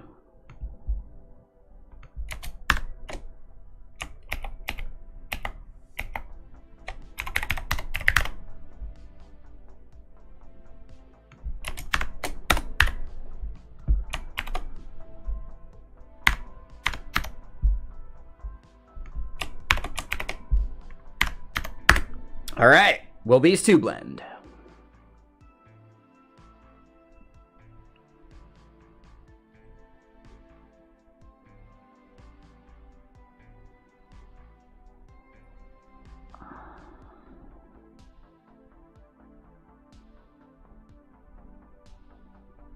One failing, the other skipped.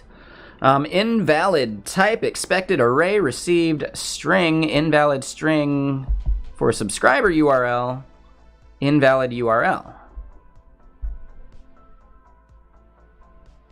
So that's our create endpoint, but we're getting a 400. Oh, wait, really? Did I do that?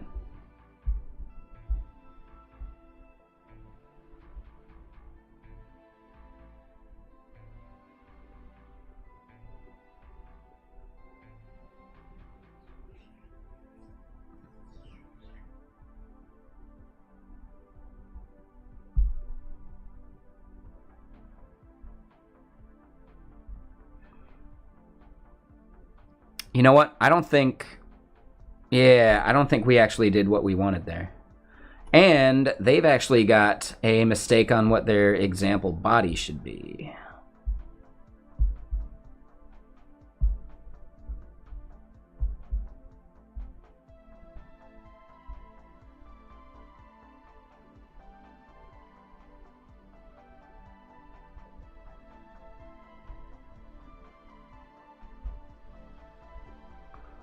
Ooh.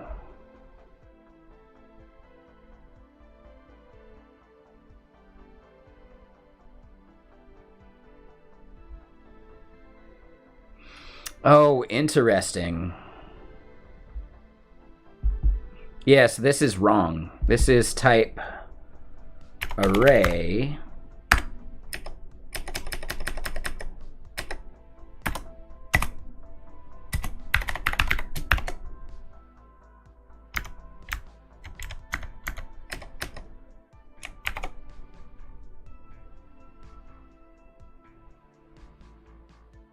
I think that's it.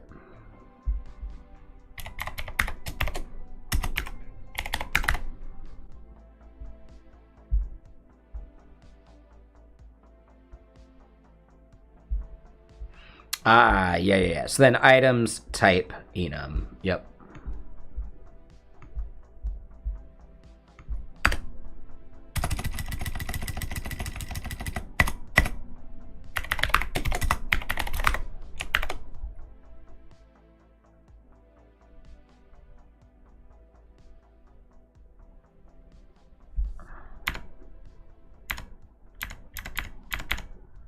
Right, so we regenerate the OpenAPI spec.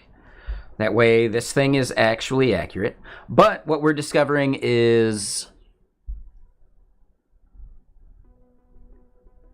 our post to this endpoint is not what we expected it to be.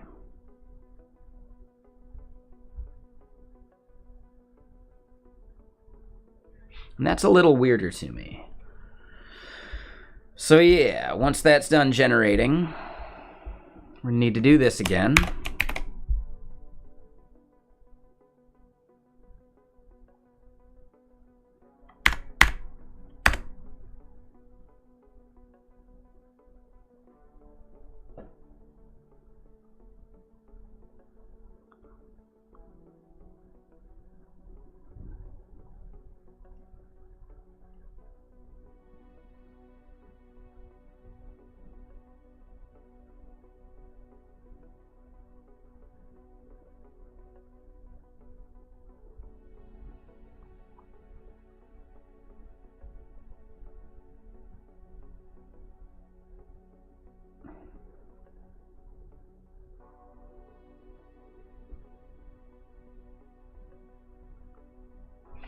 Okay, so here's the big part. The 401 should be fine.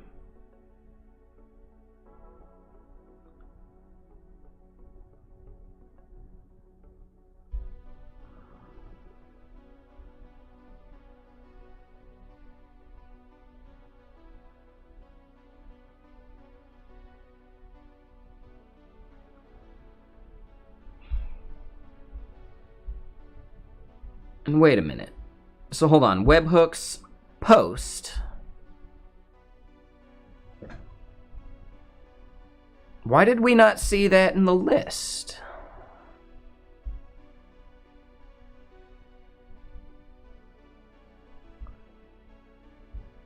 We see webhooks here, get, and then it goes straight to this.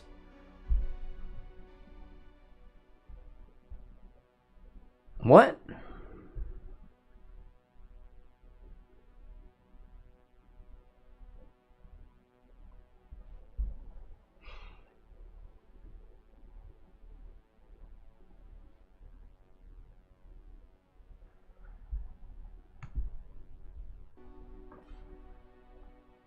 So we see get and post right there.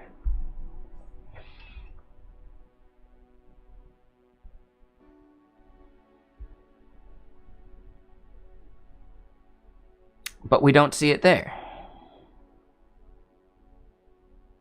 And here's the weirdest part. Didn't we just see that run a minute ago?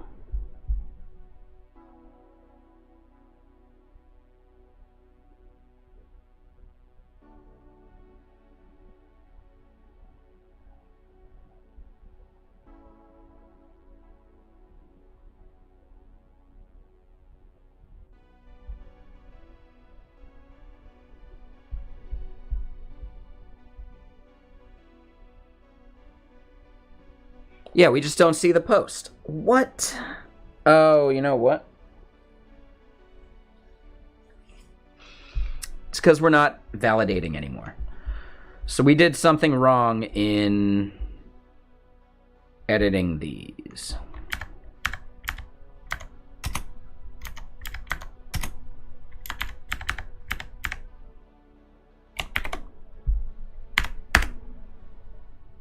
Oh, and that's not going to work until we regenerate this.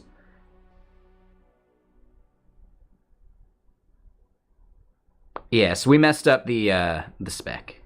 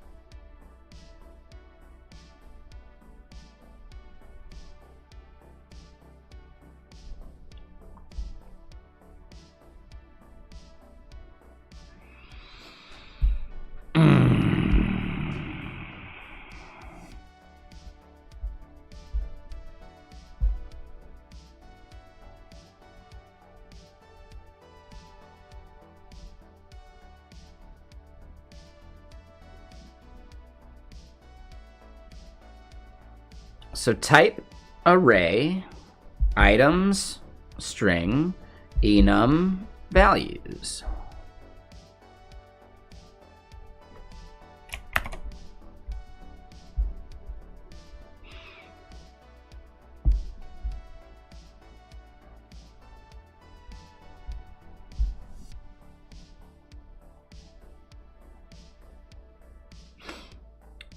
Oh, items actually goes at the same level, doesn't it? Is that what I'm missing? I think so.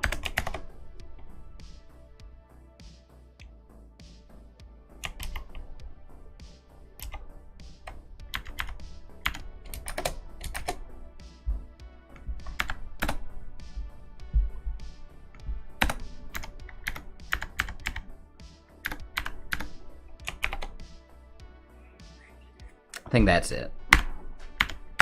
All right, so we should be good after this part.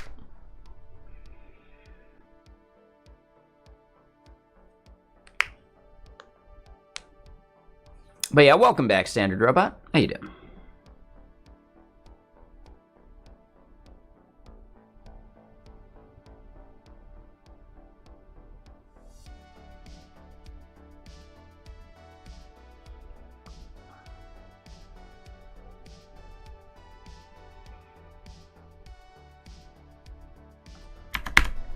And yeah, what's everyone up to? Anything fun?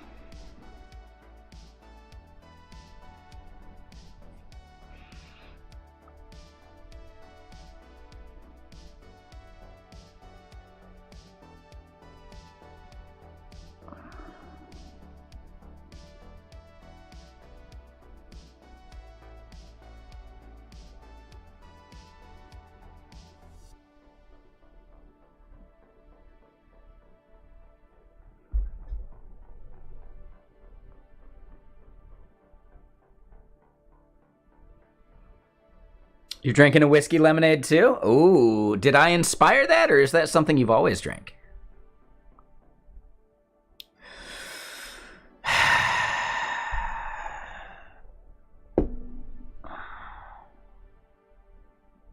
Advent of Cyber? Nice.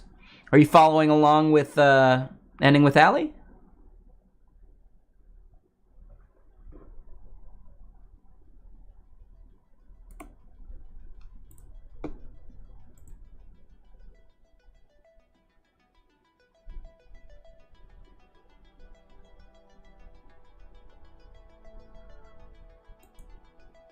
Whoa, what the fuck?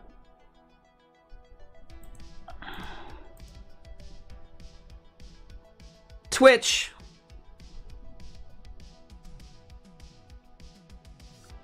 Why did they remove my follow on Prime? That's actually super annoying to me.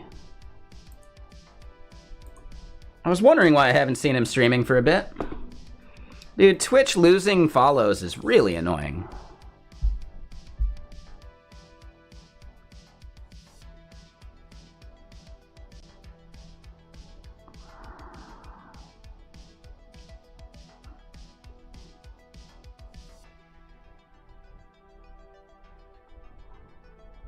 I still got the sub at least. They don't lose those.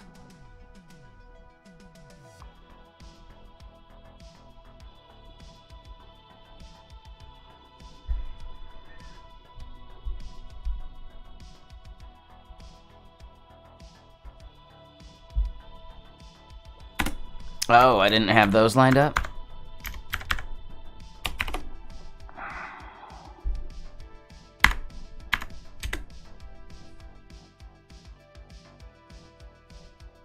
I would have unsubbed after that too.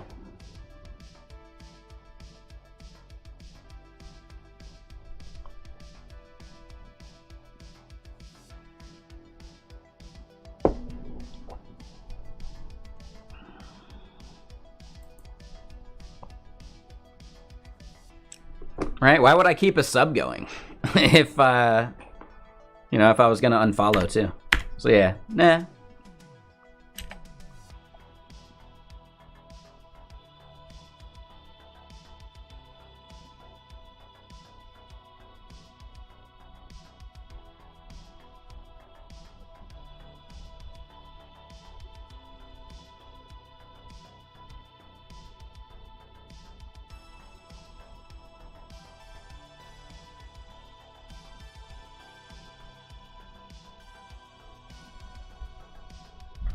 Hey, we see the post again finally. Cool. Whew. That was close. All right, so we got that working now.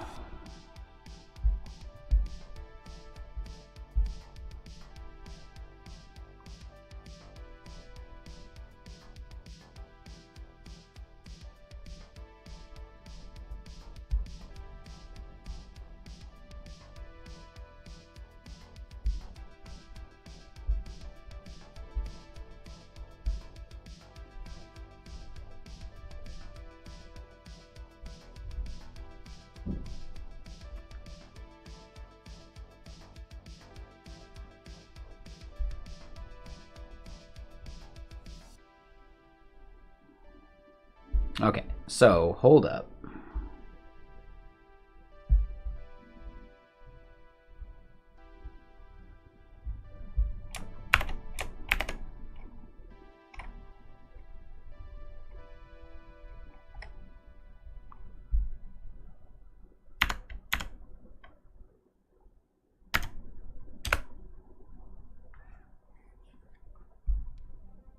Will it blend?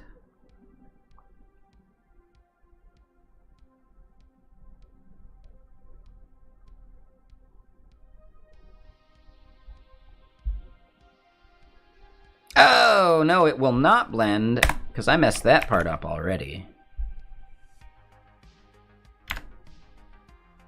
All right, so invalid string in subscriber URL.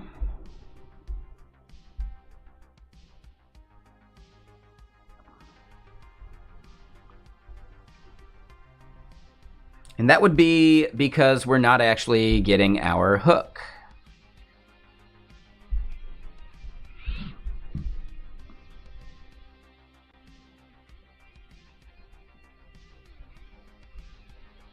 Yeah, so I don't think either of those are working as we wanted. Here we can get the names again, though. So, yeah, where's our webhook? Post.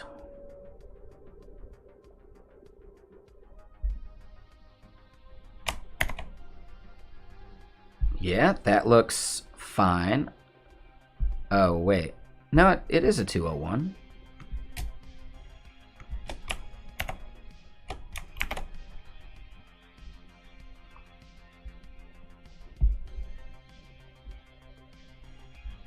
Ah, yep, there it is. It creates a new webhook, which is what it would be.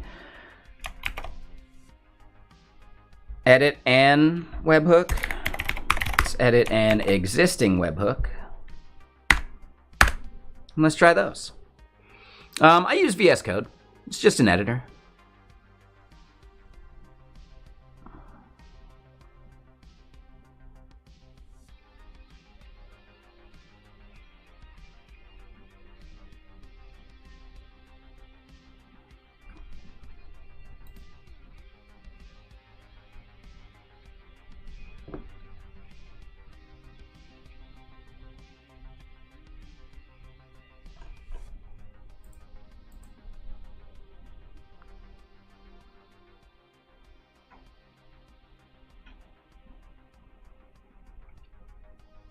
English only, please.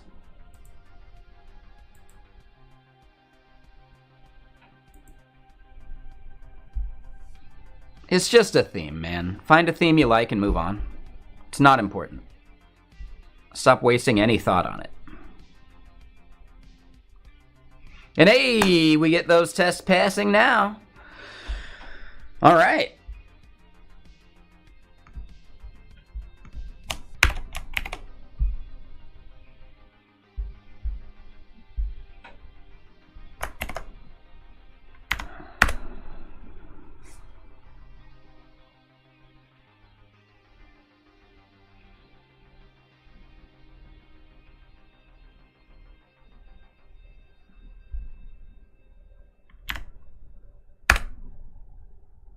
So how many passing tests do we think we're going to see now?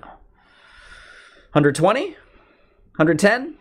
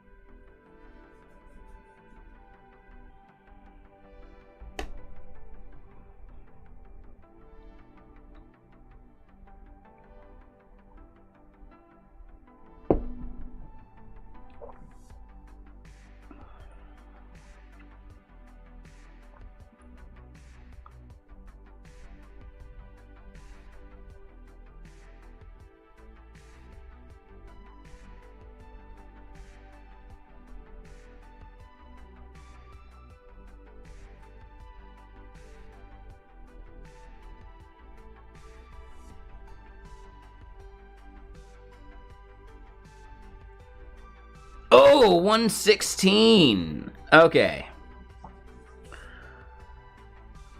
That's pretty good. That is pretty good.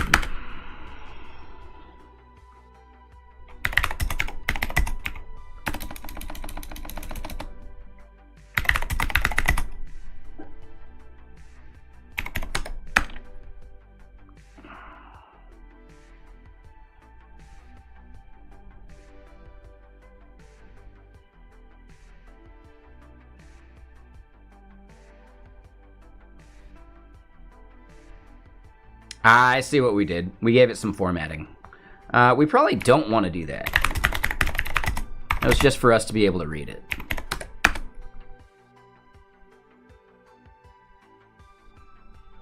There are specific tests that require an invalid API key.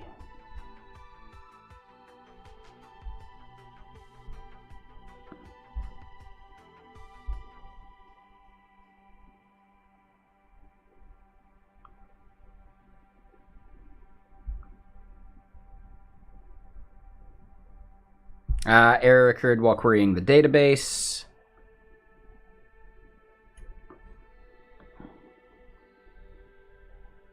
Somehow that passed and now it doesn't?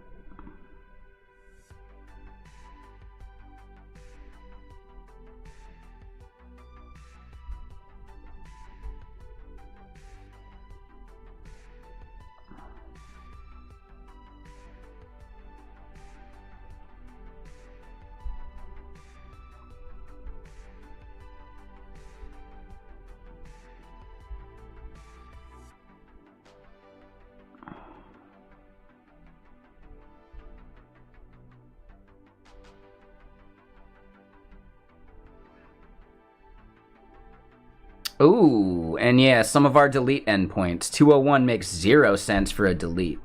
Let's go through and fix all those real quick.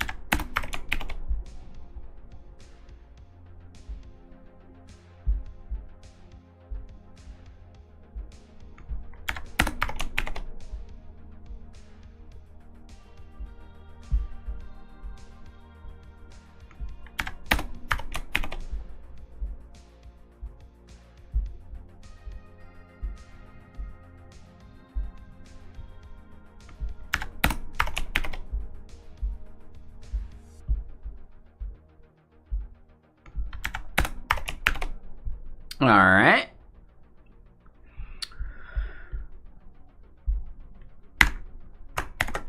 I think we do need to reboot this. And yeah, that last webhook error is extremely weird to me.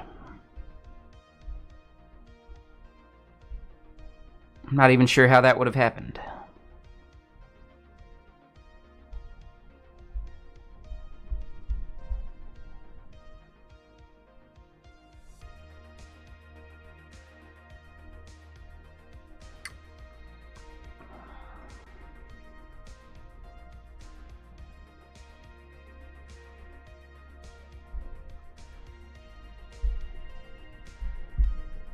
All right, server's back up.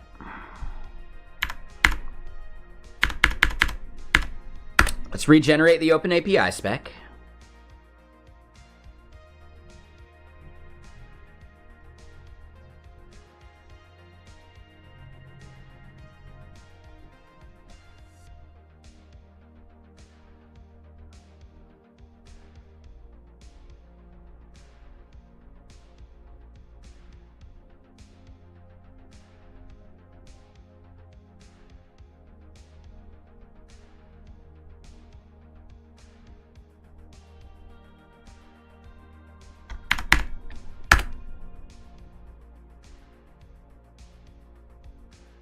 Oh.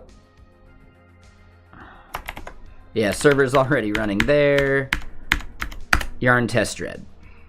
So I think we should see even more passing now, because those would have been made accurate based upon their response type.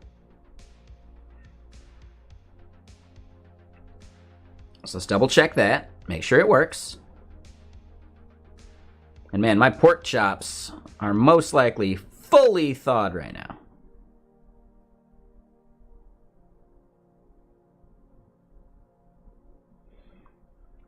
No, there was like a hackathon like reward, but I realized that there was like no way to do the thing I wanted for the hackathon. So then, you know, I just got nerd sniped by a bad OpenAPI spec.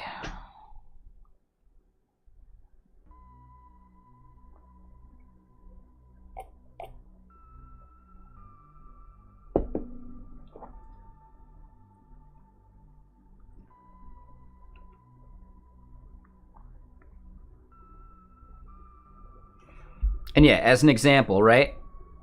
This is actually a passing test because we're expecting a 401. The only reason they do the expected and actual is because we're sending more like headers than they were expecting. But that's fine. So yeah, there we go. 124 passing. That's way better. So yeah, the webhook patch is a pass, because that should be a 401. Yep.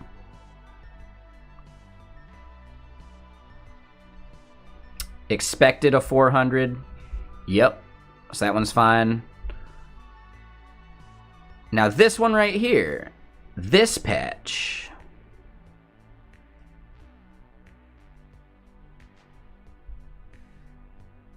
An error occurred while querying the database.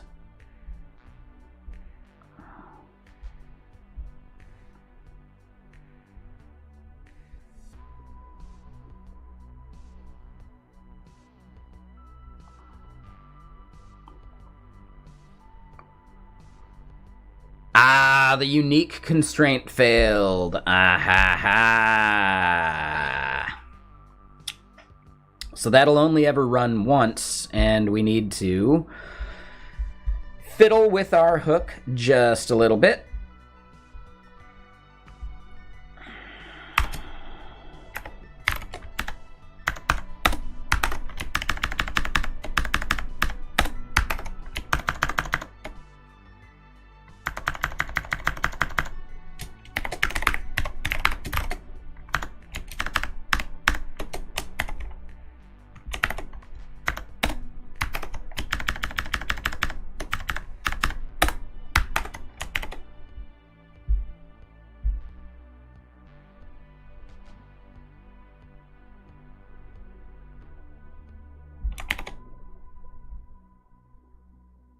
So those two should work. So that means that our passing tests is going to go up to 126, theoretically.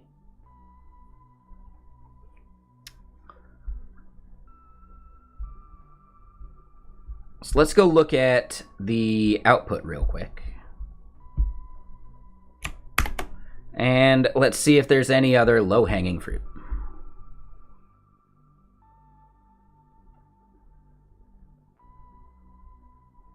All right, so deleting an attendee. How would you even get a 400 for that? Right? There's no body that you're going to pass.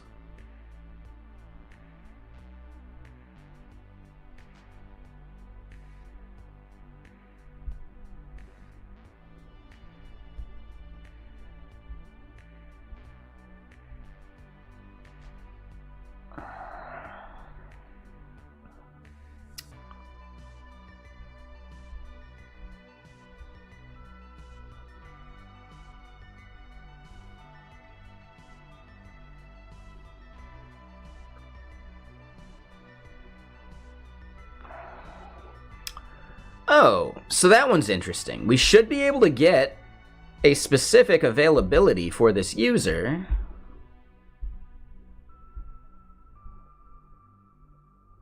Error occurred while querying the database. Yep, so that's on their end.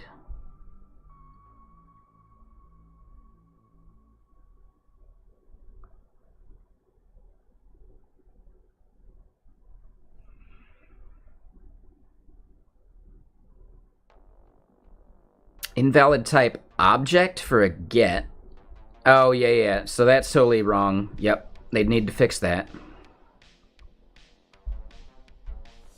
So yeah, we're getting a 200 from this one, but it's the wrong body.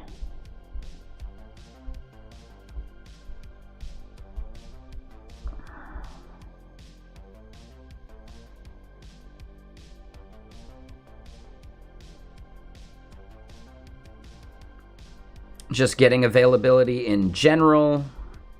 The body does not do what we want. Yep, so another body issue. Deleting a booking reference.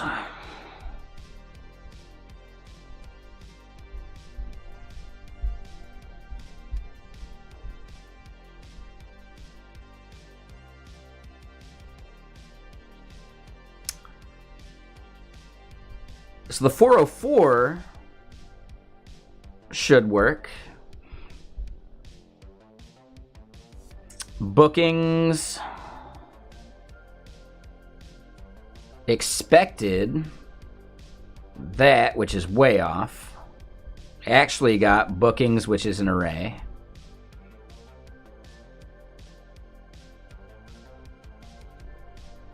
Yep. So that's on them.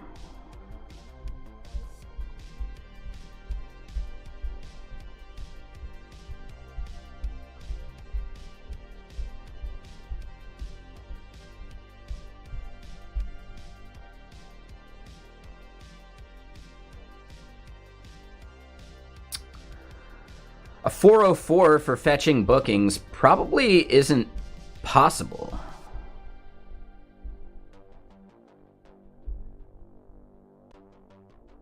Yeah, so we can go fix that.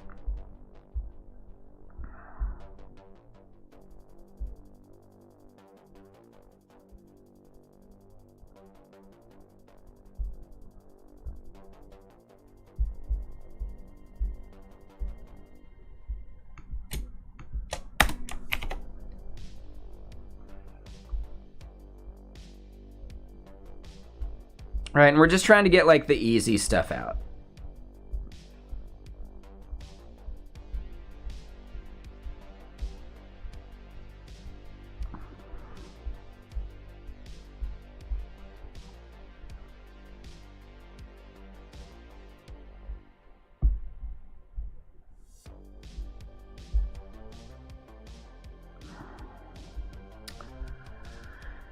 And yeah, like, how does a delete get us a 400? I don't think there's any way of doing that. So we need to go through delete endpoints and get rid of the 400s.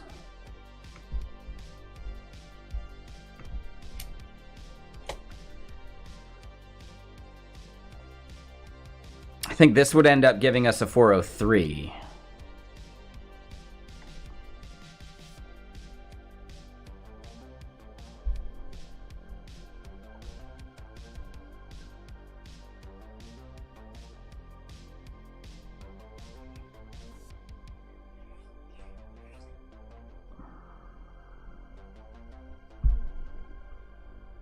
Yeah, that one's trickier.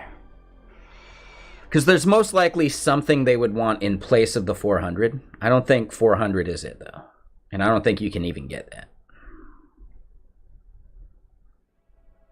Getting a 403 should be possible, though.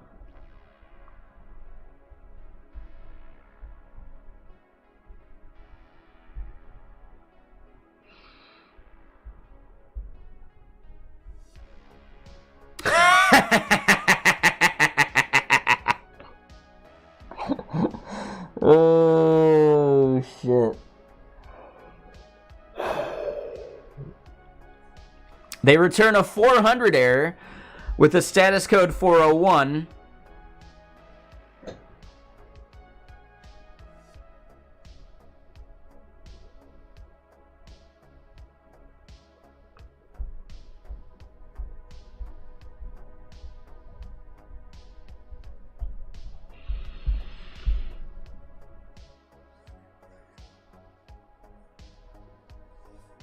All right, so yeah, that was fun.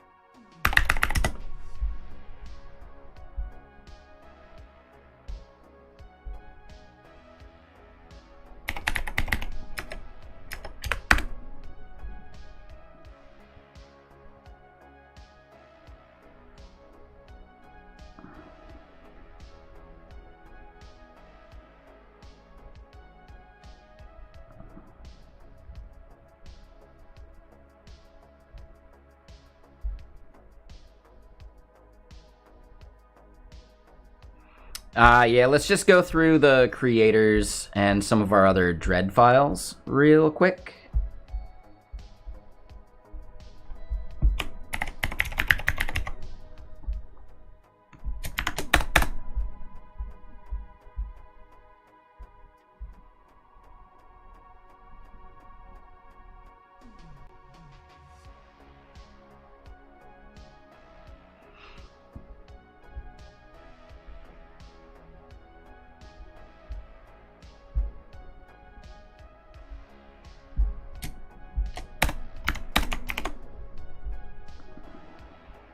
All right, so we got rid of those.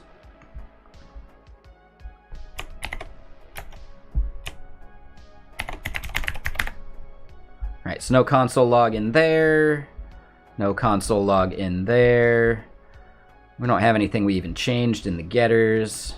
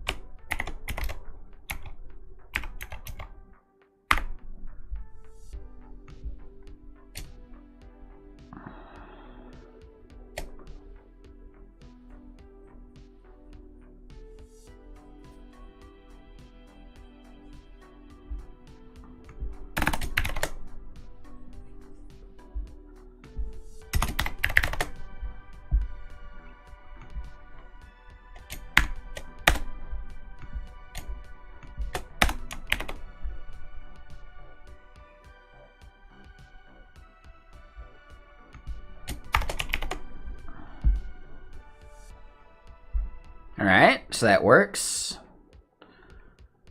Add all those.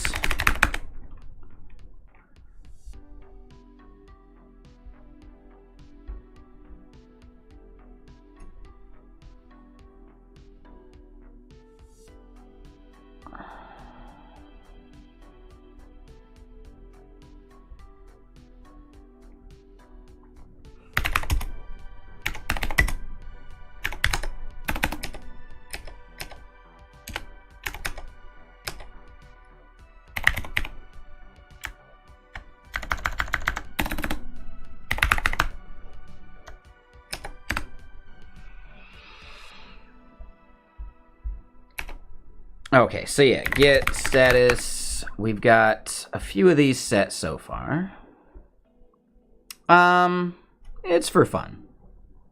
Ish.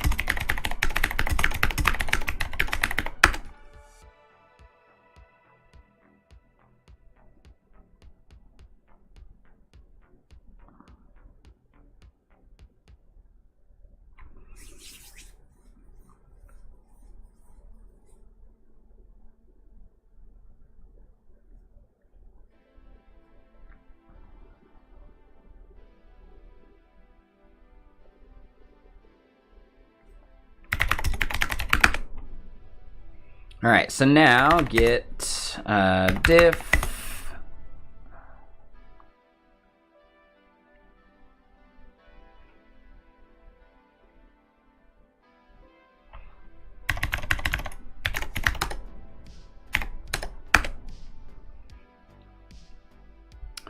Right, so we just created that. We did some logging there. We don't need either of those. I want to actually get rid of this one specifically. Oh.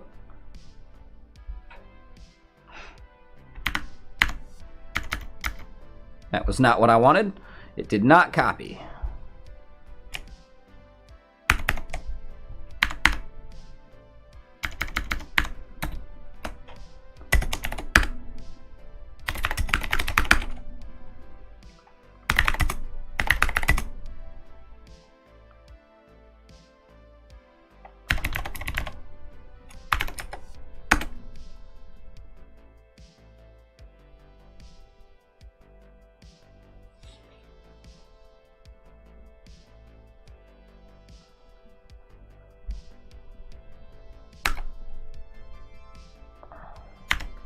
Hold on, wait. Let me look at this again.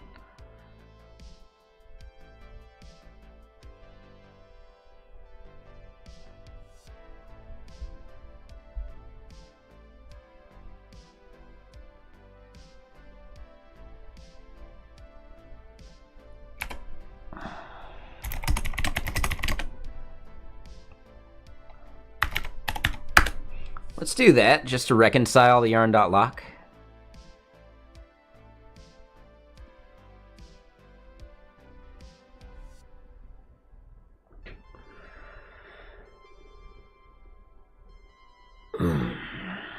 Man, I'm getting hungry.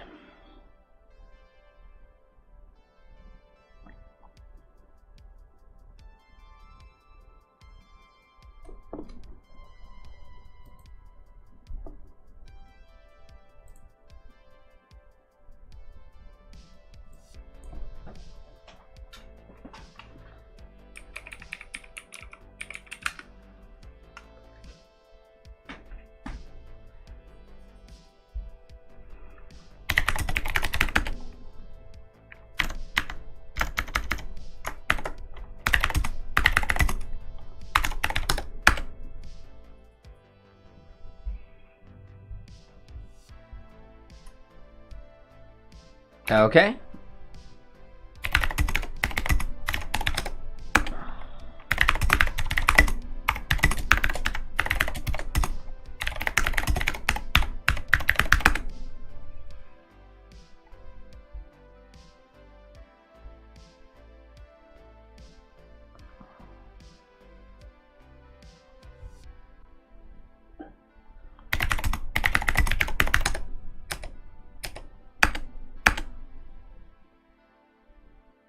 All right, so no diff there. Just that for that.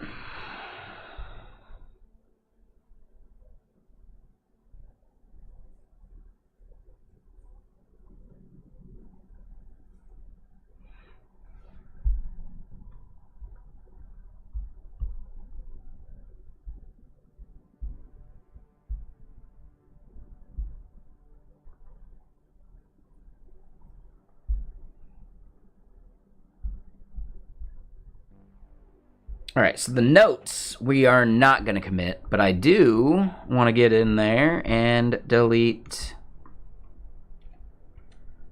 basically everything from in here.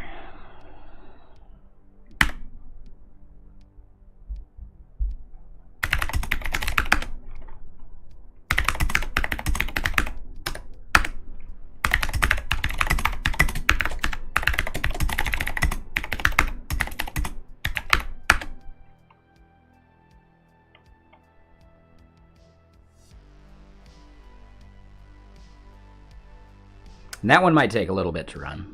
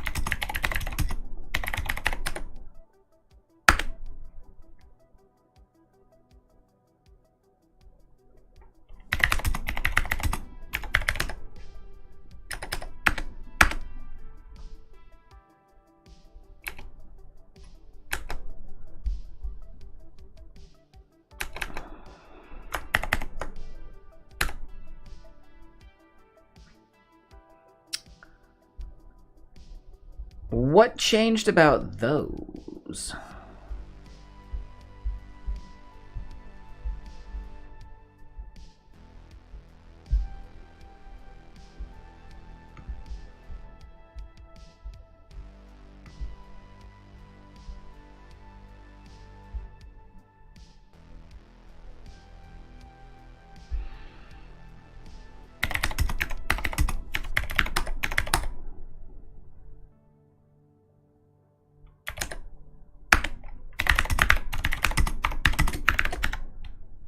Fix, update, open API files.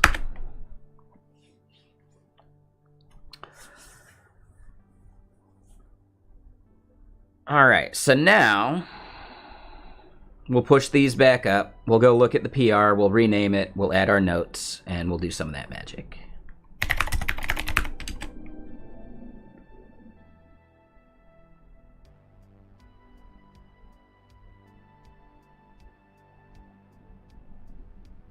So yeah, report, those files can go away real quick.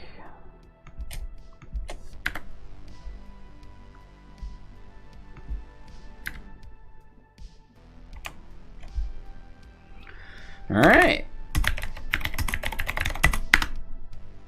Let's push that up again real quick. While that's pushing,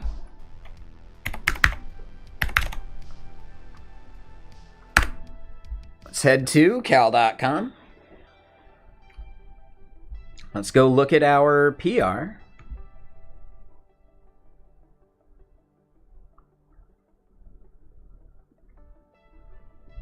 And it's going to be way back there. Because they do a lot of work.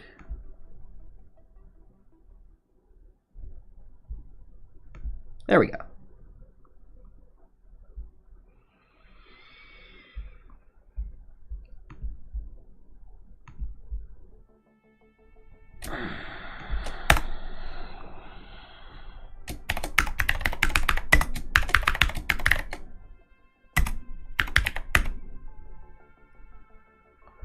Validate and test open API spec.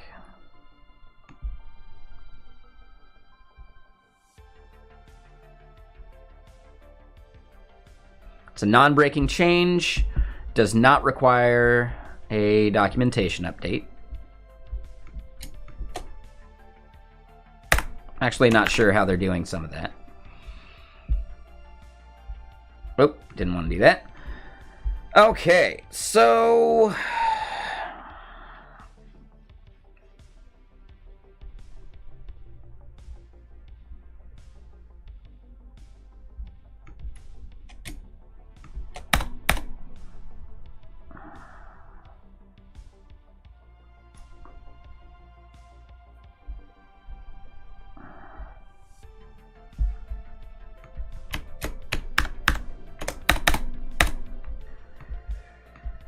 let's type this part out. So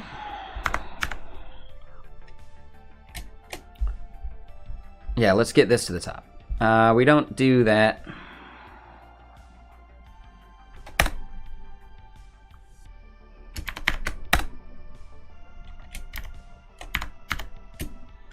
This PR attempts to address testing the Open API spec for consistency with the API by using Dredd.js.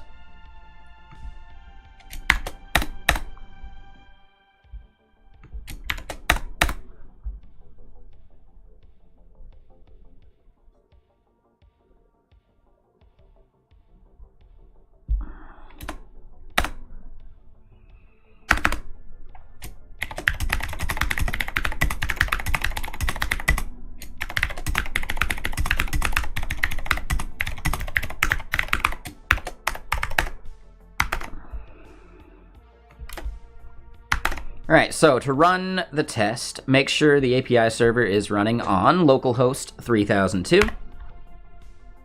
Then run the following command in the API directory.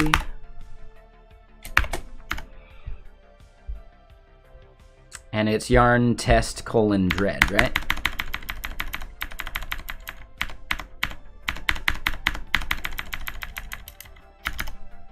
Yeah.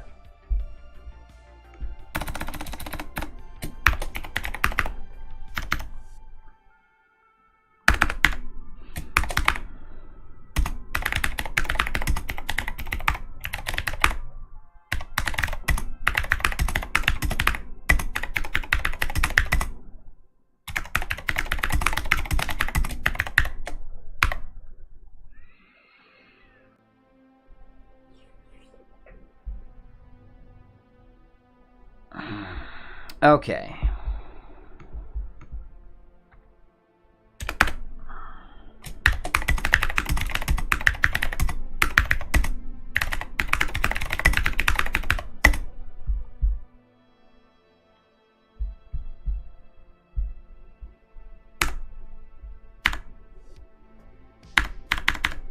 All right, so we'll spin this back up because I think I still need to get the output. Yeah, we lost it. Then once that's up, this should still work.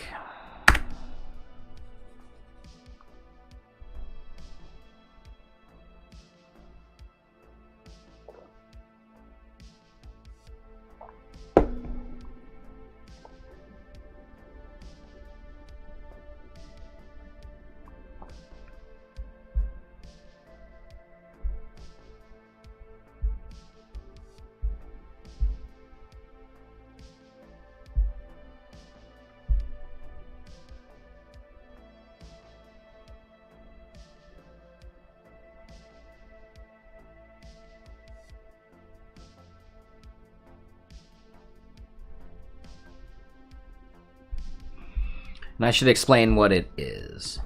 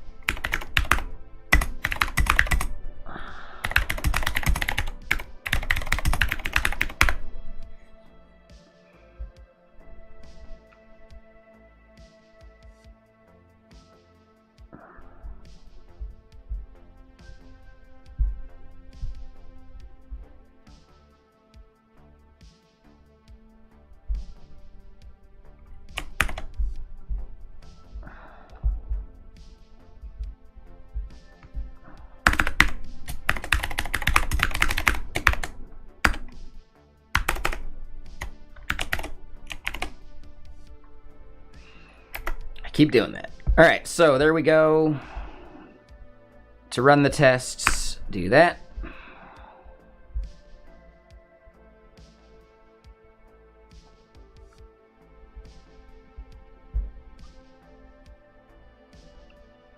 So I feel like I did read that. We checked that. There shouldn't be any major documentation changes. Maybe like README stuff.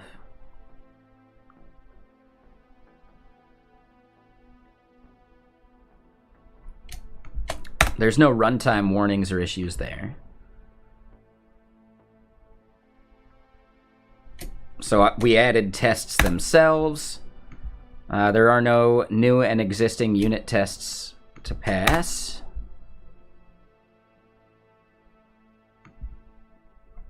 I have commented most of what I can. And style guidelines for the project. Pretty sure we got that working.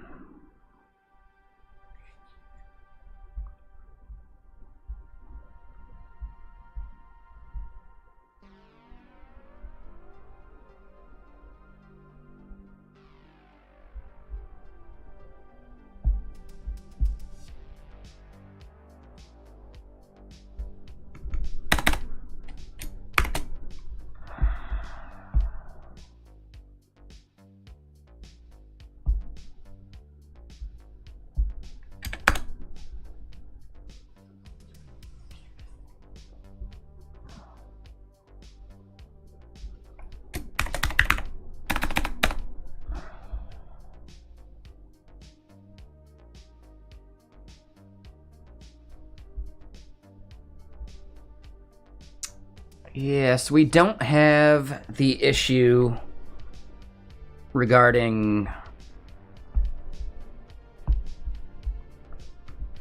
their responses. Or actually, yeah, hold on. Let me think about this.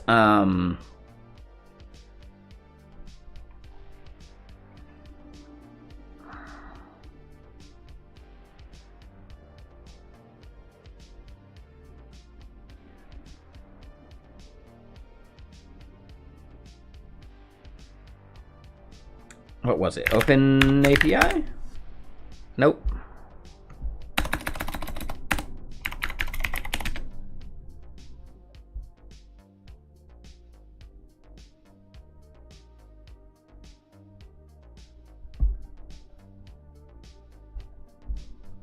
Yep, so that's not the one I replied to. Well, shit. Oh, I think it's an issue. That's right.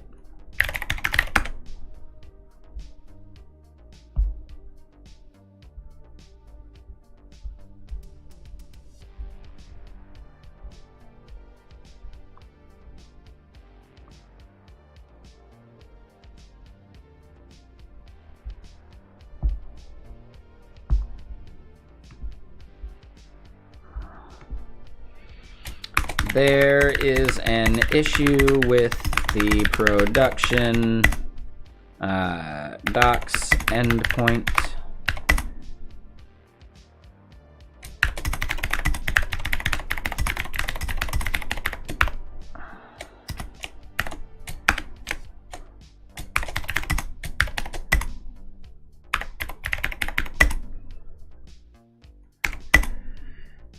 A script for generating the Open API JSON and YAML files and putting them in the public directory.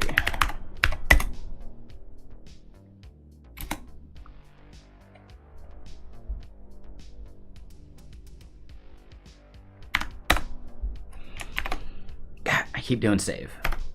So, yeah, I don't know. I'm gonna say that's done.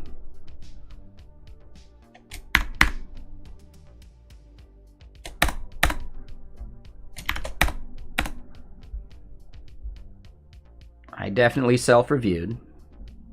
Let's go look at it in the files change section. 88 files is huge.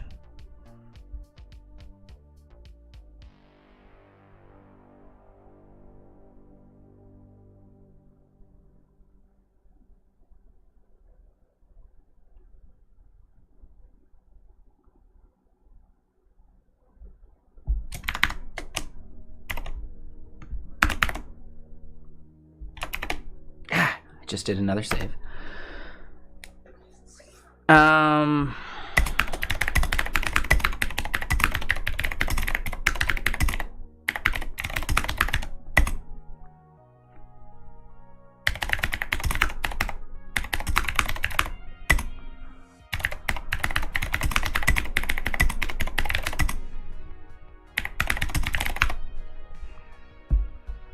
Sure.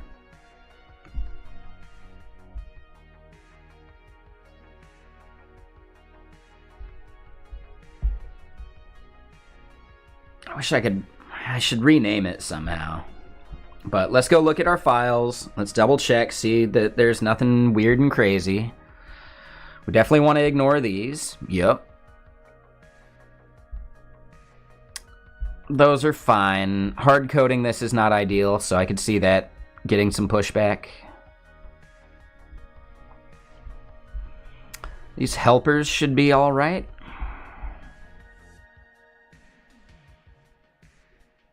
We could probably clean it up more.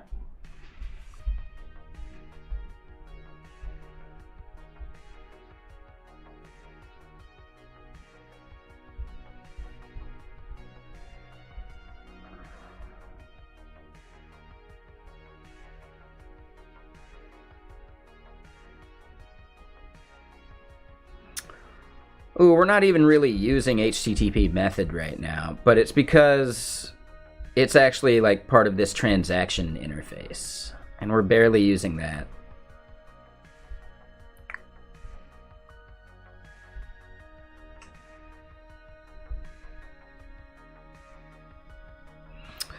We should document that better. So let's go back to Dredd hooks.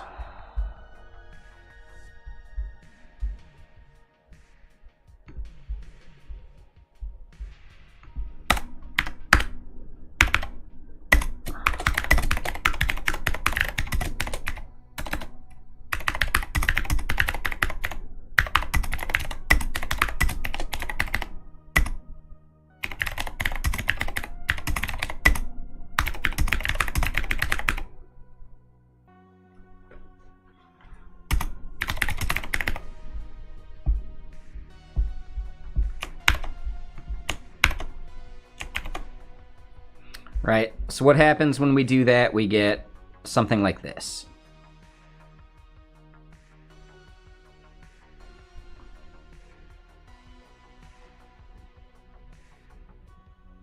But status code is actually a number.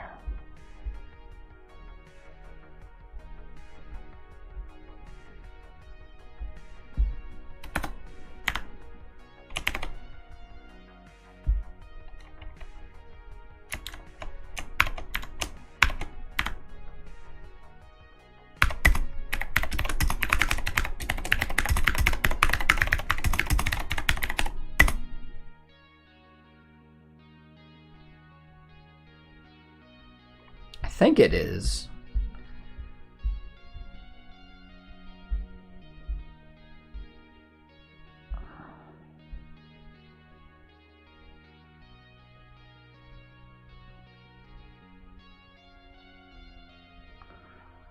You know, this might not be true.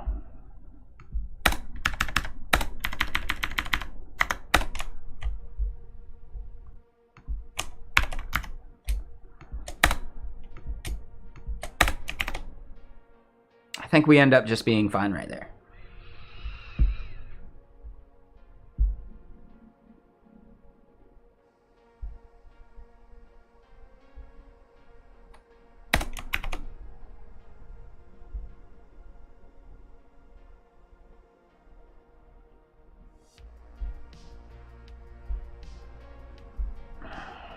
Oh, we need to annotate that part too in the PR.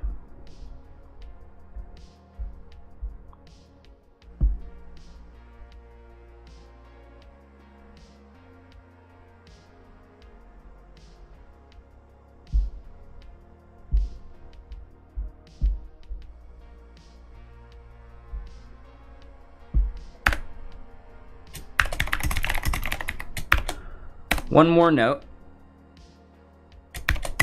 The seed, or actually not one more note.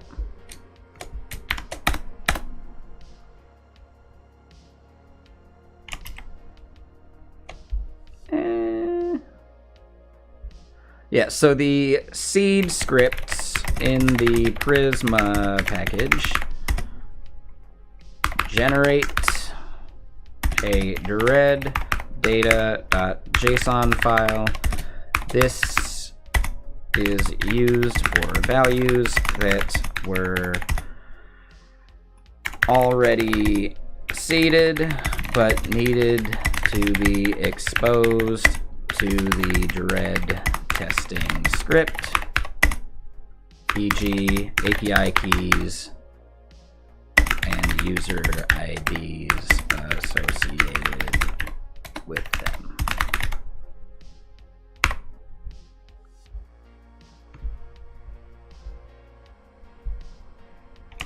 All right, so we can clean that up.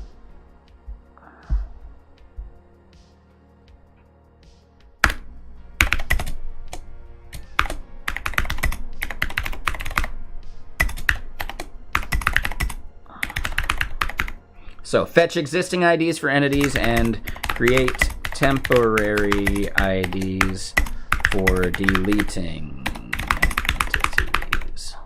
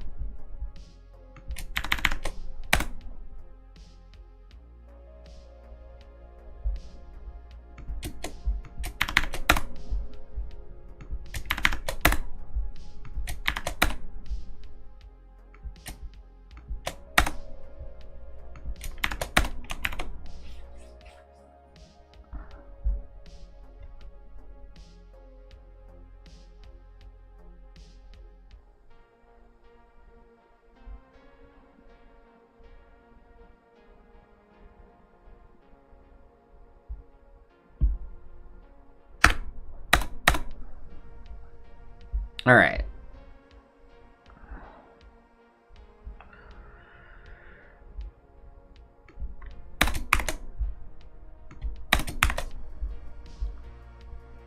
Let's describe these. Skip tests that cannot be tested properly right now due to various reasons.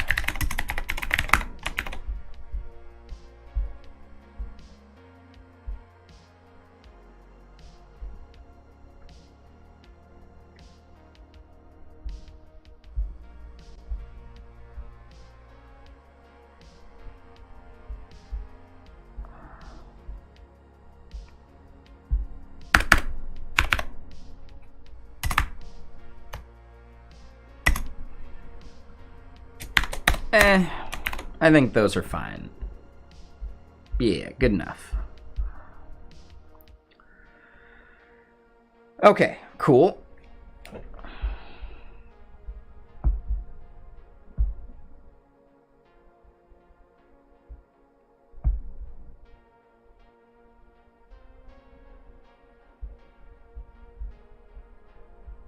Let's go look over here again.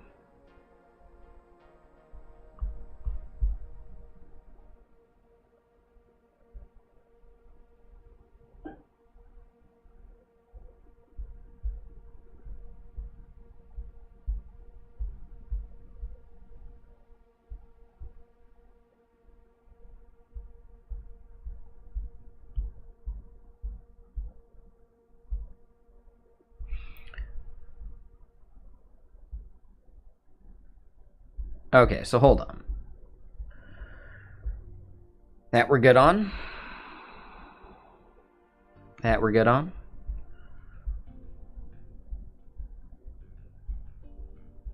Yeah, I saw some ESLint stuff that we should fix. I don't think we had any in get existing IDs.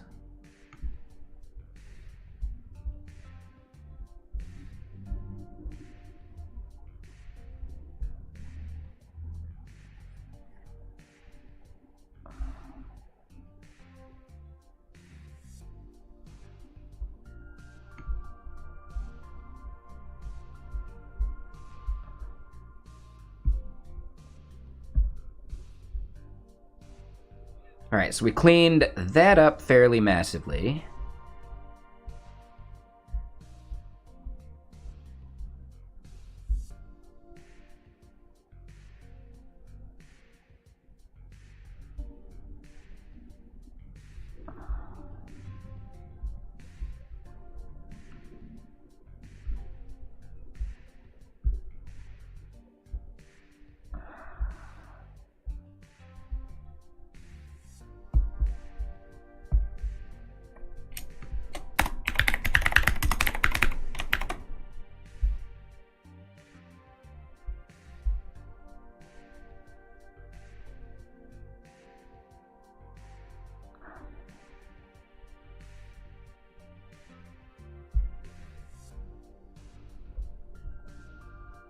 Yep, so we end up fixing that.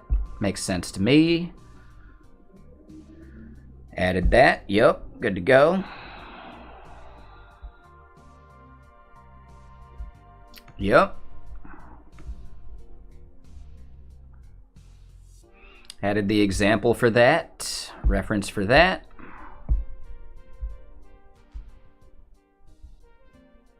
Yep, added example and that, and then made sure that we're responding with a proper status code. 201 to 200, yep. That's fine.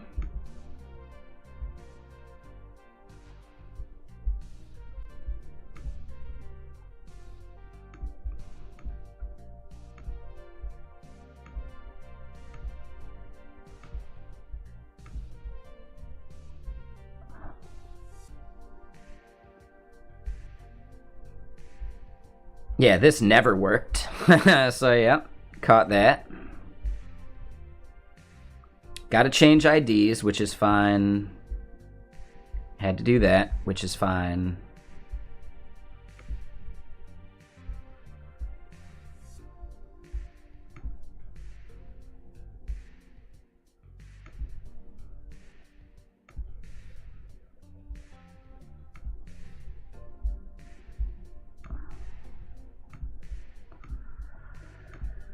Damn, we touched like basically every API file or endpoint, which is pretty gnarly actually.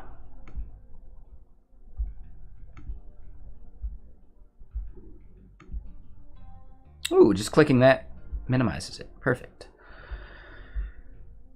Yep, adding that works. Yep, can't 404 that.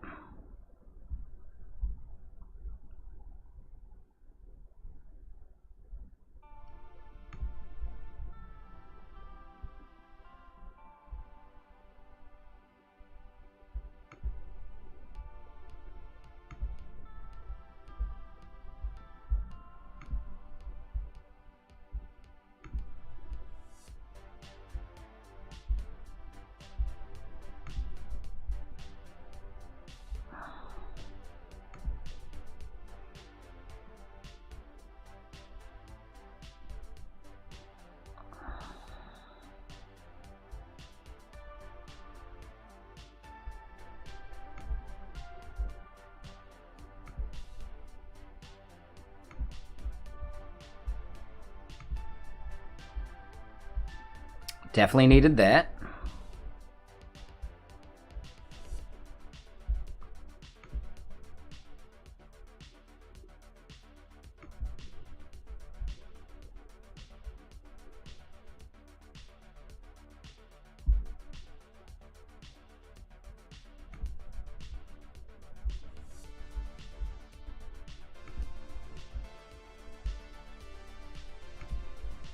All right, good there. Good there.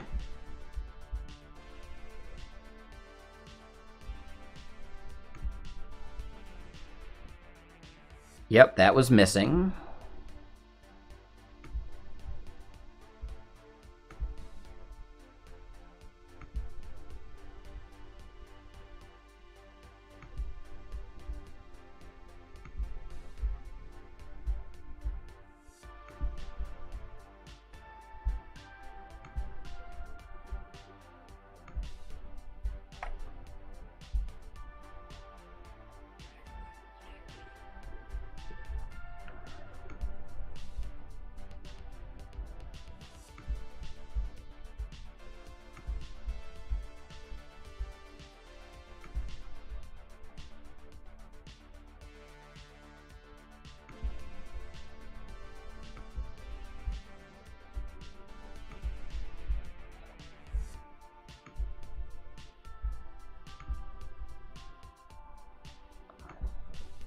And yeah, man, this is a large PR. I hate making PRs this large. But when their API is not accurate, it's kind of unavoidable.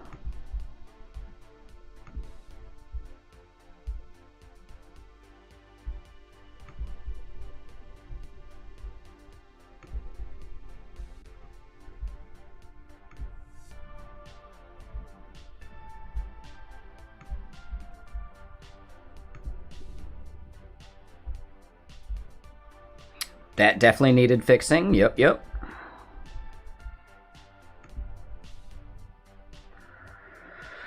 Yeah, so these files will leave because they're basically just fully new created. Generate open API files, we kind of needed. Yeah, I'm going to say that's fine.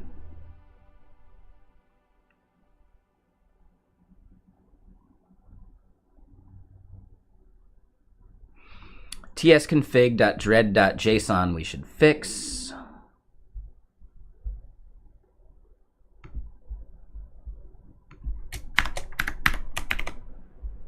Cool.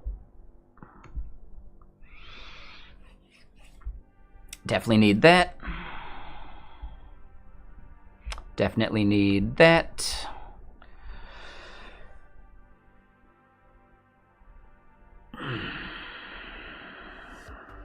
Yeah, we had to bring in some stuff from other places. Had to name some of that. Some of these could probably be done elsewhere.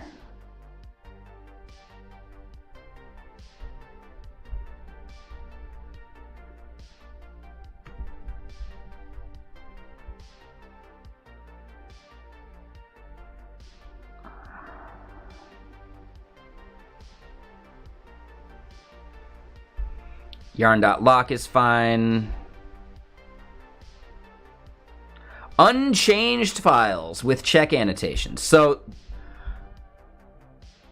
that's not even anything I did.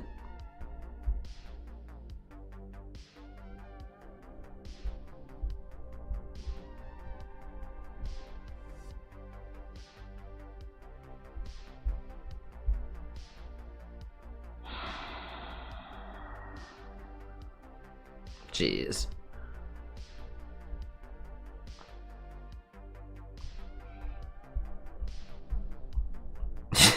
Jeez.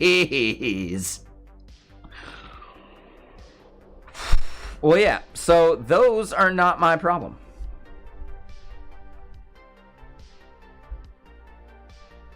Our hooks are what they needed to be. That file is what it's got to be. Would we add to this? Yep.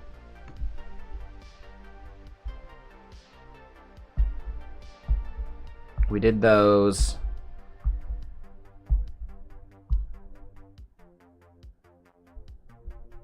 Did I forget to check some of these? Oh, yeah.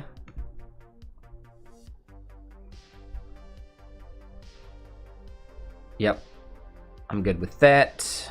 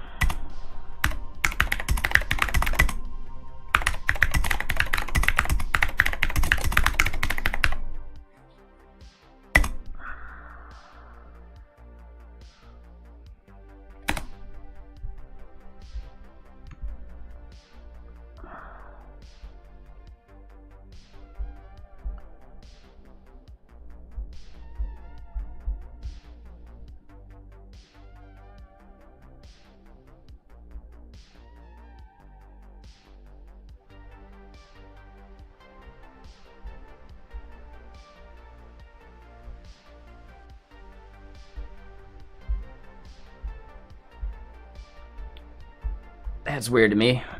Surprised that this even changed anything. Oh, but it's probably because I haven't pulled in the latest. Right? Okay, so...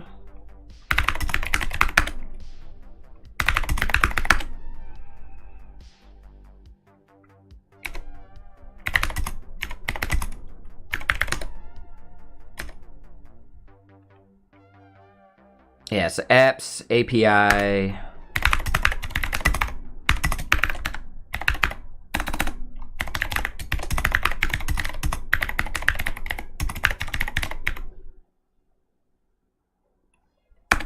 clean up leftover comments. That's basically what it was.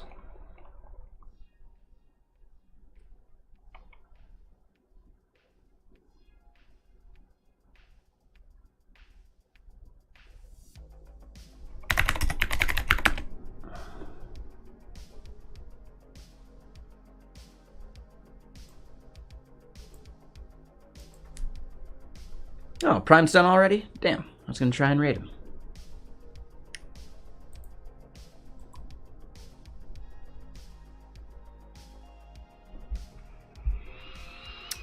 Okay. So let's go look at my notes.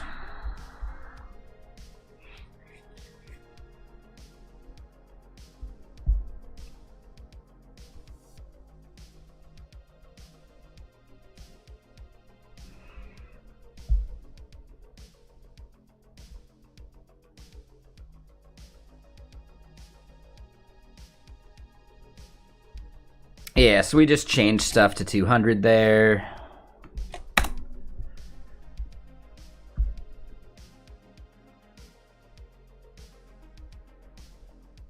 Yep, so response casing, making that consistent would be nice.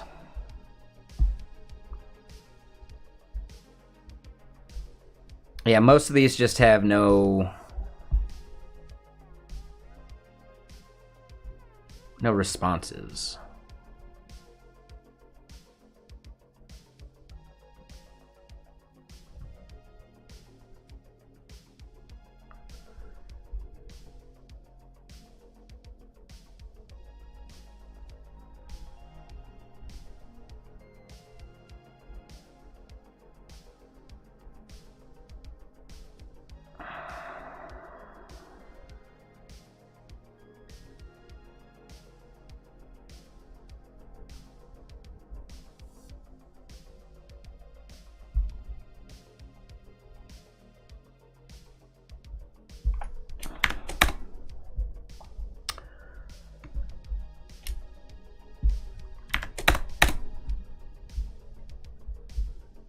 So yeah, the no response example or schema references, sure.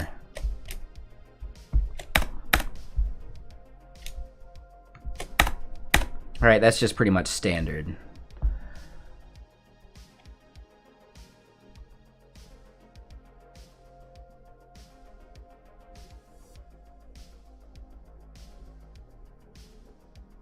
Oh, that's awesome, man. Good work.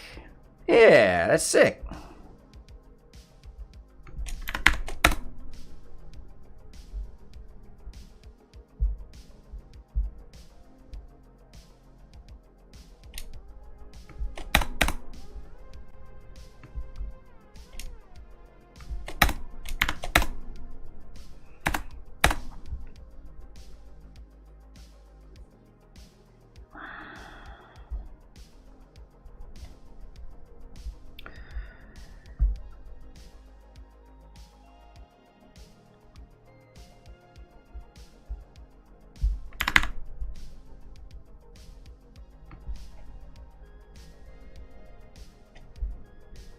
Hey, what's up, Spiridon? How you doing? Yeah, makes sense. I'm actually wrapping up pretty soon. I got some food to cook. Yeah, so we kind of tackle that part.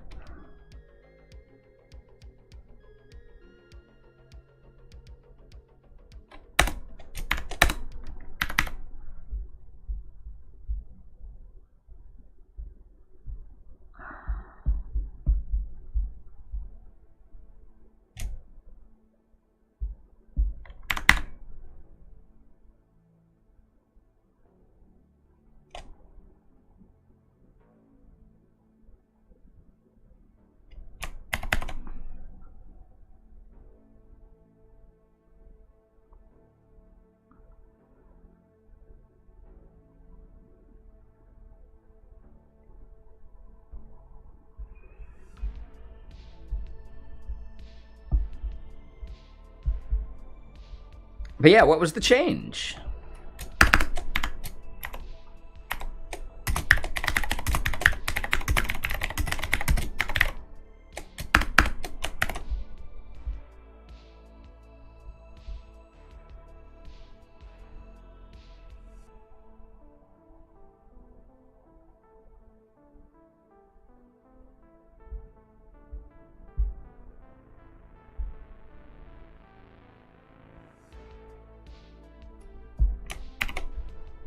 Now hold on, let me check one more thing over here.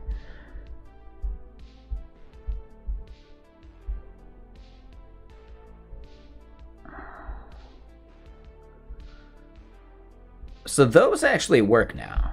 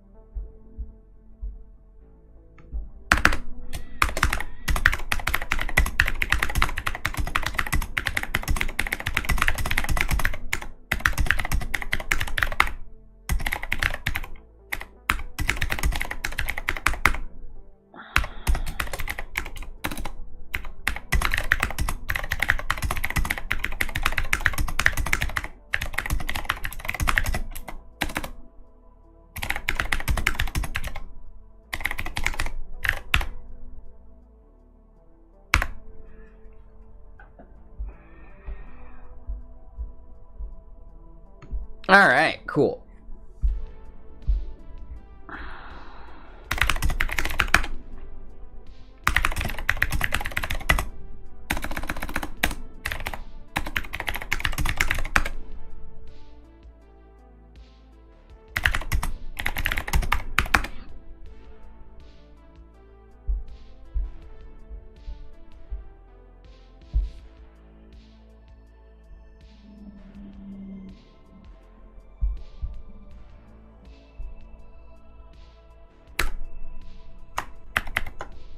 All right, something's up. So yeah, now we got this one is now swallowing our standard error as well.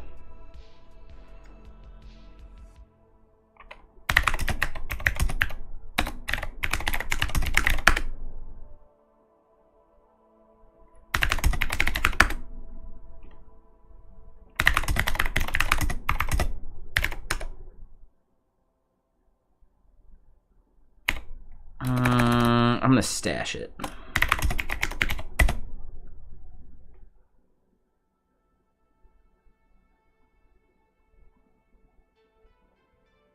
No, that's awesome. Yeah, thank you. I appreciate it there, Garlic. If you want to give us a link to it, there's a channel over in the Discord for sharing music. That'd be cool. But yeah, if you ever want to get a link to the song that we're listening to, just do !song.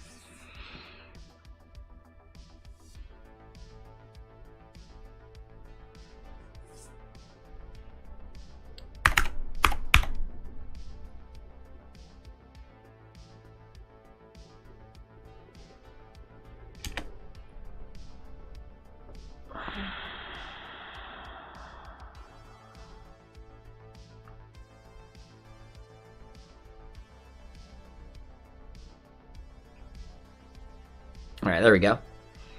Automatically fixed merge conflicts. Nice.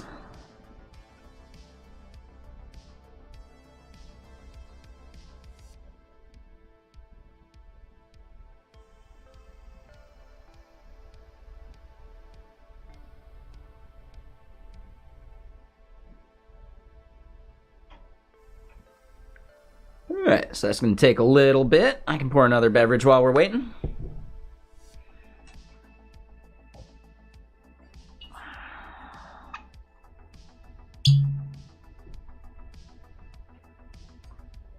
And yeah, what's everyone up to? Any plans?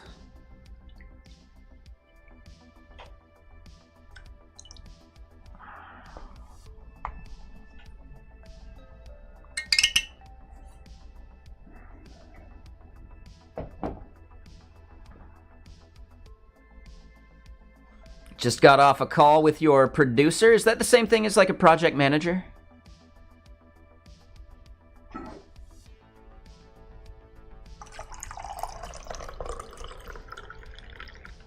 Or are you about to drop an album? Ah, damn, I was hoping you were about to drop an album.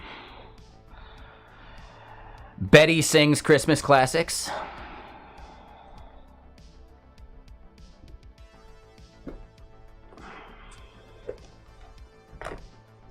It's cold outside. Right?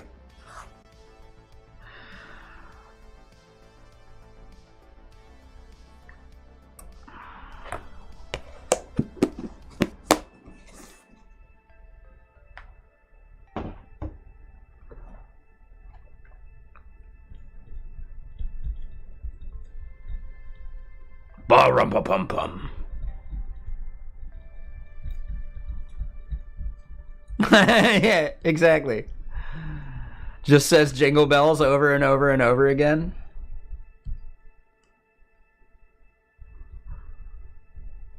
jingle bells, jingle bells, jingle bells, the bells. Like, exactly. I can see it working.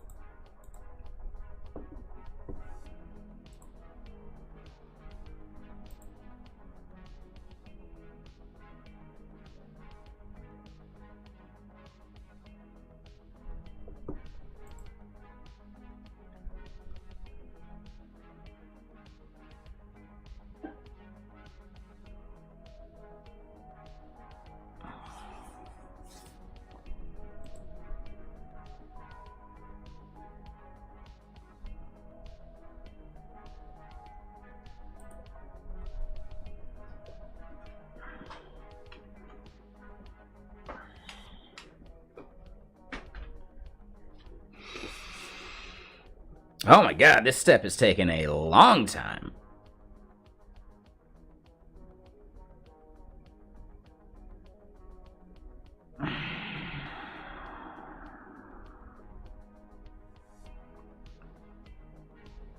I should have just done a merge commit. Like, what the fuck, man?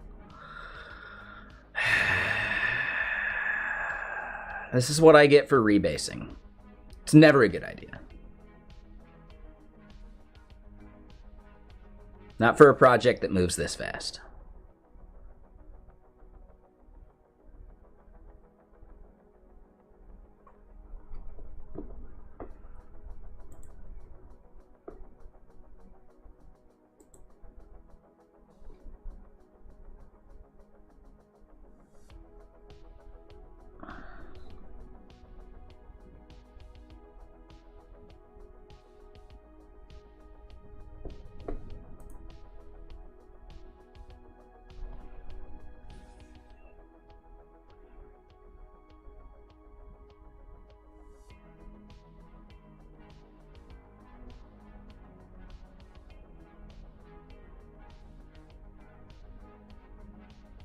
Dude. I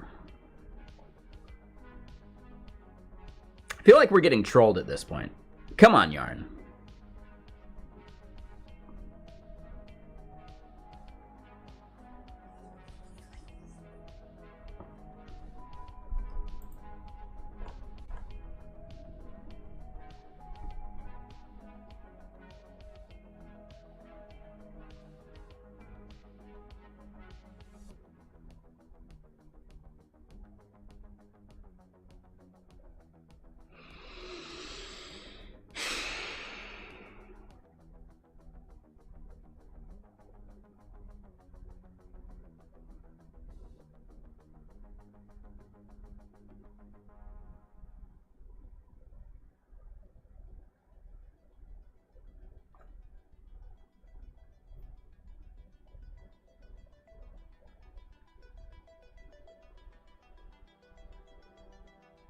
We're so close. If it goes into another, like, link step, like, bar, I'm gonna be so mad.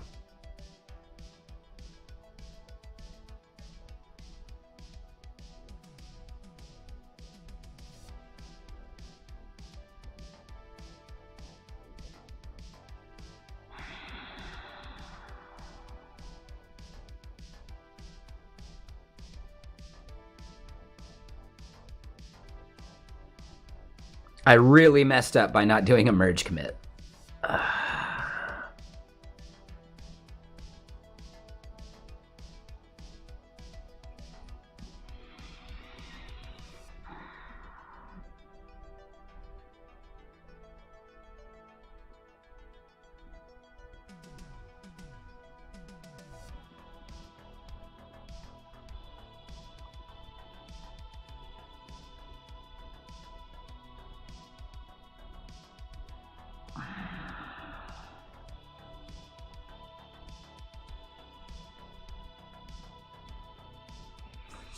So yeah, what's everyone got going?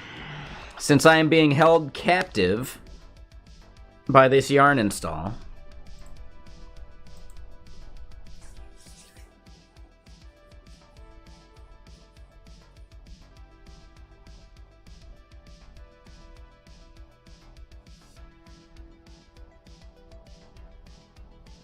Two hours of work left? Nice. Damn, it's already 8:30 too. I'm getting hungry. I got some pork chops to eat, man. We can look it up while we're waiting, I guess. Oh, dude, yeah, my PC is going real slow. While we are waiting...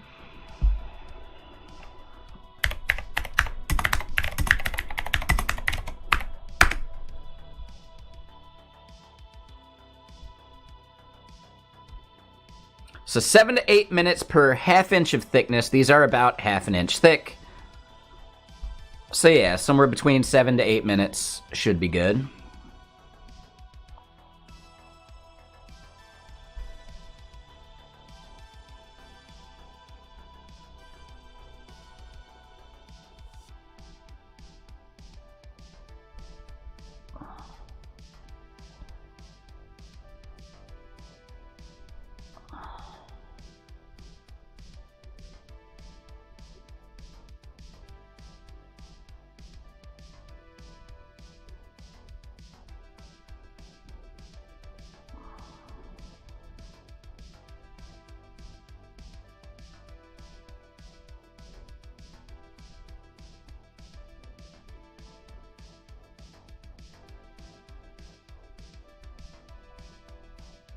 Fuck was that about?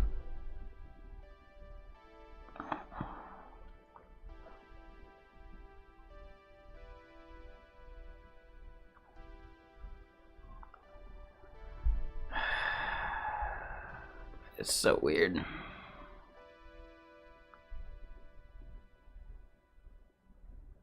So 400 degrees. Cool. I think that works. Oh my god.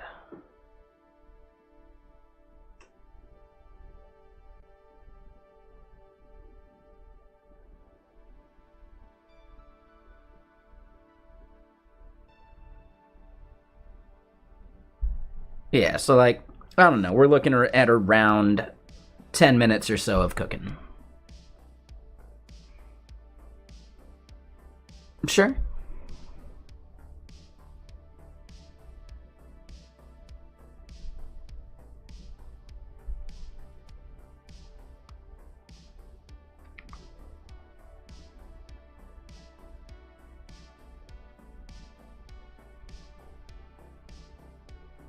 What is the deal now, dude?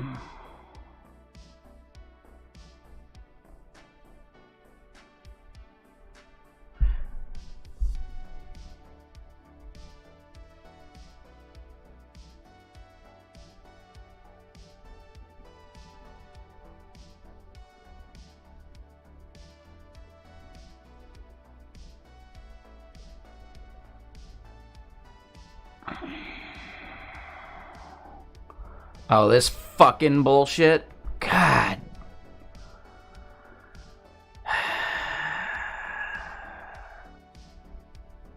I don't know what causes that, but yeah, this is the Mac Mini being in a broken state.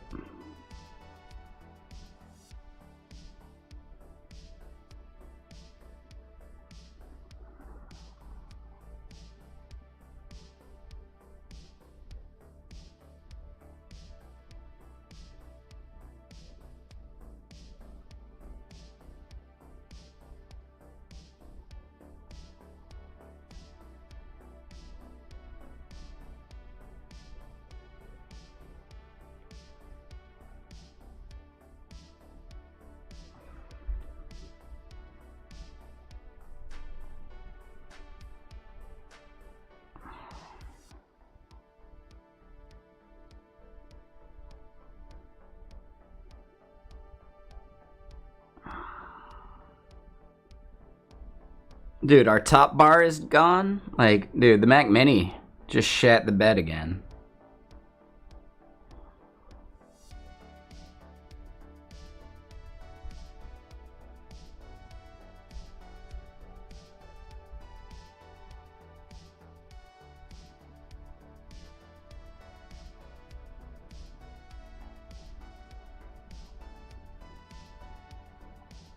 Spinning beach ball.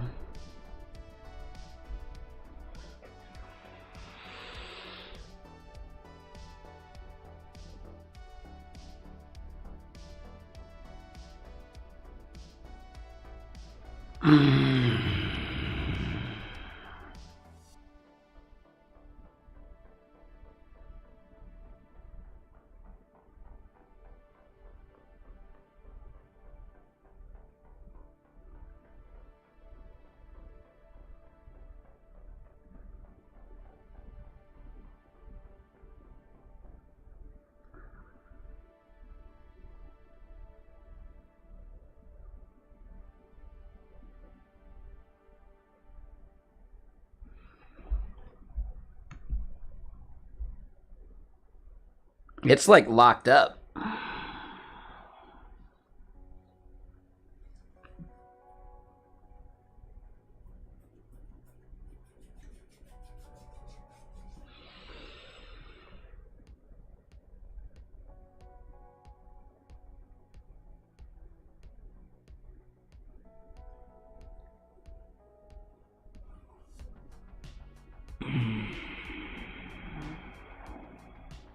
I might just have to call it here and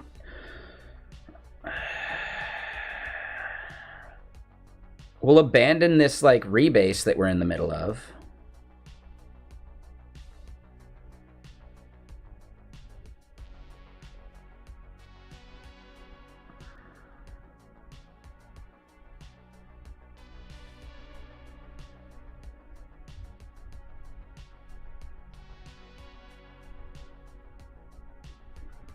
I think I do need to update my Mac OS version, and it turns out I can update, I just don't have room on the drive, so I'll have to clean out a bunch of stuff. But yeah, alright, so I'm tired of it. We're gonna go raid someone. How about this? I don't know what the deal is. It's incredibly annoying. I might just power it off completely. It keeps cycling the background image like every 30 seconds too, which is really weird.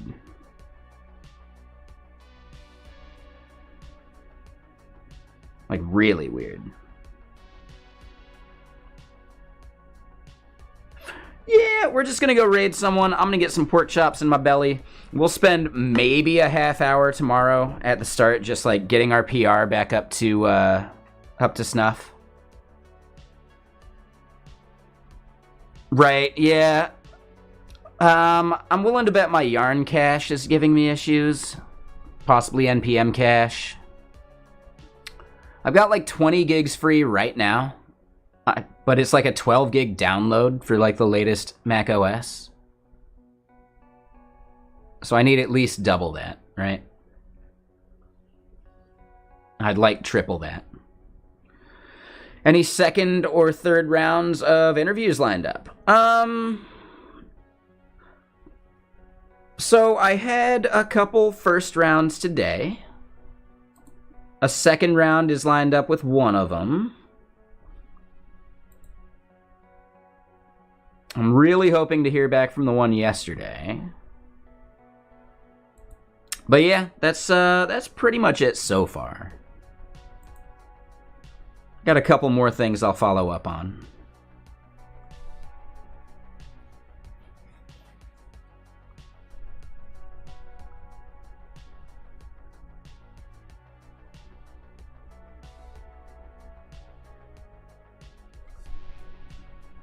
Oh yeah, I bet I got a bunch of those that I could clear up. So yeah, who do we go raid? Who's going right now? I know, right? I'm pretty sure I got a bunch of those. So maybe that's one of the things we'll do at the start tomorrow. I do want to try and like start streaming around 11ish tomorrow. We'll see if I manage to make that happen. But yeah. Who's going? Who's streaming? Ma Weeksie's going. We've raided them recently. Ear End.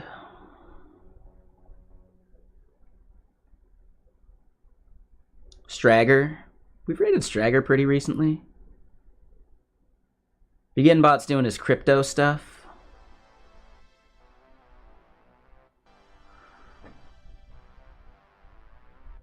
Do we go try and find someone new?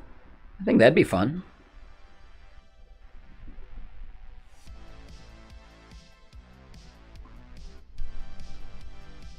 We see someone doing Advent of Code in Scala.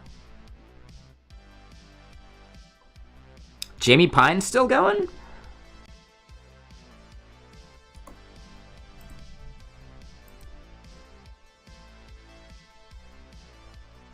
Why doesn't he show up in my list on the left there? Well, let's go do that. Let's go raid Jamie Pine.